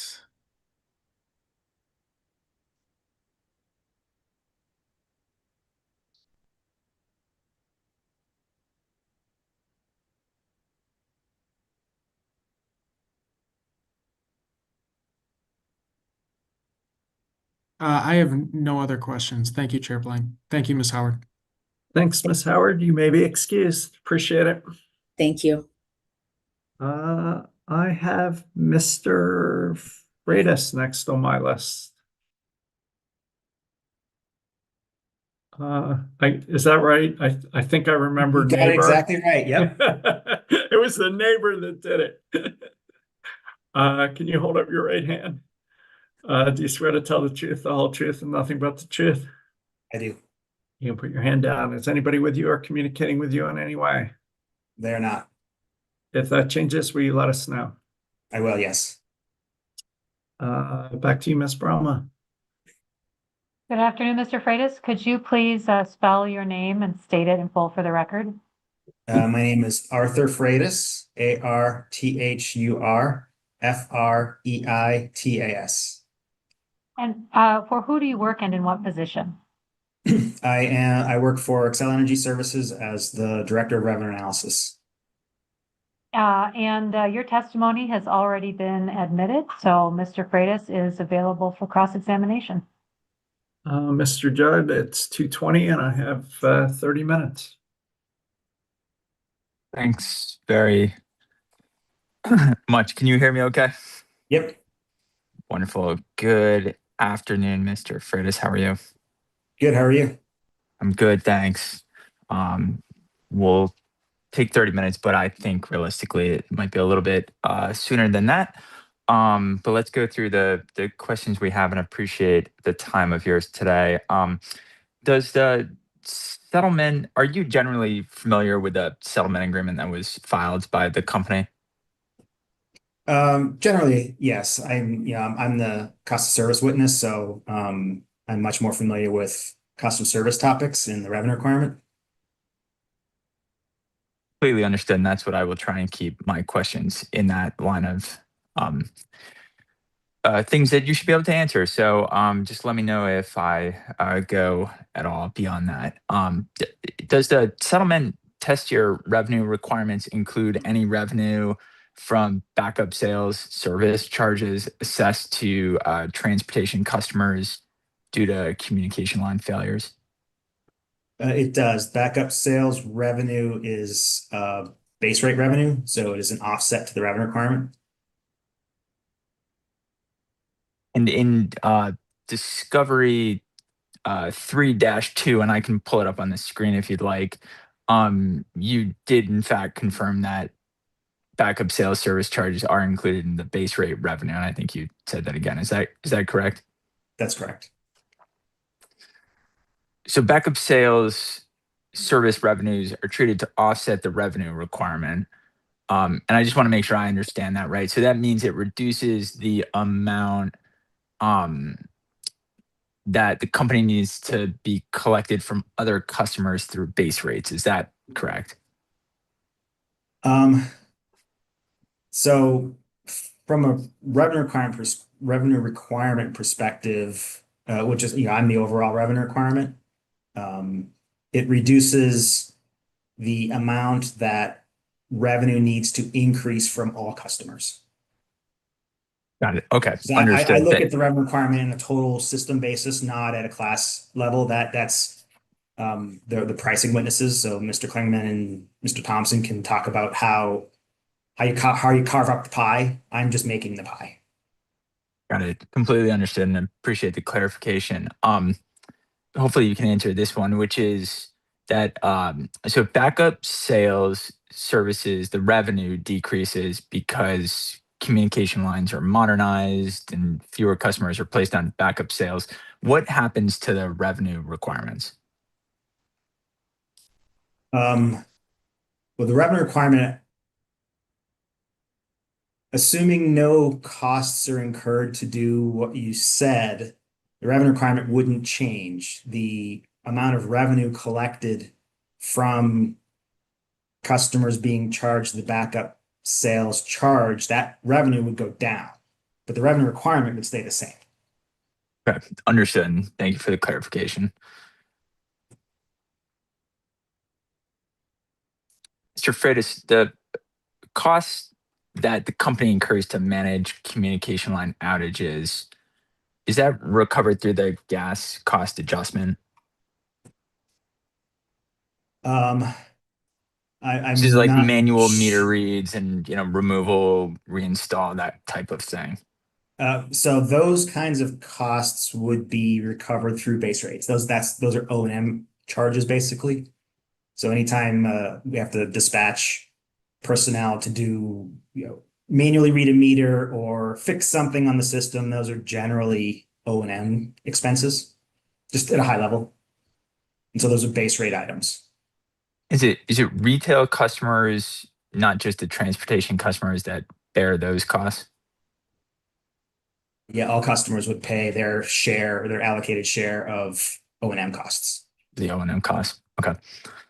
And the trip charges and backup sales penalties, those are charged directly to transportation customers and shippers and not socialized overall customers. Is that accurate? Backup. So the trip charges, the revenue from the trip charges are recorded to basically as an offset to O&M. So it reduces the amount of O&M that needs to get paid for by customers in general. The charges themselves are directly related to the specific customers that are incurring. The trip that the customer needs, the person being charged that would be the customer who's experiencing the trip. That's not necessarily a cost that would be socialized over all customers. So yeah, let's take it two sides. So we have we have a reason to send a truck out to read a meter. So the cost incurred to dispatch that truck, so that's the cost of the truck, the labor of the personnel on that is recorded to O&M expense as an expense. And then a trip charge is assessed to whoever that customer was. That comes back to the company as revenue. That revenue is recorded in O&M as a negative expense, essentially. So it offsets the costs that were incurred to have to roll that truck in the first place. Does that make sense? Yes, it does. Yep. Thank you for the detail on that. I appreciate it. Does the rate case include any capital expenditures, to your knowledge, for modernizing the company's telemetry communications infrastructure? I'm not sure. That'd probably be you could probably find that through looking at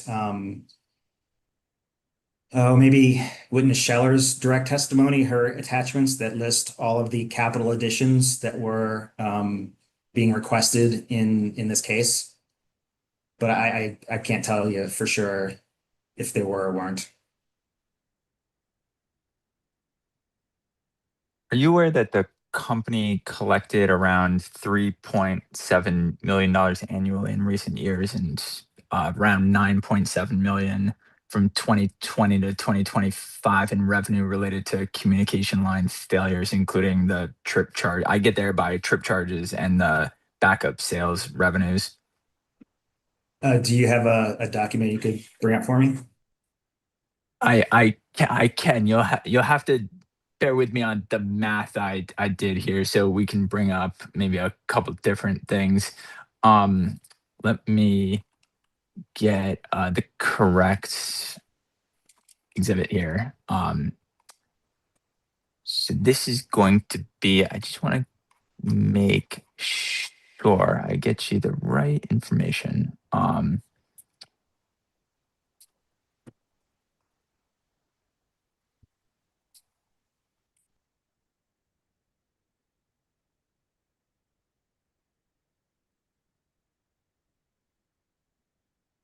Hearing exhibit 306, if you can just pull that up for me.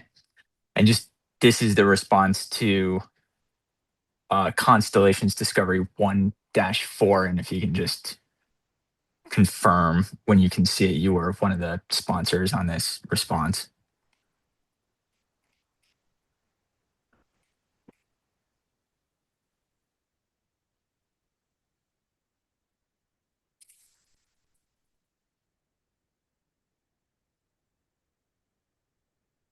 So I get there by, as you can imagine, adding up these year over year to get about $3.3 million in trip charges, and that's on the first page. And then if you scroll to the second page for the backup sales, you get around $6 0.4 and change. Okay, I see. So I would note that this is total revenue from trip charges regardless of reason, because we don't track the reason for a trip charge. We just have, whether one was assessed or not. Same thing with backup service. That's what the table on part B on the page 2 is total backup sales. But you don't have a further granular breakdown of this. Is the best data, maybe a little over inclusive, but it's the best data you could provide. Correct.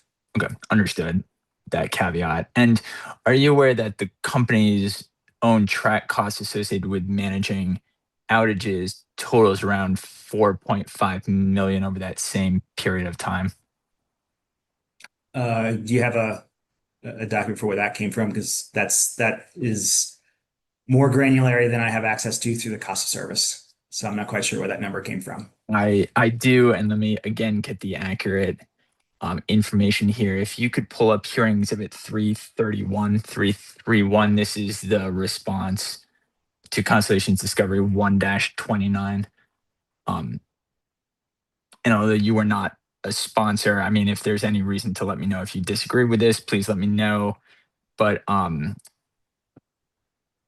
just looking at the 687,000 for manual reads and the 60 some odd thousand for removals, and multiplying it by the same 6 years to get around that 4.5 million in costs.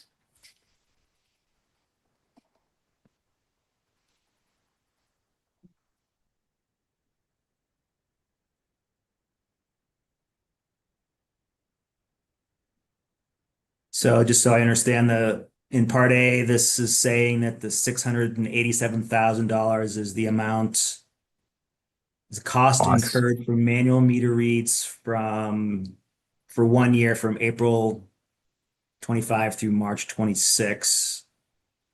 And the 60,000 is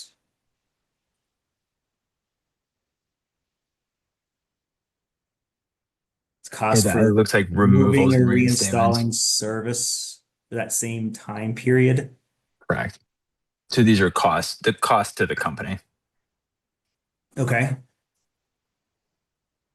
So given that there are time periods in the numbers I just gave you around the 9.7 are annual for 6 years, we multiplied the addition of 687,000 and 60,000, the parts A and B here, times 6. Again, just trying to get rough numbers best as we could. And if you multiply those two things together by 6, you get 4.5 million. Okay. I don't know that I would agree with that assumption that every year looks like this year, because that's sort of the underlying assumption of multiplying that sum by 6. It's very possible it could decrease over time or increase. This is the data we have. So let's take that, fully understood the assumption there. You get about 4.5 million in cost. I guess my point with this is when you look at the overall revenue that we just went through, again, with the caveats you provided and the cost that we're looking at on the screen, again, with the caveats and assumptions that you provided, it looks like there's a net gain of around 5 million over those 5 years from communication line failures to the company. Again, understood all the assumptions, but with them, I just want to make sure I'm doing the right math looking at this information. Well, I'd say maybe a couple things. Aside from the fact that I don't know that we should be looking at a 5-year total of cost, which is 1 year times 5. Maybe I would suggest looking at 1 year at a time and maybe the test year so that costs and revenues line up. But for one, over the 5-year period for the revenues anyways, there have been at least 2 rate cases, maybe even 3, in which point the customers would get the trip charges essentially back. Like that revenue will get incorporated back into rates as an offset to O&M for the trip charges for sure, and same as the backup revenue. So it's not like the company is keeping this revenue. It is going back to customers. So that's one. And number two is I'm not sure, just looking at this discovery, if the costs in part A and B here are the same costs that get used to create the trip charge rate. I believe you can look at one of the attachments from Mr. Thompson's testimony where he develops the rates for non-gratuitous charges. And I think one of them is the trip charge. And so you can see exactly the costs that would flow into that rate. And I don't know, I can't say for sure if those same components are what go into that $687,000. So there may be just an apples and oranges comparison going on here. Because that's what you'd want to do, is you'd want to look at, here's the revenue for the trip charges, here's all the costs that go into the development of the rate for those trip charges, compare those. And I can't say if that's what is in that $687,000. Yep, understood. Unfortunately, neither can we, so we're trying to do the best with the information provided to us, but I completely understand. Mr.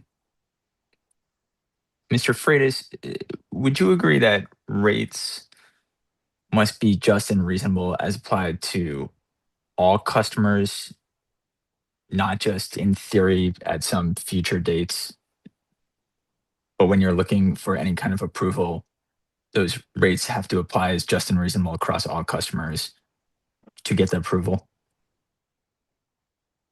That's kind of a big amorphous sort of vague question. Do you have something more specific in terms of like, I'm not quite sure what to do with that. It's kind of, a little bit, there's lots of assumptions and speculation that would need to go into kind of answering that question the way it's asked. All right, let me, fair enough for now. Let me try and give you a more concrete example. Have you reviewed Constellation's testimony or followed along in the previous testimonies given during this hearing that have to do with any of the telemetry requirements? I didn't I didn't review Constellation's testimony, as it was more telemetry related, and that's not my area of expertise. I have been listening to the hearing these past few days. Okay. Are you aware that the 125% of Index 1 pricing is charged to backup sales customers? That's come up during the hearing today. I have heard that.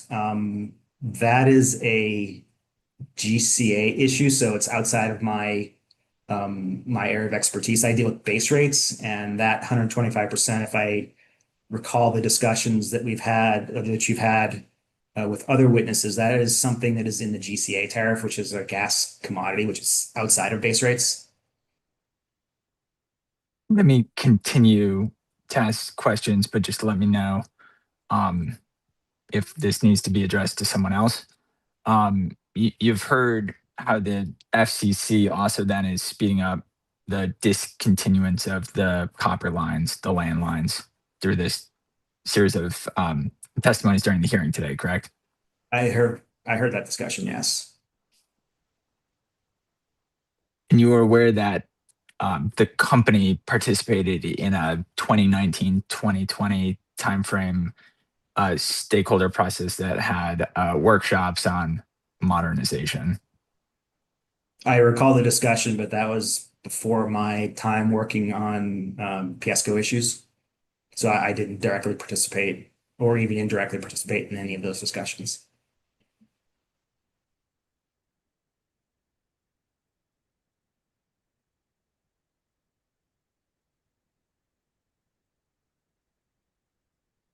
Can you go ahead and pull up hearing exhibit 395? And this is not admitted into the record yet, but I just want to go ahead and display it up on the screen. That's hearing exhibit 395.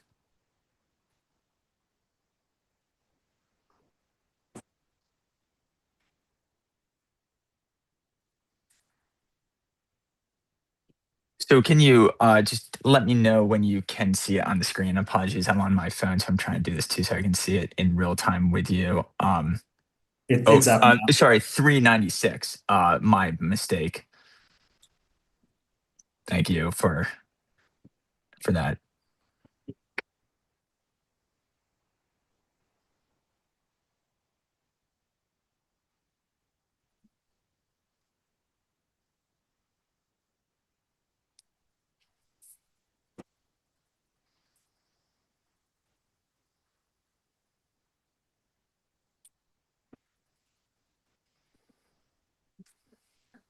If it's like it's an email. Yep. So it's an email from Excel from Piesco to Constellation that has an attachment. If you can just read the date on the email, the first page. So the email address to Tricia. Correct. Yes, here are some guidelines attached regarding the use of a single POTS for the transport gas meter, as well as some guidelines around VoIP services. As far as the ATA is concerned, my understanding is that it should be of good quality and installed as close to the meter as practical. Yep. So sorry, I meant just the date of the email itself. Oh, my sorry. apologies. No, but thank you for reading it too. It is dated May 11th, 2026. Thank you. And then if you could just scroll down to the second page.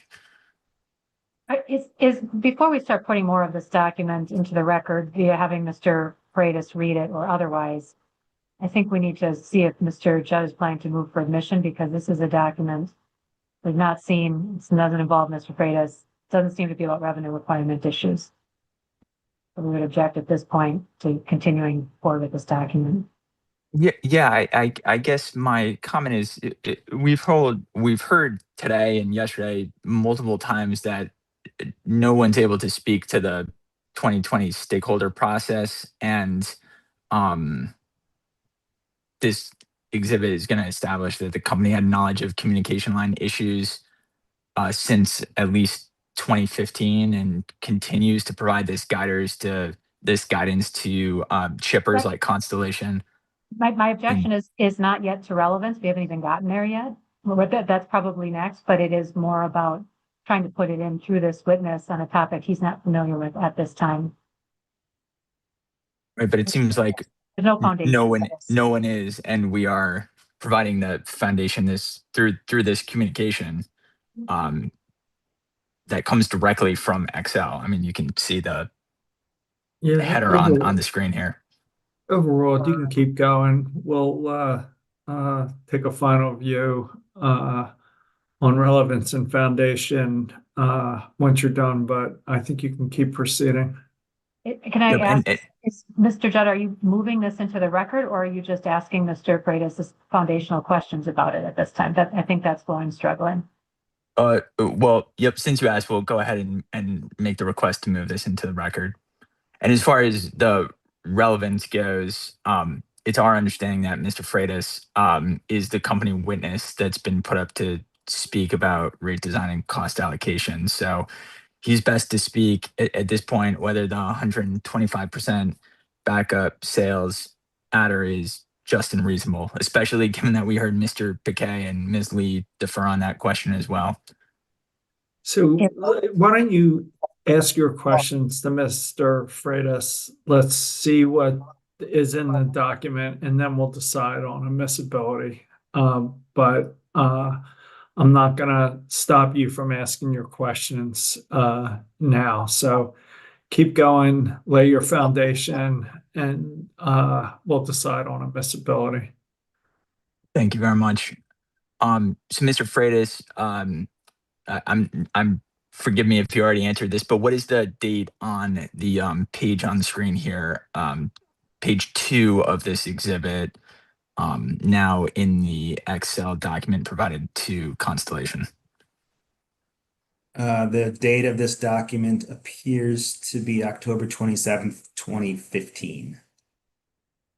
Thank you. And if you can just scroll down a little bit to, I'm looking on the page after this one.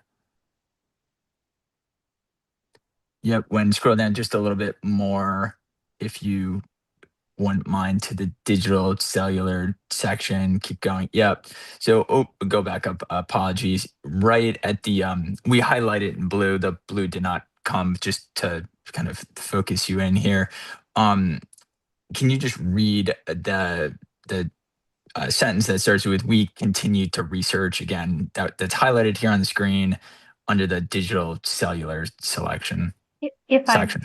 I apologize, but again, this is not laying foundation. Laying foundation would involve identifying whether this witness can verify that this is a legitimate document and something from the company, something he's able to speak to. What we're dealing with now is the substance of the document and having Mr. Judd, having Mr. Freitas read that into the record. So I do think we need to deal with a lack of foundation here first, particularly since Mr. Freitas is not a rate design witness. He's a revenue requirement witness and was not with the company in 2015 at Fiasco. So are you up? Well, go ahead, Mr. Judd. Oh, no, please go first. Then I'm happy to go ahead. You can respond. No, I was just going to say, as far as the where this comes from, you can scroll back up to the beginning. The document itself is clearly labeled from Excel. I know Mr. Freitas did not create it, but it's certainly one that comes from the company directly, and the email addresses themselves are Excel as well, and communicating to Constellation. That doesn't authenticate the document by itself, and it doesn't lay foundation for Mr. Freitas' ability to speak to it. That's a concern. Overruled. Well, go to the first page again, please. And then scroll down to the first page of the document. Yeah, I think there's okay foundation. I think there's an Excel letterhead. I think it's a recent communication, and I think there's foundation to keep going on the questions. You can keep going, Mr. Judd. I guess the question here, and thank you for that, is after reading. Oh, I guess let's go back. Sorry, to skip over that actual quote. So if you can scroll down now to the page after this one, to that digital. Sorry to make you keep scrolling back and forth to the digital cellular section, and take your time to read this. I mean, not to rush you at all, but when you are, I just want you to read the line we've highlighted in blue under the digital cellular section, which is guidance directly coming from Excel. So it says, we, and let me just mention that I'm not sure who we refers to. This is the first time that I've seen this document, and it's completely outside of my area of expertise. This seems to be something related to communications connections, and I'm a finance guy.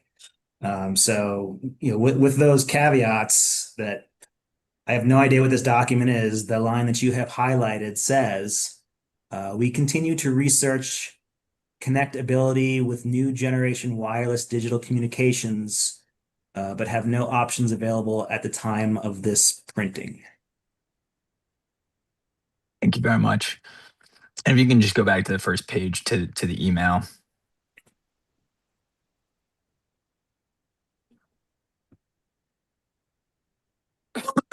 You already read this, but if you could just read the first sentence of that email as well, from, as you confirmed, from May of 2026. That starts yes. Mr. Freitas already read this sentence into the record. I don't. Okay, then I agree. Objection sustained. Fair enough. Based on, again, I understand you have not seen this document before, and this is not your area of specialty, but taking what you just read to be true, would you agree that the company has been at least aware of incompatibility issues with cellular service since 2015? Objection foundation. You can answer, but I suspect you're gonna say you don't know, but go ahead, Mr. Freitas. I this is outside of my area of expertise. I have no involvement or dealing with these telecommunications issues, so I can't. I don't have any background to be able to answer that question. For a lot of that today. Okay.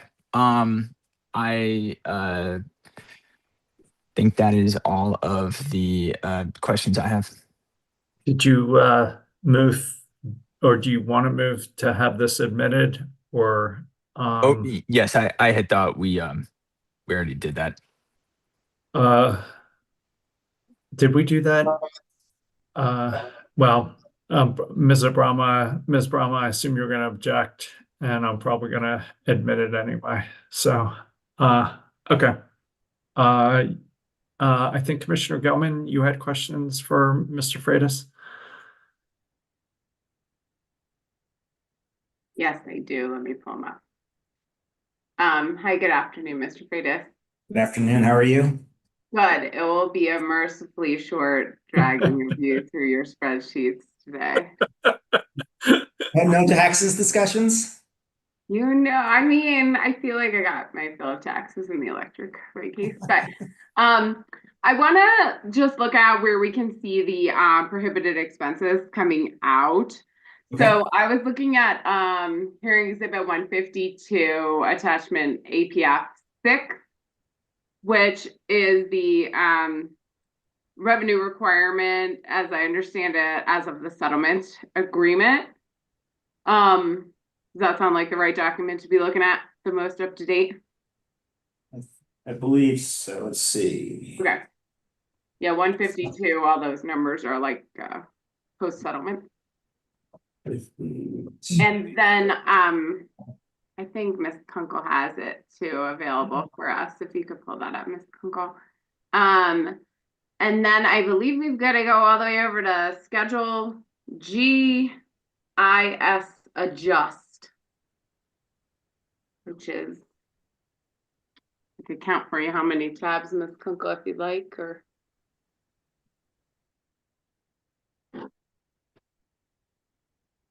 There you are.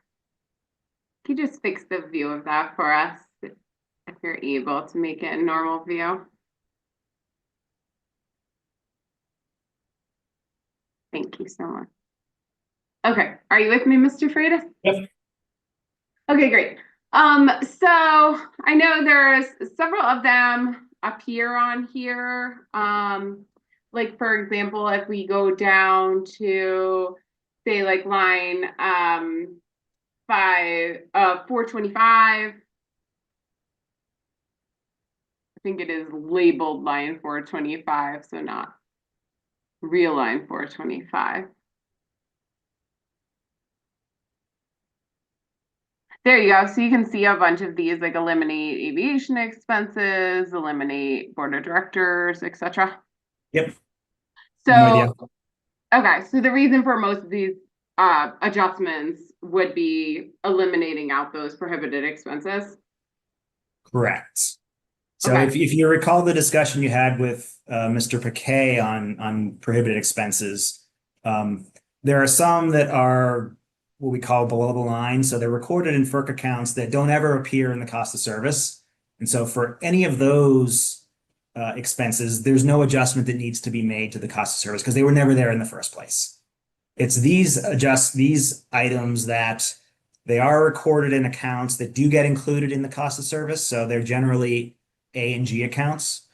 And so I need to make an adjustment to remove these expenses out of these accounts because they do get included on a per book basis. And then for rate making, we take these expenses that are not allowed in rates, we take them out. Okay. Yeah, and you would believe me if I told you I cross-referenced them with the prohibited expenses document. And so I see the board of directors, I see the advertising, which are pretty close or exact matches. Aviation's pretty close. And then, so question on the entertainment and gifts, what I get from totaling those with that kind of category or designation here is far lower than what's on the prohibited expense sheet. So is that because the vast majority of those are not showing up ever, as you just described?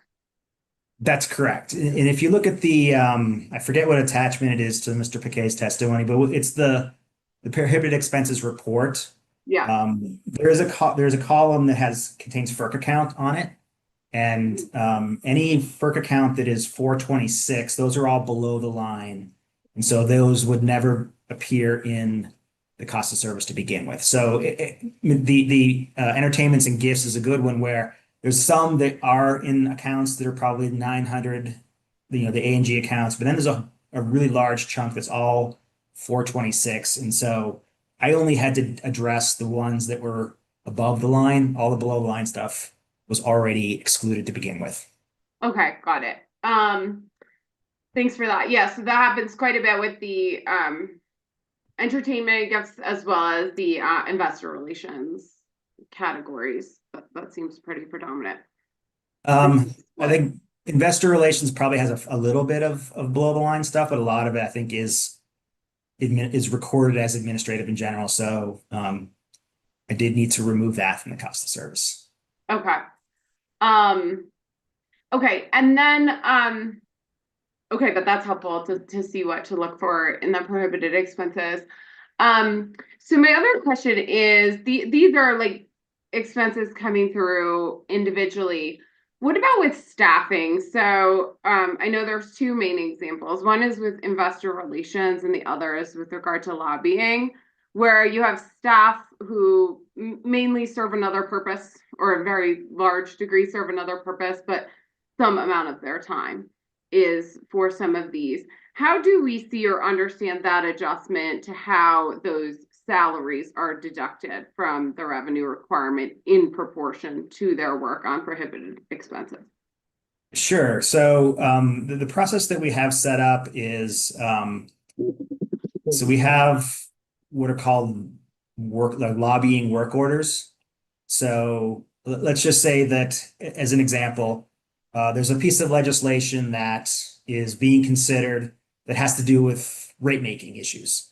And so I get asked to review this piece of legislation and provide edits or my opinions or some whatever it is on this draft legislation. So I would look at it and I would read it and I would keep track of how much time I spent doing this. And let's say I spent 2 hours doing it. So I would charge those 2 hours to this lobbying work order, which would then direct 2 hours of my labor time and expense down below the line to the lobbying FERC account. And so the accounting would automatically remove it from the cost of service. So I wouldn't have to make a separate adjustment to the cost of service because my time is being removed from the cost of service sort of automatically through accounting rather than having to put it into the cost of service and then take it back out. Okay. So that's why you don't see adjustments for lobbying time in the cost of service directly, is because we did it through accounting practice. Okay, got it. Okay. And then Ms. Kunko, could we just pull up also, I have the prohibited expenses, I'll run this by Ms. Brahma. I have the prohibited expense exhibit again, only planning to go to the dues sheet, which is public. I think Ms. Kunkel's got it queued up, so it won't open to any other page. So does that work for you? Yes, no concerns as long as we stick to the public page. Okay. Thank you. No worries. Yeah, Ms. Kunkel, if you could pull that up. This is the prohibited expenses document. Maybe we could just fix the view again really quick.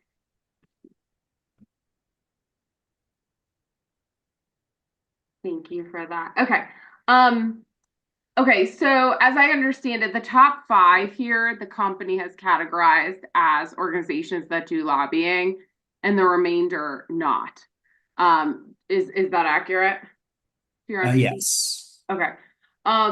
And then as I total up the top 5, I think it's actually totaled below. If we scroll down, those were like kind of repeated below in their own special section.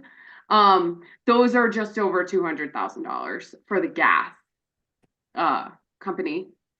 And just to cross-reference, that is the total that I had found removed within your revenue requirement worksheet. So, just any comment or verification on that?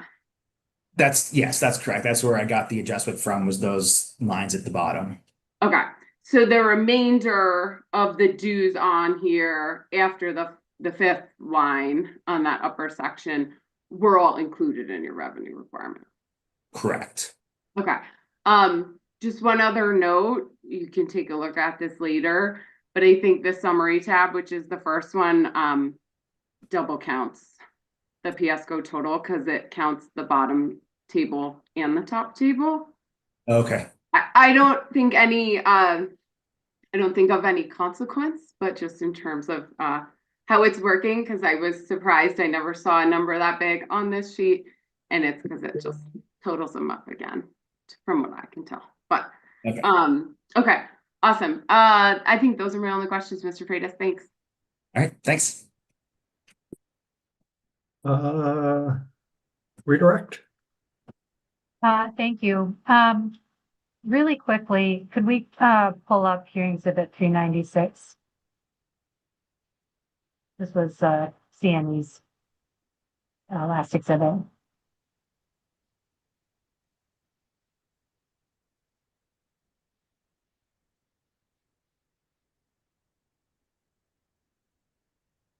Mr. Freitas, I know you were asked some questions about this and indicated you don't know much about it. Just really quickly, you see at the top here that there appears to have been an exchange of this document between a Michael Russo, Constellation's witness in this case, and a Rochelle Williams at Constellation. Yes. And you see that occurred, it looks like yesterday. Yes. Do you know who Rochelle Williams is?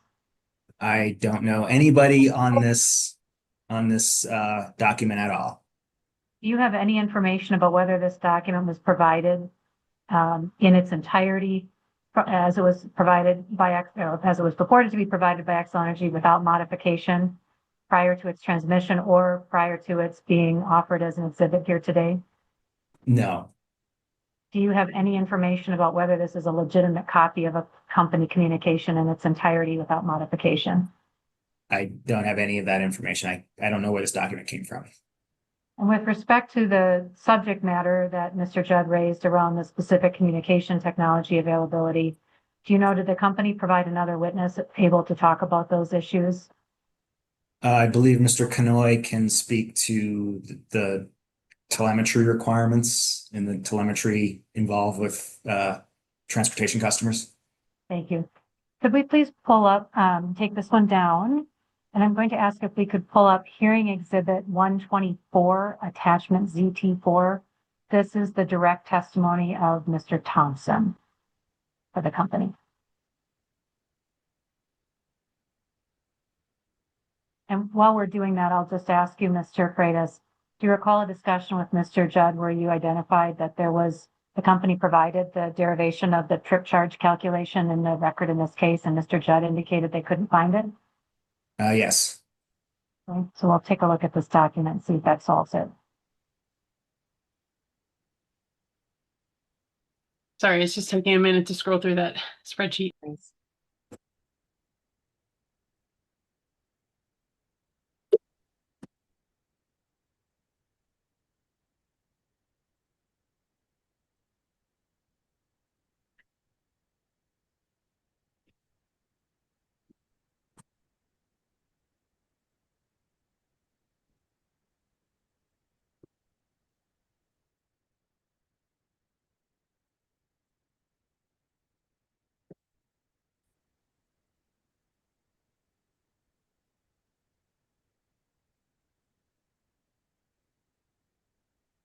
Did you need just the PDF version or did you need the executable? The PDF is fine, whatever is easier.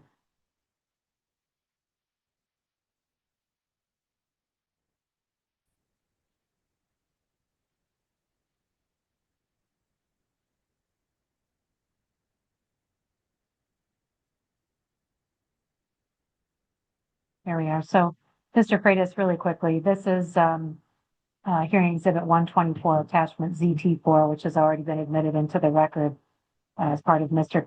Zach Thompson's direct testimony. Is this the overall rep document that you were referring to, supporting the company's charges for rendering service? Yeah, this is what I was thinking of when I was discussing this with Mr. Jed. And if we scroll down to page 3, is this the derivation of the trip charges document that you were also referencing more specifically? Yes. And to your knowledge, was there an executable version of this as well that showed the calculations and the math? Yes. Okay, thank you very much. We can take this one down. Now, Mr. Freitas, you had indicated in discussion with Mr. Judd that trip charges generally are offsets to O&M. Is that an accurate characterization? Yes, the revenue that we receive from those trip charges is recorded as into an O&M account as an offset to the cost. Is that the case for backup sales charged to transportation customers? No, backup sales is considered base rate revenue. And so it is an offset to the revenue requirement overall, not to a particular O&M account. Do you know whether that backup sales revenue flows to any particular class? Mr.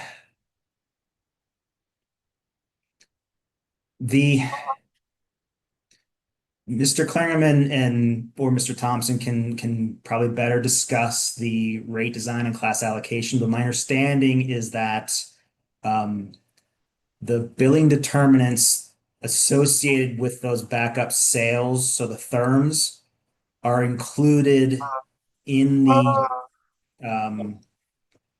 the calculation of the rate design. And so while the revenues are not used in the rate design, the billing determinants are in calculating the rate. So that's kind of how the revenues get into the rate, is through the billing determinants. I won't take you any further into rate design. I just wanted to close out that both sides of the trip charge backup sales equation.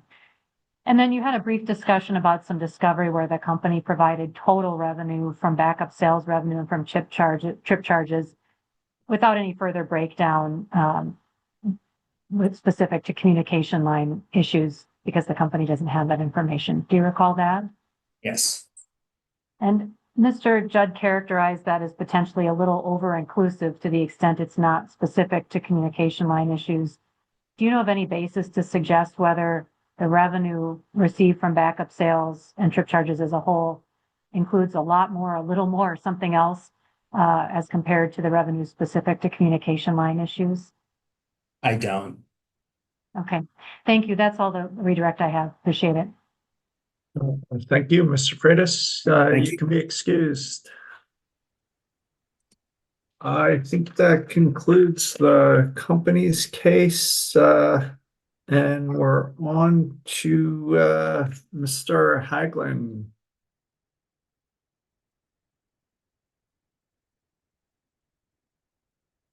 I'm here, Chair.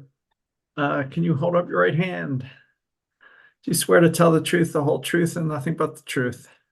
Yes, I do. You can put your hand down. Is anybody with you or communicating with you in any way? No. If that changes, will you let us know? Yes. Ms. Hayden. Yes, thank you, Chair. Jennifer Hayden, staff for Attorney General representing staff. Mr. Haglund, please state your name and spell it for the record. My name is Eric Haglund. That's ERICHAGLUND. By whom are you employed and in what capacity? I'm employed by the Colorado Public Utilities Commission as the chief economist.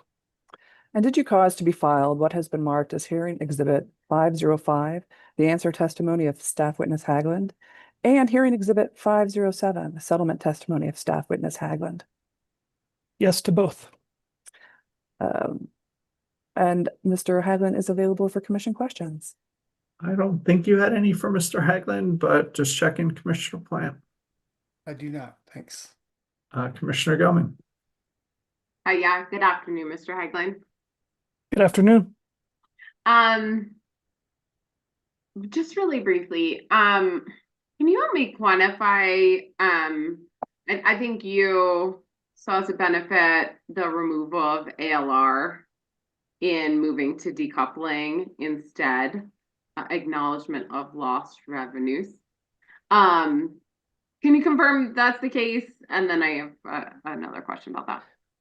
Yes, so that is the case. The DSM ALR is currently part of the overall DSM incentive structure.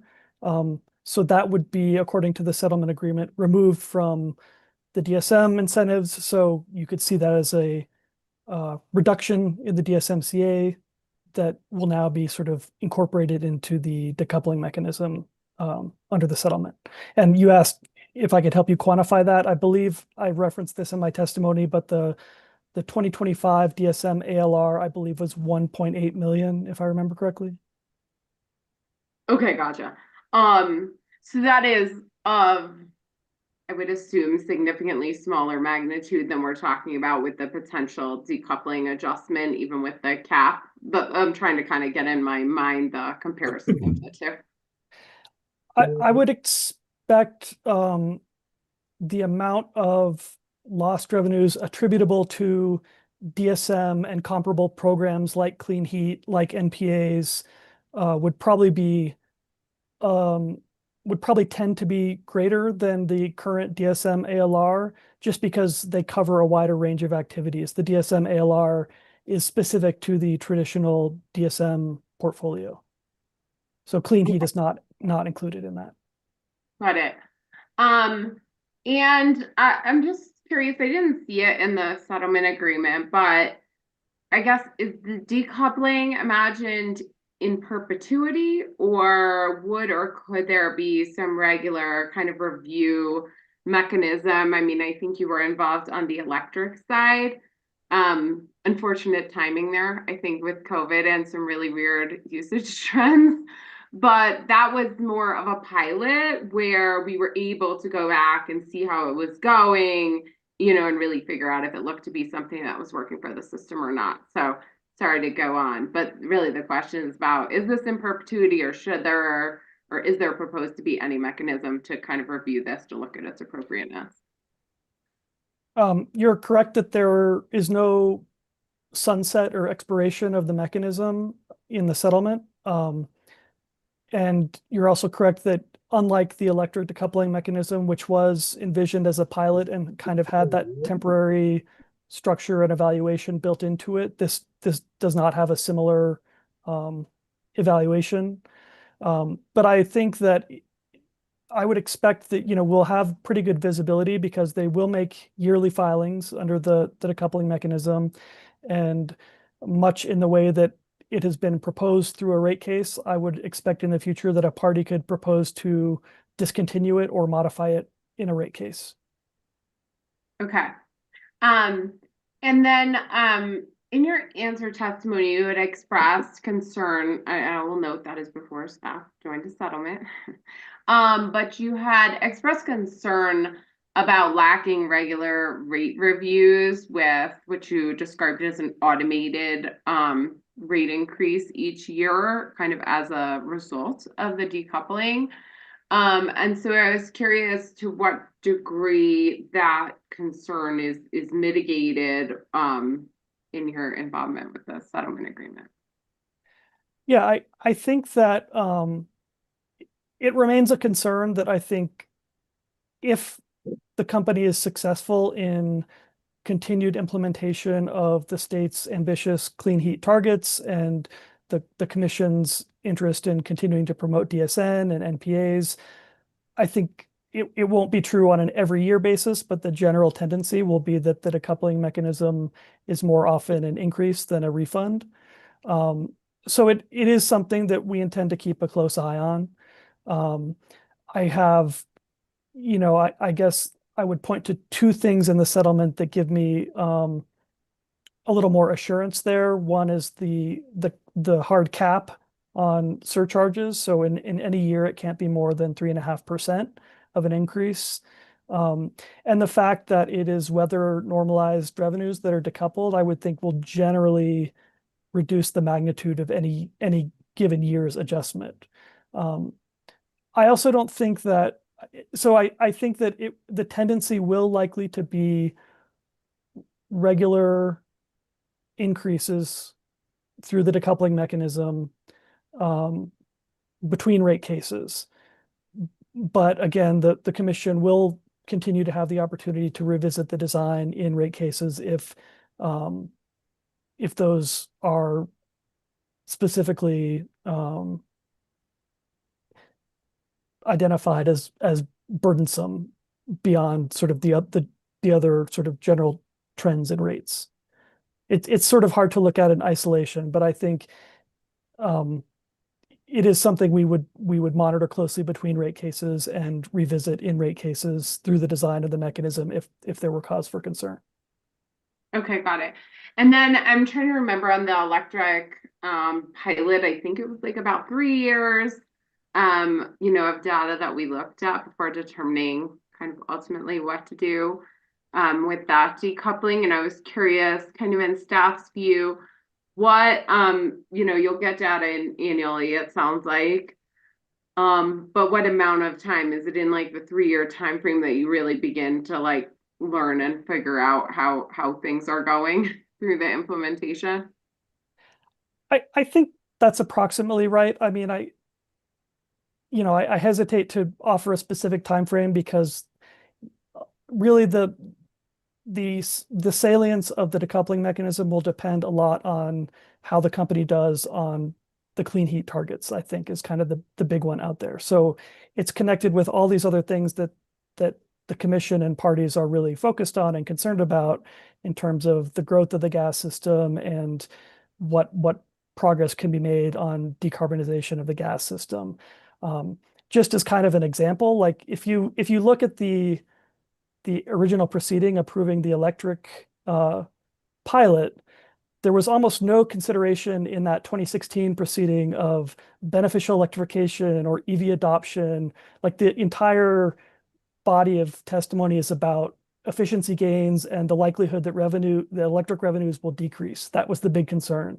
So I don't want to sit here and say that I have a strong idea that exactly what the trajectory of this mechanism is going to be, but I think, having a couple years, 2 or 3 years between rate cases has been the tendency in recent years, more like 2 in gas, to evaluate it and alter it seems like another good layer of protection for ratepayers.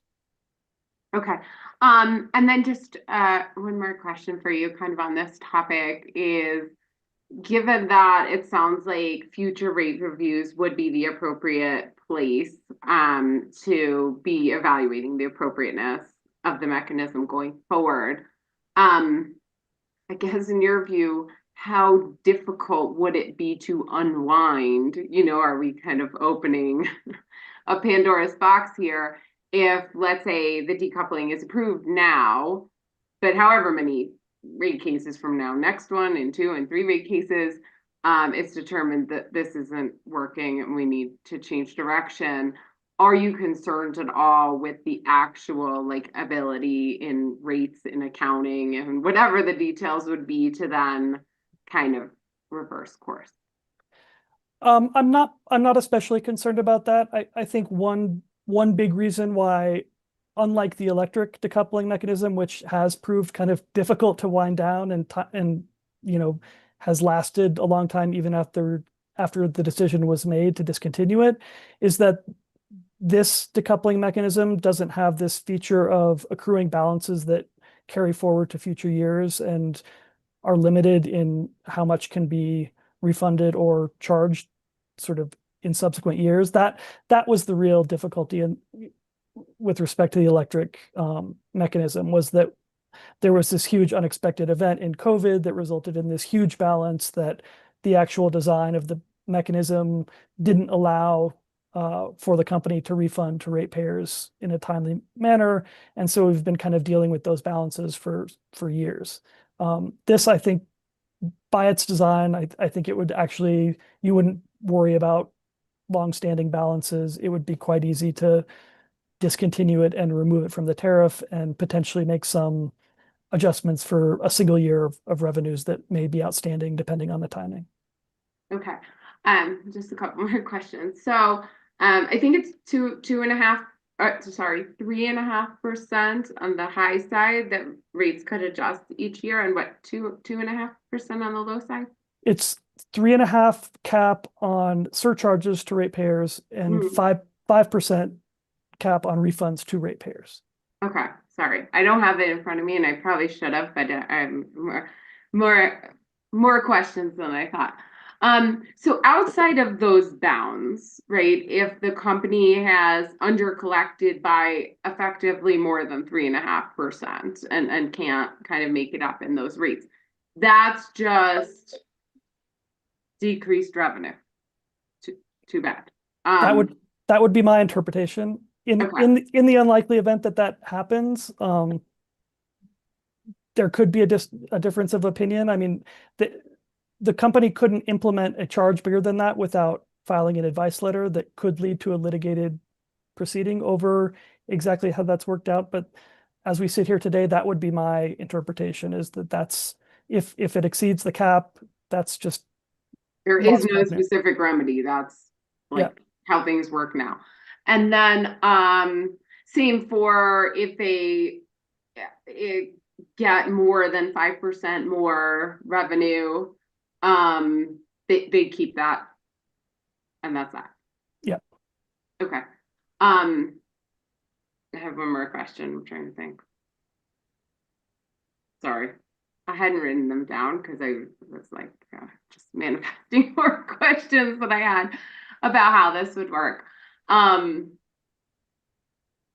Okay, go ahead, Chairman. If I think I have last question, I will let you know. But I think that answered really all my questions for now. Thanks, Mr. All right, you can come back if you need to. Hey, Mr. Hagelin, how are you? I'm good, thanks. How are you? Doing good. Over the past few years, let me represent to you that there were new residential developments, including the Farmstead and Coal Creek Canyon projects, where the commission generally found that the associated costs to serve these customers likely substantially exceeded the revenues. In both cases, this outcome was driven in large part by the fact that the new residential development was not required to pay for the costs of regulators and other transmission-related equipment that was required to provide service to these customers, in large part because it wasn't included in the kayak portions of the tariff that were limited to distribution extensions. Subject to later check, do you have any reason to doubt that representation or say it different? No, I'm aware that those projects that you referenced have been topics of interest in recent cases. I haven't personally looked closely at them or worked on them, so I can accept your representation. Okay. Any guidance from staff, trial staff, if the commission wanted to add tariff language in this case that would try and close this gap and require these customers to pay the costs of these new regulator stations and other transmission-related costs, especially given that the statute says that a gas utility should not provide an applicant an incentive to establish gas service to a property? Any guidance, thoughts, recommendations if we were to go down that path? I guess I think, first of all, I wouldn't be inclined to support that just because it's, I believe it is inconsistent with what's in the settlement agreement, which we support and have agreed to support in this hearing. I understand. Putting that aside, any guidance, suggestions, or recommendations? Well, I mean, another source of concern is the type of change you're talking about is difficult to. For example, if something like this had come up during the course of this proceeding, if a party had proposed this, we might have had a chance to flesh out more detail as to the number of projects that would be implicated by such a change in the tariff, the amount of costs and revenues we're talking about, the amount of the kayak payments. I mean, I'm not sure that I agree that the premise that the sort of general concern the commission has expressed regarding a small number of projects is generally true throughout the service territory or a general problem that needs addressing in the tariff. So without understanding sort of the more specific impacts of what could result, I am hesitate to kind of speculate about a proposal like that. If we delayed the implementation for a year, in which the company could potentially file a modification request or adjust it, does that help address your concern?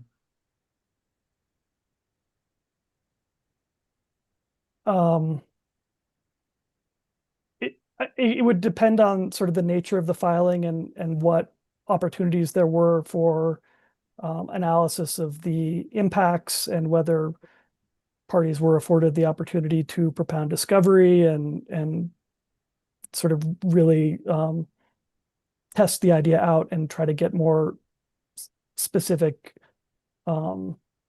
understanding of what the impacts would be. If I represented to you that the commission had been raising this concern for three rate, this is the third rate case where we've raised it, and including in the GIP, would you have any reason to, the third case where we've raised it, would you have any reason to doubt that?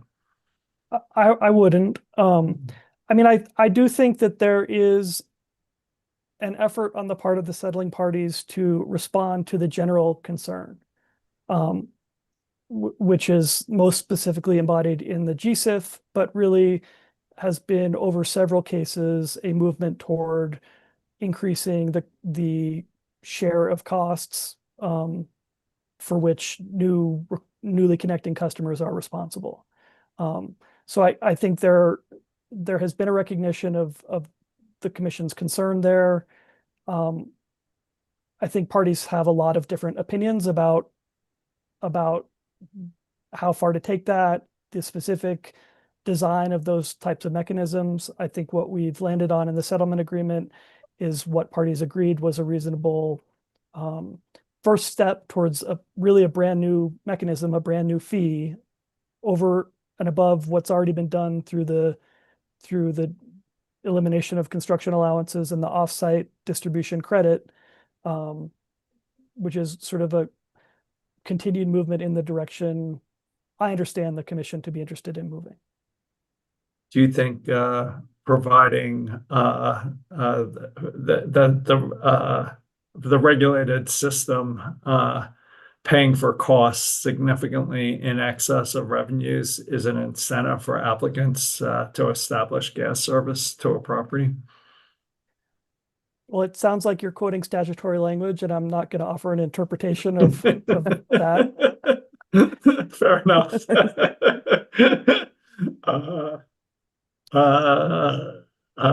Commissioner Gilman, did you have anything else? I don't think so. Nothing I could remember in that time. Ms. Hayden, a redirect? No, Chair, thank you. Thanks for joining us, Mr. Haglund. Thank you. Have a good afternoon. You too. Let's just see what Mr. Rivera-Lugo, did you have questions for Mr. Rivera-Lugo, Commissioner Gilman? I do have just a few, but I think it would probably be better when we start tomorrow so we can get closer to the intended finish time today. Okay. So we're going to take you first thing tomorrow, Mr. Rivera-Lugo. Perfect. I will put the tie and the suit again. It's okay if it's the same tie, suit, and shirt, Mr. It's a pleasure. We will not be judging. That way I can show off my PUC pin. Very nice. Thank you, sir. Mr. Mansholt, any final matters before we break for the day? Yeah, two quick ones. For the matrix, we are waiving cross of Constellation's Mr. Russo. And on the Keystone Project line extension derivation worksheet, it wasn't our intent to get that done today, but we're actually still dotting our I's, crossing our T's in an attempt to reduce any potential questions. And so our plan is to have that available tomorrow. Was it Commissioner Gilman had questions on that? Yes. Yeah, Yeah. I feel like I've given them an impression. I'll check the spreadsheets. Which is accurate. Yeah, if that is possibly available tomorrow before we start the hearing, that way I'll have an opportunity to actually review it. Because I think we're not starting the hearing until 1 tomorrow because of the morning meeting. So it's just very hard to review it in real time while listening to other witnesses. So if that can be available sometime in the morning, that would clearly be ideal. We'll see what we can do. I think the process for that, Commissioner Gilman, would be us filing it in e-library. I don't know if unless the team here has a different recommendation, with the hearing not being commenced until the afternoon, I don't know if we could use box.com for that purpose. It may have to be a submission that you would then pull the executable through e-library, if we're able to do that. Ms. Rosati, can you work with counsel to see if you can get that exhibit to Commissioner Gilman as soon as it's ready?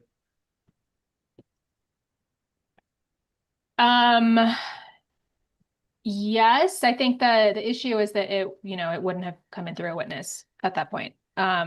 So, I think if we all understand that that's what would be happening, that's fine. But okay, I think given that this is in response to Commissioner questioning, it's a disputed issue on this record, at least prior to the settlement agreement, I think that's fine.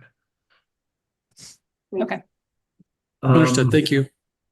And I think we're gonna finish the hearing tomorrow. So if you could give Commissioner Gilman as much time as possible, that'd be great. Any other matters before we adjourn? See everybody tomorrow at 1 p.m. Thanks.